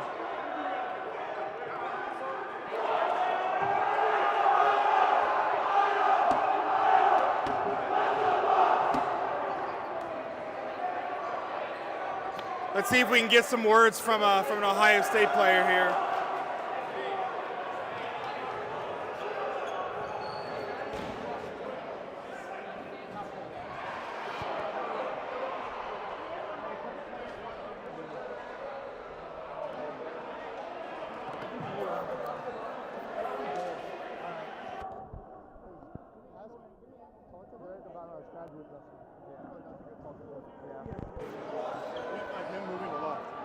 All right, I'm here with Ryan Engelman. Ryan Ginsberg, oh my God, I did it again on camera. Hey, don't feel bad. Listen, I used to get you guys mixed up when you guys first started playing with Mutiny. I played against you. That's why. I apologize. That's all right. Last year I called Josh Kramer Grand Valley's captain. No, So you want to talk about a slip there. Yeah. I'm not great at these sideline interviews, but great. it's not about me. It's about you right now. Big victory. Congrats. Thoughts? That was one hell of a game. We came out hot, and eventually at the end there, we thought we could just wall ball our way out of it. It was probably a dumb idea. We kind of let them take that point, but then at the end, we got ball control, and we almost took that point. A catch. Just try to bring it in closer. A catch. Couldn't end the point there, but we secured the W. Crazy game. Got some. We don't have the trophy, but got some revenge. What kind of adjustments did you make going from last week to this week? Obviously, you guys were on the losing end of your match to Cincinnati, but what kind of adjustments did you make during film study and practice from last week to now? Last week we got killed on the rush. There really wasn't anything we could do on that besides maybe mix some players up, win a few more balls, which we definitely did. We won a few more balls this week on the rush, and then we tried to get off our back line. Last week, all 12 of us were sitting on our back line. They killed us a wall ball. They got us a little bit in the first half with that pad. They bounced it over our heads. But in the second half, we pushed them back and used wall ball to our advantage. I think amazing in the second half. Yeah, absolutely. Let's see if we can get some words from Derek Kemper as well. Derek, Thanks for joining us. Apologize for that slip. You're good. Congratulations. So one of the biggest storylines here for Ohio State is you being an impact player last year, having an untimely injury. What's that process like? Been coming back into the new season? It's been a long journey. I wanted to come back right away in August, but I just wasn't there yet. So I had to develop other skills. I mean, blocking is one I've had always, and surviving, and I just really put that to use and throw when I need to. So I don't break it again. So we already asked Ginsberg. I want to get your take. What kind of adjustments did you make, not only from last week to now, but in halftime too? Because you guys won the first point pretty commandingly, and then they came back and fought one back. What kind of adjustments did you make to secure this victory? I mean, last week kind of just killed us off rush. We always started with 3 or 4 balls, and then we'd have to throw one, and we had 2.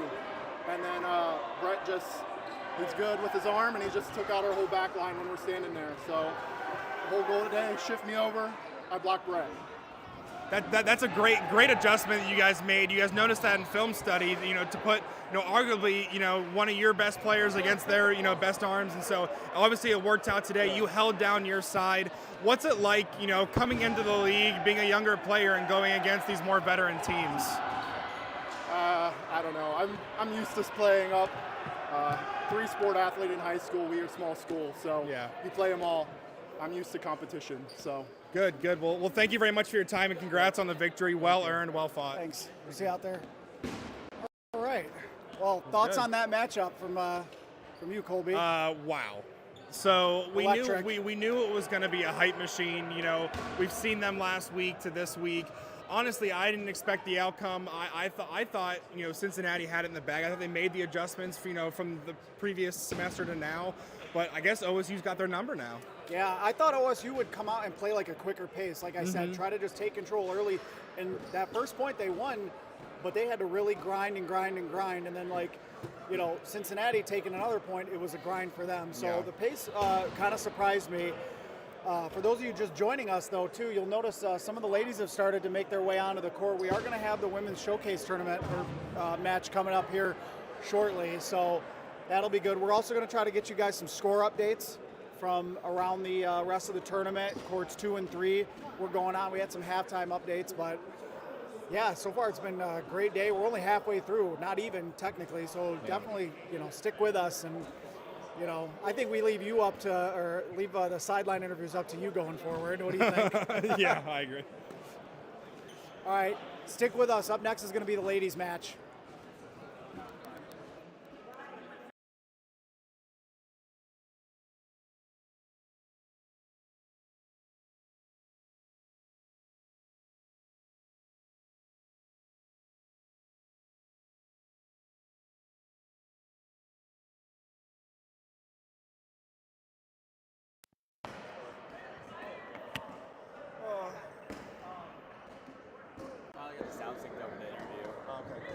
Now it's all Wi-Fi.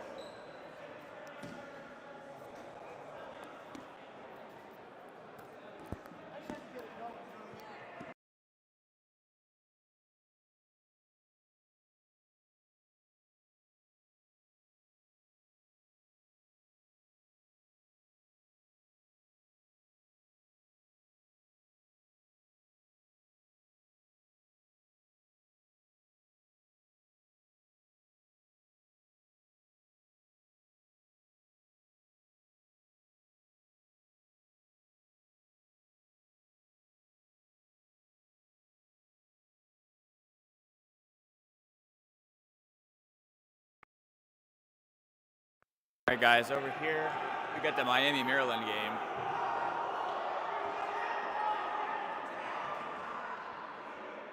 Not too sure of the score or anything, but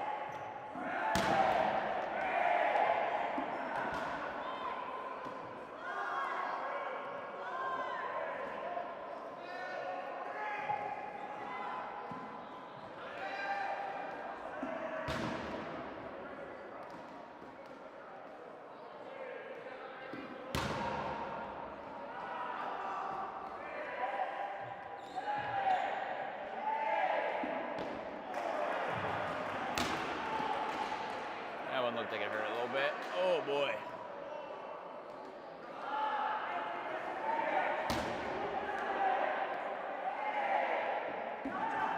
On the counter. Nope, nope.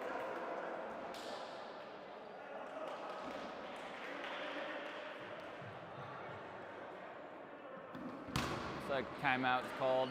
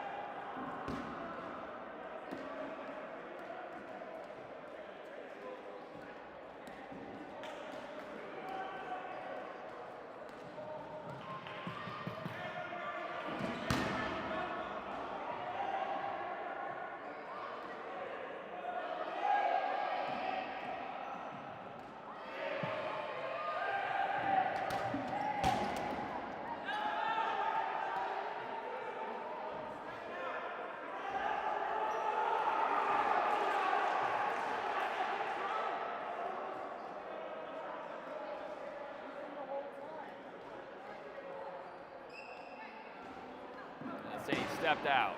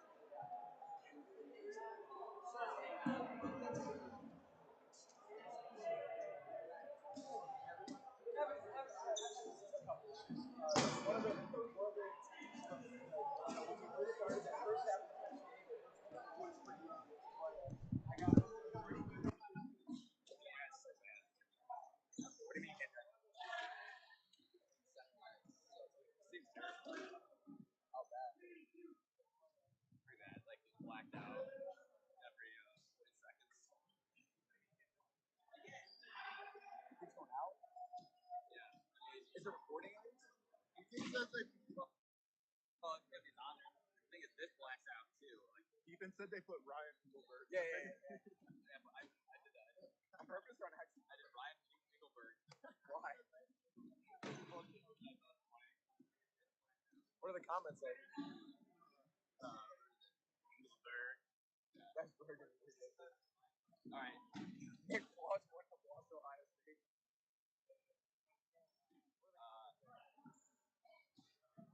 Dropping a ton of frames to the internet. Aaron said that it's really hard to find. I was going to ask the front desk what Both the internets are 1 and 2. Can you just lower the font? Well, now I have it 720. Yeah, look around. Is there an internet plug-in? I don't know what that looks like. That's not the issue. This looks like It's like a phone cable. It's not. It's not. I don't. Do you think it'll be fine to watch it after? Better than streaming? That's the same. It's very odd to put it in.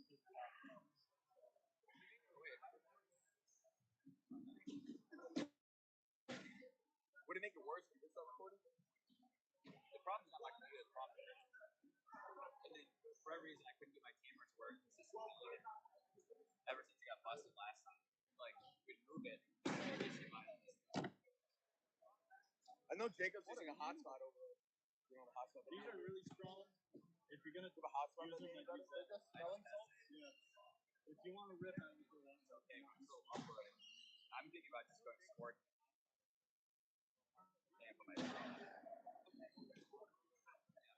To do that. If it's not as fancy, I feel like you'd rather have, especially if you're commentators that can just say like the score. I'm wondering if this works though, because I've never done this before. Do that. If it's not as fancy.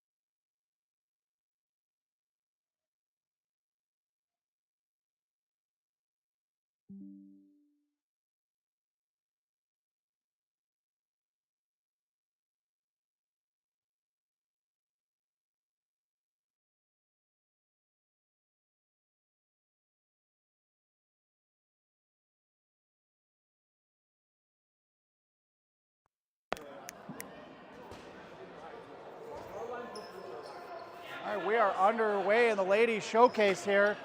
I'm going to apologize ahead of time if I don't have everybody's name. We got Alexis Schultz, well-known women's player, maybe front runner for MVP right now, right in front of the camera. Draws a throw from Rennie Kaiser. And her and her Akron Zip teammate are going to talk it out.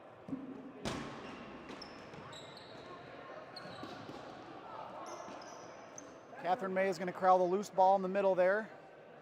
Don't really have, I don't know that we have official team names for each side. We've got, it looks like Bowling Green, Merrill, and Kent, Cleveland State on the far side. And in front of us here, we've got Kentucky, Maryland, and the Lady Zips. Big hit there. Sky Thornsberry just misses Alexis Schultz right in front of us.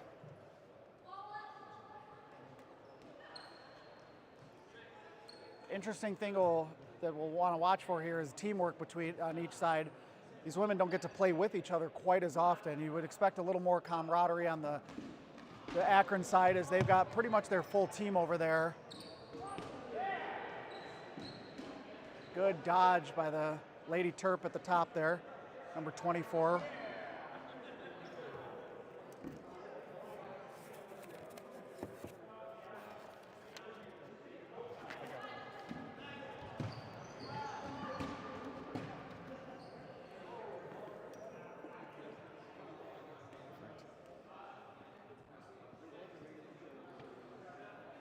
Alrighty, so Catherine Mays and Sky Thornsberry, the two standout Vikings, going to lead the charge here.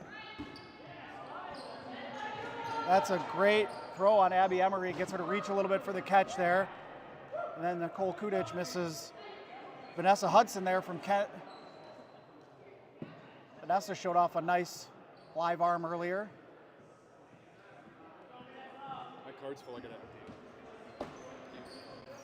The hardest working man in dodgeball right now, Dylan Greer.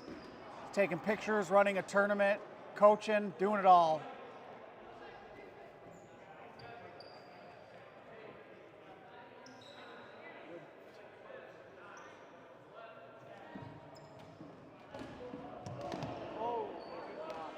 You can hear the crowd wince at that throw.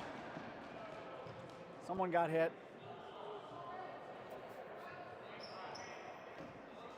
Shout out Kevin Skiba, providing excellent videography right now. Alexis puts two near Sky Thornsberry back to back and misses. Oh, big hit. And Deland goes down. Rennie gets her there. Sky Thornsberry misses the catch, and Kudich will get the credit for that kill there. Here we go, Vanessa. Hudson looks like she may be the throw. Nope, Rennie Kaiser's going to take the throw here, and Schultz will move the other direction. Great block by Hudson.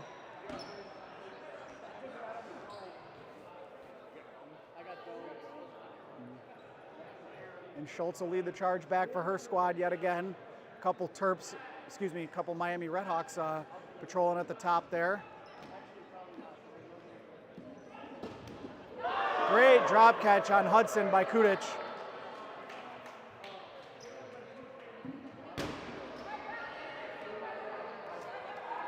Alexis Schultz sends one past Rennie Kaiser that almost hits her teammate in the corner there.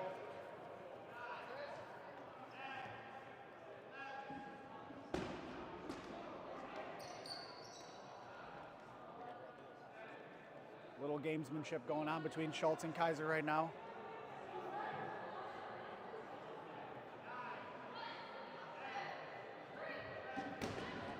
Team on the left side in complete control right now. I believe they only have one member out right now.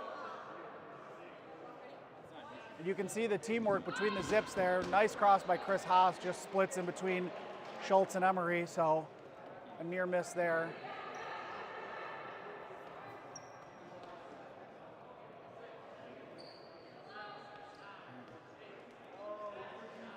Kaiser staring down about 4 or 5 players, and Schultz trying to make her pay, gets her in transition there.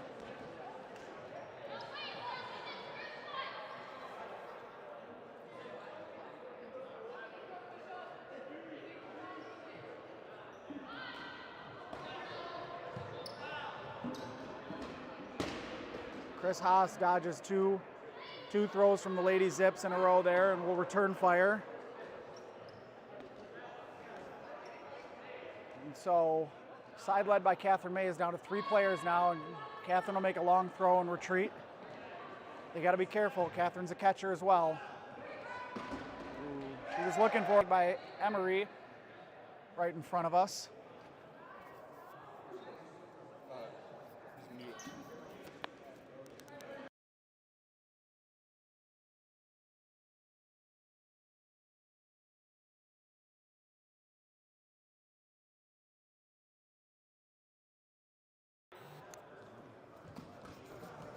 Here come the Lady Zips back in transition, and they're pretty lethal there. Great catch by Catherine.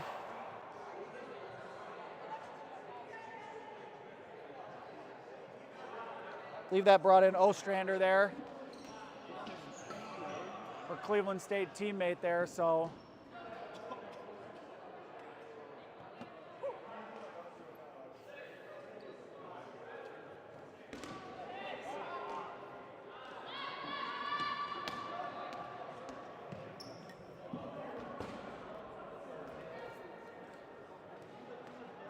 And there was a balls over call.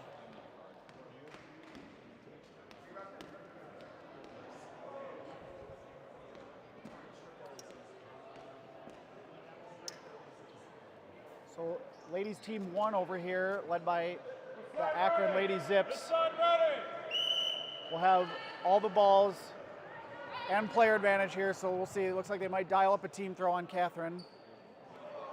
Mays there, big pump fake first. Schultz and Emery showing that good teamwork. Just miss on the team throw. Rogers tried to come in late on Ostrander, but missed the mark. Good block. Woo!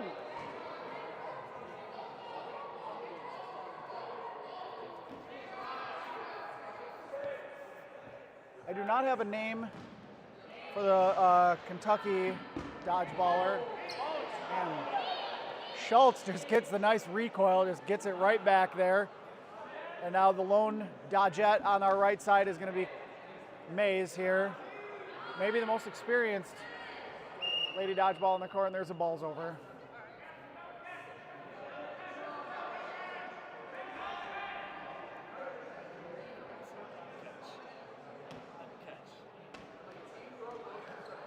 Alrighty, so we'll see what the team on the left side of the screen here dials up here. I gotta believe they'll have Schultz be part of the team throw. Maybe they'll sell out and put them all on there. Oh, whoops. Miscommunication there, and that's gonna bring in the lady Terp, number 7.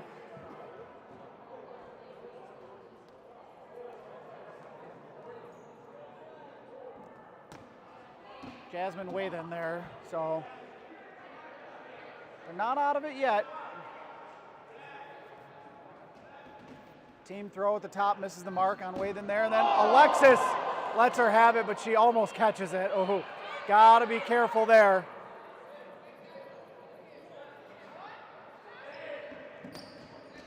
Oh, Catherine with a good pre-counter there, then is able to block the second throw. Oh, Scheifer caught her walking away and hits her from behind. Sneaky, sneaky. Court awareness.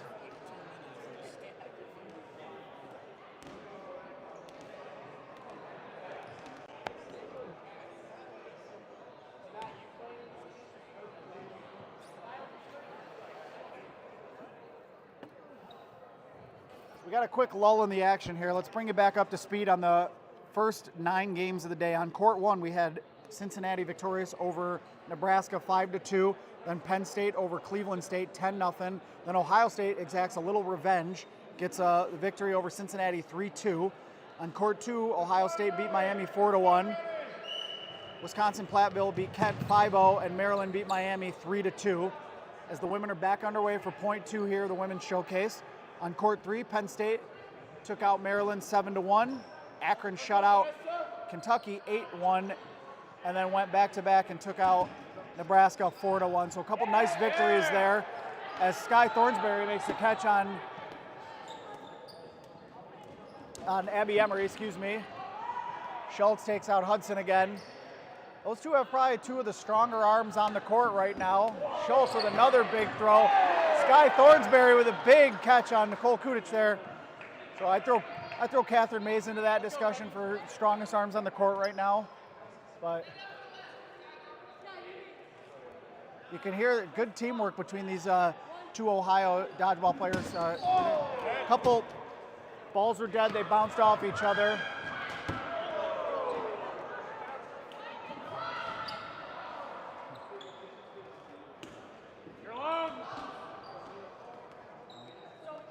Hudson playing with no fear. She was kind of up there by herself. But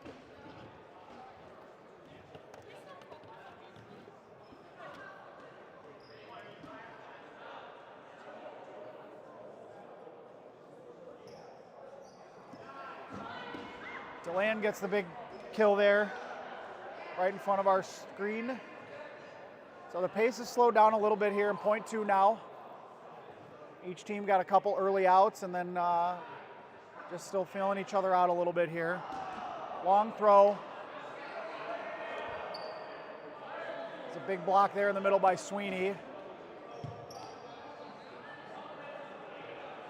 Schultz and Kaiser kind of going toe-to-toe here with the pump fakes. Hudson with a beautiful catch off of her calf there. Colby Bryceland, man of the hour, returning with a bag of food. And Hudson shows off the arm now into the corner. And they'll retreat. Zoe DeLand led the charge there with a throw, and then Rogers also makes the throw at Mays, but nobody home.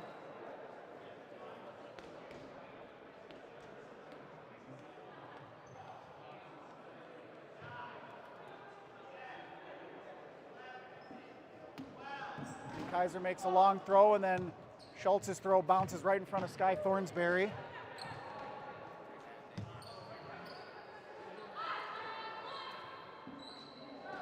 Rogers throws low near Hudson, but misses. Kaiser kind of turns into one, and Schultz lets her have it.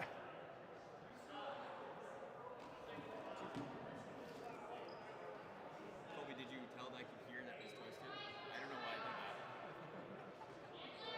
that. All right, Catherine Mays returns fire in the middle, and then dodges a throw. Schleifer right back. So each team playing a little slower, and then once they kind of get into the middle, you'll see some bang plays go on there, and that gets through Binder's block there. So that'll be another kill for Alexis Schultz, who's really she's really stood out in this match so far, showing off a very lethal arm and good instincts as well.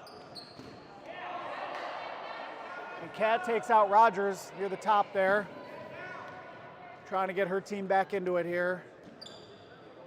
Of course, as I say that, they're actually leading this point by player numbers. So Sky Thornsberry buzzes the tower of Zoe DeLand.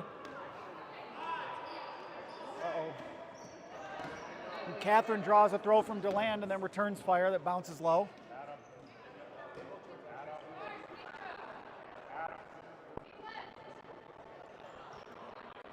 Only 2 balls on the left-hand side, Schultz and Schleifer, so no count for them now. Right side will come up and talk it out. We got Haas and Thornsberry. Smart move to put a team throw on Schultz. She's definitely been the standout so far. Schultz with a very nonchalant block on the Hudson cross. Now she'll reload and woo! Buzzes the tower of Sky Thornsberry, who actually went for a drop catch on Schultz. She's not scared.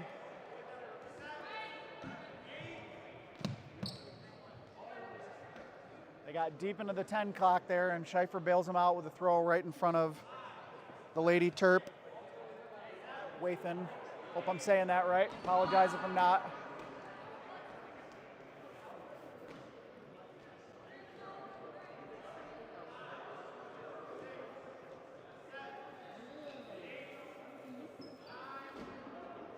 Long throw by DeLand, just lands in front of Sweeney. And now, team throw misses Hudson wide, or excuse me, misses Schaefer. Hudson was in on the team throw. Now there's a balls over left to right, so I think if Mays and Hudson team up here, someone's in trouble.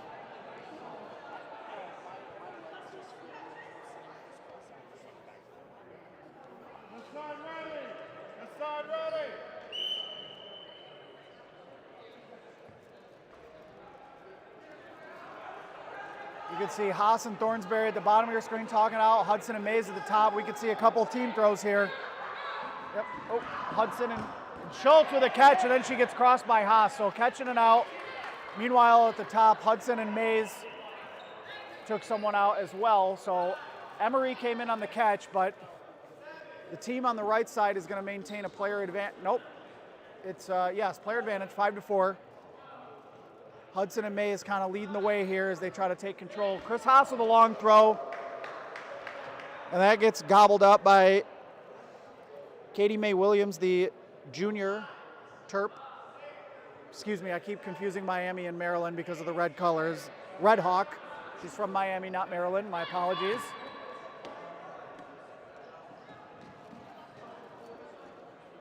Couple throws in the middle, bounce shy of the target, and Hudson's going to lead the charge, moving right to left, full head of steam. Woo, big throw, and Kudic slides away from that one.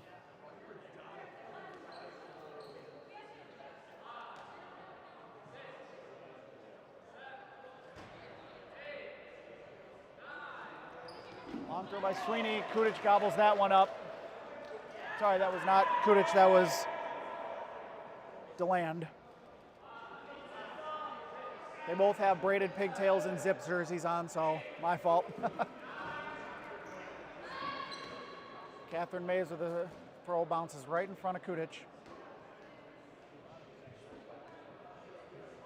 Thank you again to everybody tuning in. We're at the midway point of our long day of dodgeball here, the Akron War 6th annual. We are having our ladies showcase right now. Team on the left side has made a couple of catches to get their way back into it. The team led by Mays and Hudson on the right side here had control of the point for a while and just kind of let it slip away, but credit this team on the left side for being opportunistic, waiting for the catchable throws.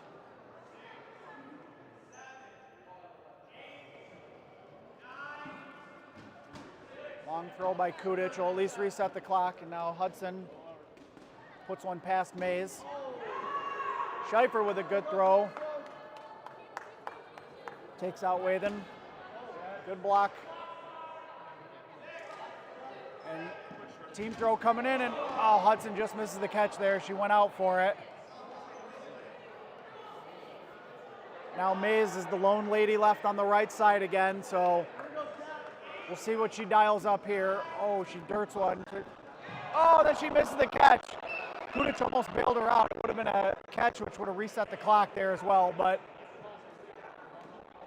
now she's saying it should have been balls over.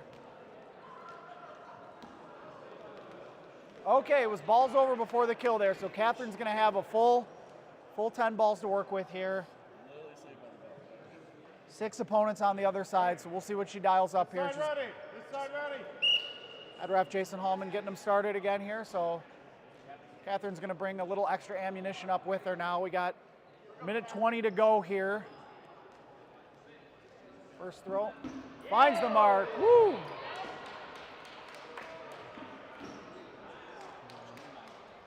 Just misses low in front of Williams there, who went down in a catching posture, but Catherine with a little change up there, just trying to make sure she resets the clock. Minute to go here. And that should be, I believe, a catch in and out. It is a catch in and out. So that takes out Williams, and that's going to bring in her own teammate. Yep, Ostrander Brown there. for Cleveland State. She gets caught sleeping, and Schaefer finishes her off with under a minute to go. So that'll roll it over.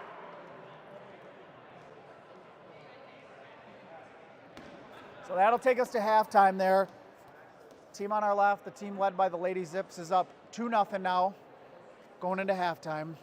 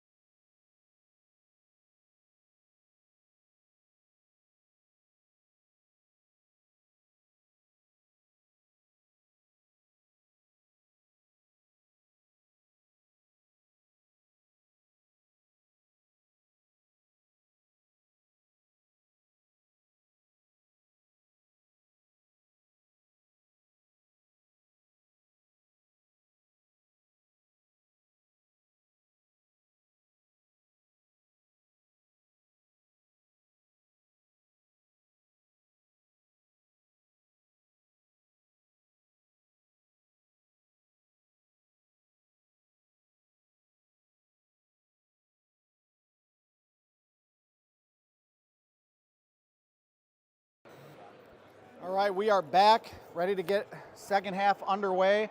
2029 had a little bit of carryover. Ladies have switched sides now. Team 1 is the side led by the Lady Zips. They're up 2-0, and Jason Hallman will get us started. Second half action, ladies showcase underway. Good start for team 1 as they get a lot of ball control there, and Alexa Schultz wasting no time taking an early shot at Chris Haas, but misses the mark.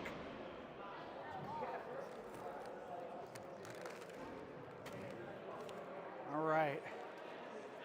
A little bit of a slow pace now. Again, usually teams, Sky Thornsberry, big catch.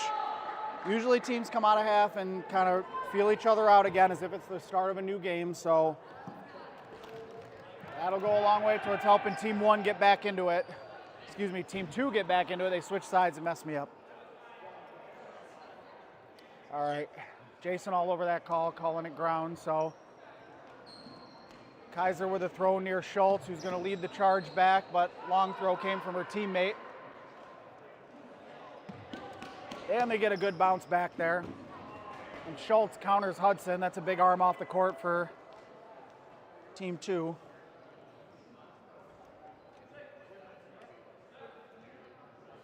Rogers corrals the ball and pops it over to her teammate. Team throw at Kaiser, but nobody home. Nice toe shot there by, I believe that was Schaefer. Rogers with a return fire near Kaiser, but misses low.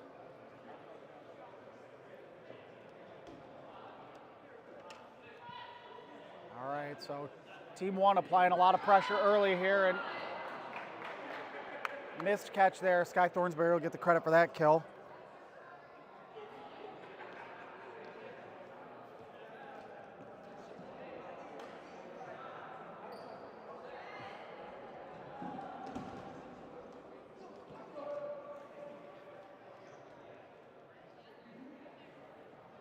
Catherine Mays with a throw right in front of us here.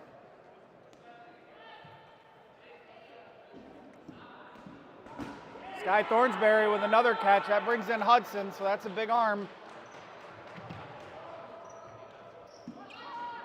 And she'll make the throw, and Schultz, oh, Kaiser just misses the catch near her shoulder area there.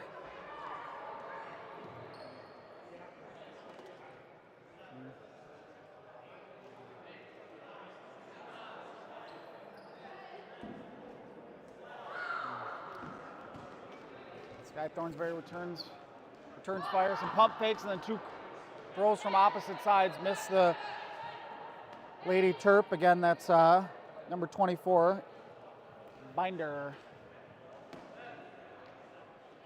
Hudson jogging up, flanked by Haas. Throw, Schultz blocks it away high, and she's gonna come right back at her. They get an effective wall ball bounce here, and now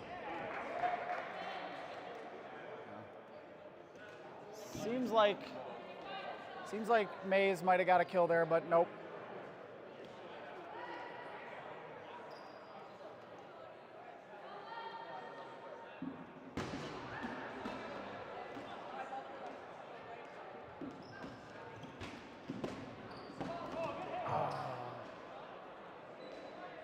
So Binder had made a throw near Schultz, missed, and then she got countered immediately in the middle.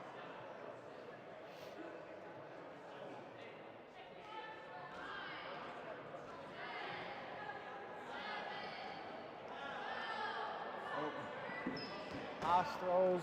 Got a team throw right in front of us. It splits between Mays and Thornsberry there. Hudson and Schultz, a little posturing, kind of pump faking back and forth. Got a ball coming into the announcer's booth here.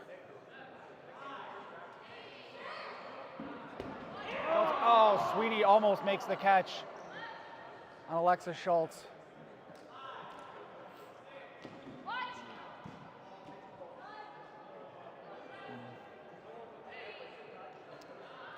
Four left for Team 2. Team throw near Sky Thornsberry misses the mark. That might be better. She's been catching everything this point, so they got to be careful.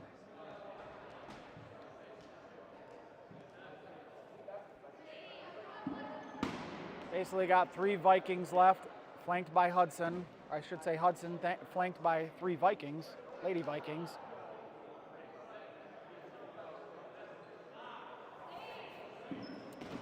Hudson, wow, I put 3 on Hudson, nobody home.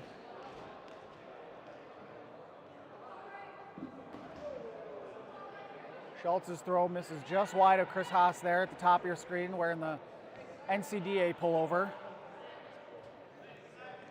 She's going to make a long throw, and Schaefer's right there for the catch. I think that throw just kind of sailed on Haas, not what she was looking for there, but you've probably got the 3 best players left for Team 1, and oh wow! Lady Bobcat maybe has a beef there, but the entire Penn State outline over there calling that a catch, as is head ref Jason Hallman, so we'll play on. Zoe DeLand with a long throw. Oh, thought about the catch, but then pulled back kind of at the last minute there, so. You can hear them call, oh, down goes Williams on the throw by Hudson. She's gonna get the bounce back too. Now Schaefer's gonna throw one towards the middle. And in comes a team throw near Mays and Thornsbury, but nobody home, and they'll retreat. Team 1 been playing off their back line quite a bit. Excuse me, Team 2 been playing off their back line quite a bit. And Mays takes out Schultz. That's a big out. So now you've got Hudson, Mays, and Thornsbury trying to get their team back into it here. Getting Alexa Schultz off the court will go a long way there, but still got 3 Zips and Schaefer left. 4 teams still represented on the court here by 7 ladies. Kudich and DeLand will lead the charge here, but the throw's gonna come from Nicholson high near Thornsbury. Hudson baits Schaefer into a long catch, and that's big help. That brings in Rennie Kaiser, talented Lady Falcon. Hudson and Kudich with a little gamesmanship, pump faking back and forth at each other. Hudson draws the throws and then puts one past DeLand's head. So you've got 3 Lady Zips taking out a quartet of other Ohio ladies. So, and Mays with a great throw on Kudich there. It's down to DeLand and Nicholson left for Team 1. Clinging to a 2-point lead here. Kaiser puts one low, and then, oh, Hudson makes a throw, and DeLand with a great stretching catch for that one. Expanded her catch radius a little bit for that one. Brings in her teammate, Abby Emery, the freshman. Oh, and she can't quite corral that one, does DeLand, so. Uh-oh, Mays running. Oh, that's good help by Nicholson there. Thornsbury and Mays both missing the mark on their throws here. So Team 2 looking to try to rally their way back into this, down by 2, looking to cut the lead in half. And the freshman Emery brings in Penn State Lady Nittany Lion Rogers. So just like that, we got a couple Vikings left.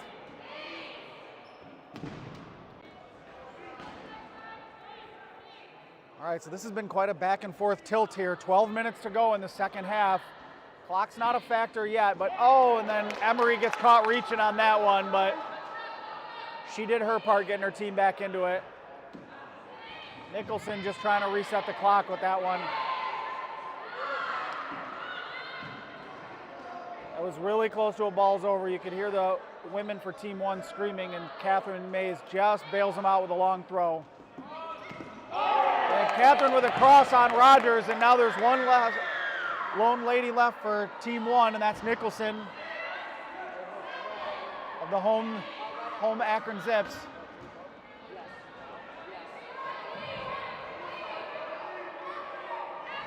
This would be a very monumental comeback for her if she could take out Sky Thornsbury and Mays here, 2 great women players.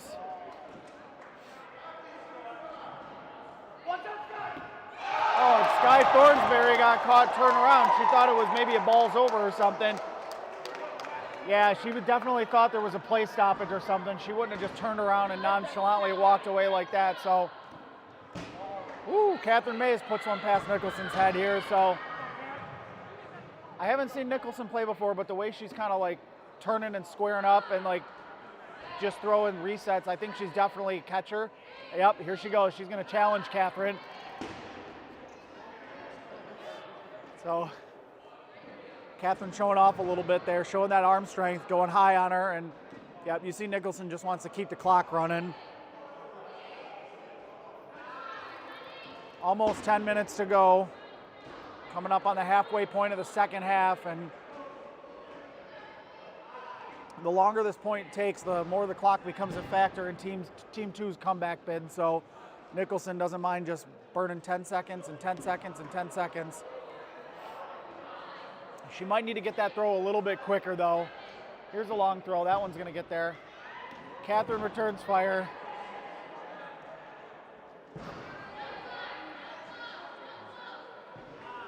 All right, so we're right on top of the action now. Mays is going to get a full head of steam, and she's going to put one. Yep. Oh, here comes Nicholson. So they're trading throws now. Catherine Mays is going to take two. No, she's not.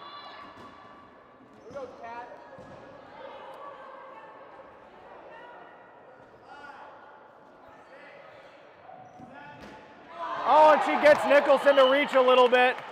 Cuts the lead in half with just over 9 minutes to go. Clock not a factor. Team 2 trying to make a comeback bid here. The next round of games is supposed to start in 7 minutes. Not happening. So what time are they supposed to start? That's all I'm asking. Not for us. It's Probably 10 minutes after this. So 20 minutes. Yeah. Thank you. Yep.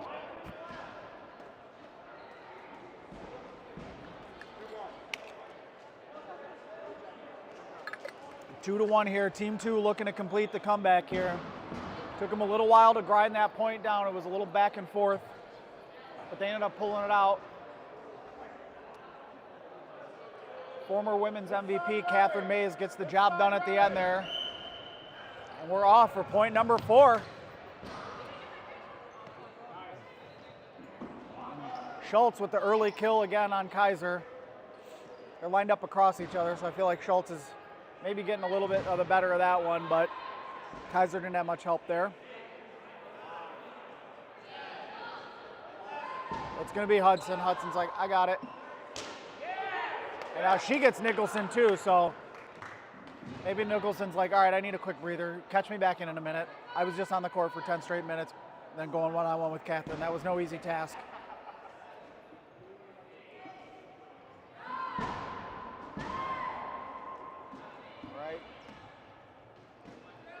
Kudic makes the throw for Team 1. They're going to keep the pressure on, though, even though I don't think it's their throw next based on the count. Maybe it is. Schultz and Emery miss Haas with the team throw there. Thornsberry returns fire and takes out the Lady Wildcat, who I apologize, I still do not have a name for. I do not see her on my official roster. All right, DeLand and Kudic. Oh, and they draw a throw from Chris Haas that's not going to hit there. Mays misses DeLand.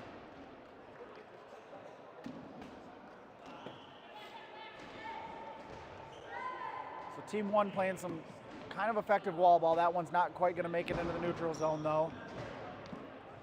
Rogers with the throw and takes out Mays. And half the Penn State team is right behind Mays as that happens, and they're loving it.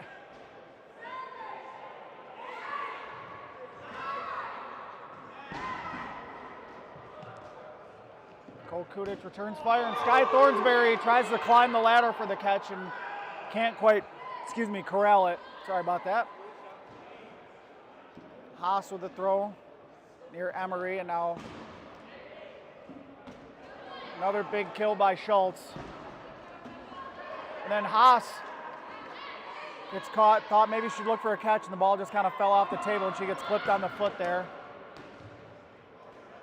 So Team 1 responding well to Team 2's pressure and taking the last point all over them here, trying to extend their lead. Team 2 trying to complete the comeback and maybe force overtime. A lot of time left, still 6:20 to go. Rogers will split the Terps and reset it. That long throw by Binder is corralled by DeLand. Zoe DeLand having a pretty good game. She's made a few catches recently. Hudson with a low throw just misses Schultz, who returns fire and misses waving low. Throw into a crowd, nobody there. Kudic and DeLand return fire, nobody home.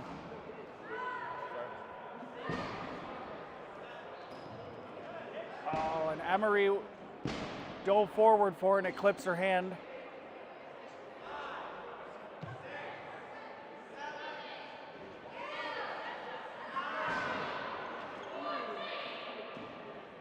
Each team getting real deep in the shot clock there, almost getting the balls over.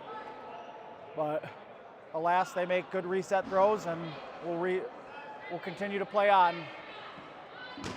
Hudson's got a great arm, but she's got to be careful because they're down players and they don't have much help. I mean, and Sweeney takes out Schultz on the counter in the middle there. It's a big out for Sweeney there. Unfortunately for Team 2, Team 1 has all the balls now, so they gotta hope to get a couple catches or maybe some stops here. You got a murderer's row in the outline for Team 2 though, and you got Kaiser, Mays, and Thornsberry. So a catch or two would certainly turn this game on its head. 4.5 minutes to go.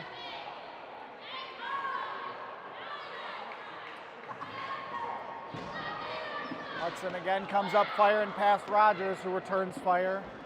Oh! Kudic climbs the ladder and takes out the Lady Terrapin.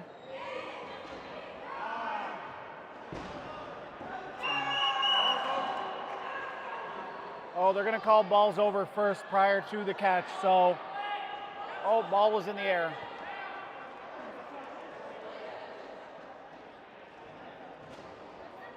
So we'll get a quick clarification. Ball's over prior to the catch being corralled. Yeah, the ball was in the air, but it wasn't quite close to actually making it there. So, ball never even left her hand, according to head ref Jason Hallman. So he's all over that one. So we got Sweeney and Hudson left on the left side against five other players here. Big team throwing. Hudson makes the catch to bring Kaiser back in. Sweeney, meanwhile, got tagged on the other side. So still 2 players left for Team 2. Team 1 down to 4 now, so they're starting to even the odds a little bit. Hudson split to one. That was ground.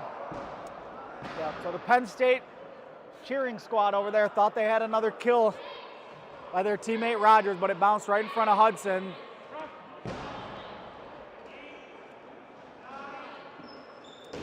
Hudson showing off a live arm, just missing Schieffer wide. Ball echoing off the trash can there.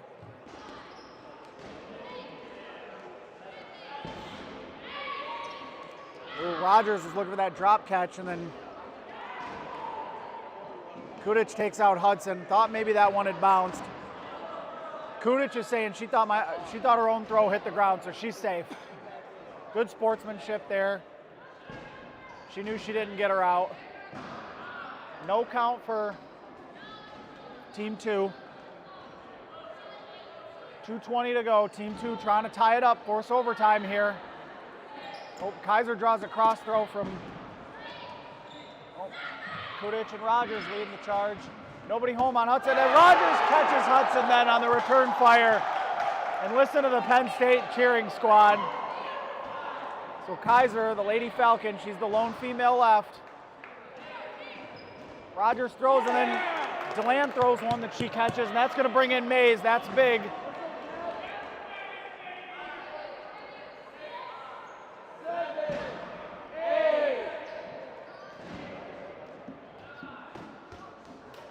Mays throws into a crowd, and then Kudic whizzed one past her, so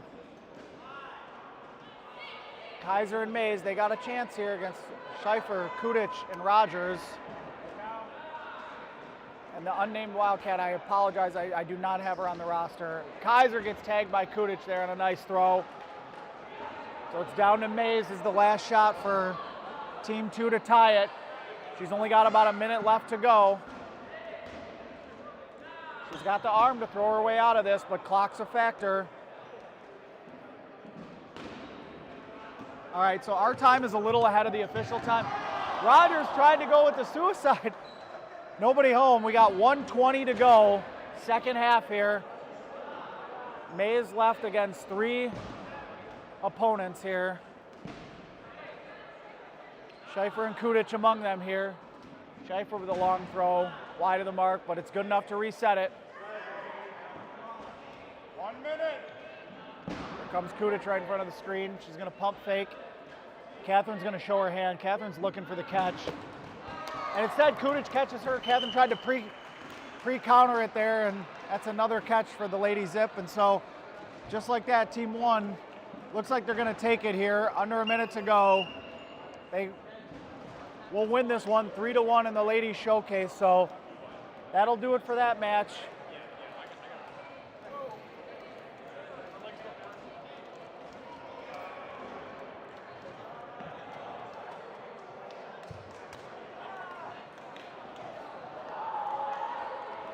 So the Team 1, led by the home Lady Zips, take that one 3-1 there. Hard fought battle. Team 2 tried to come back, just kind of ran out of steam there towards the end of the second half. So stick with us. We're just getting started here. We got 3 more games on our featured court, Court 1.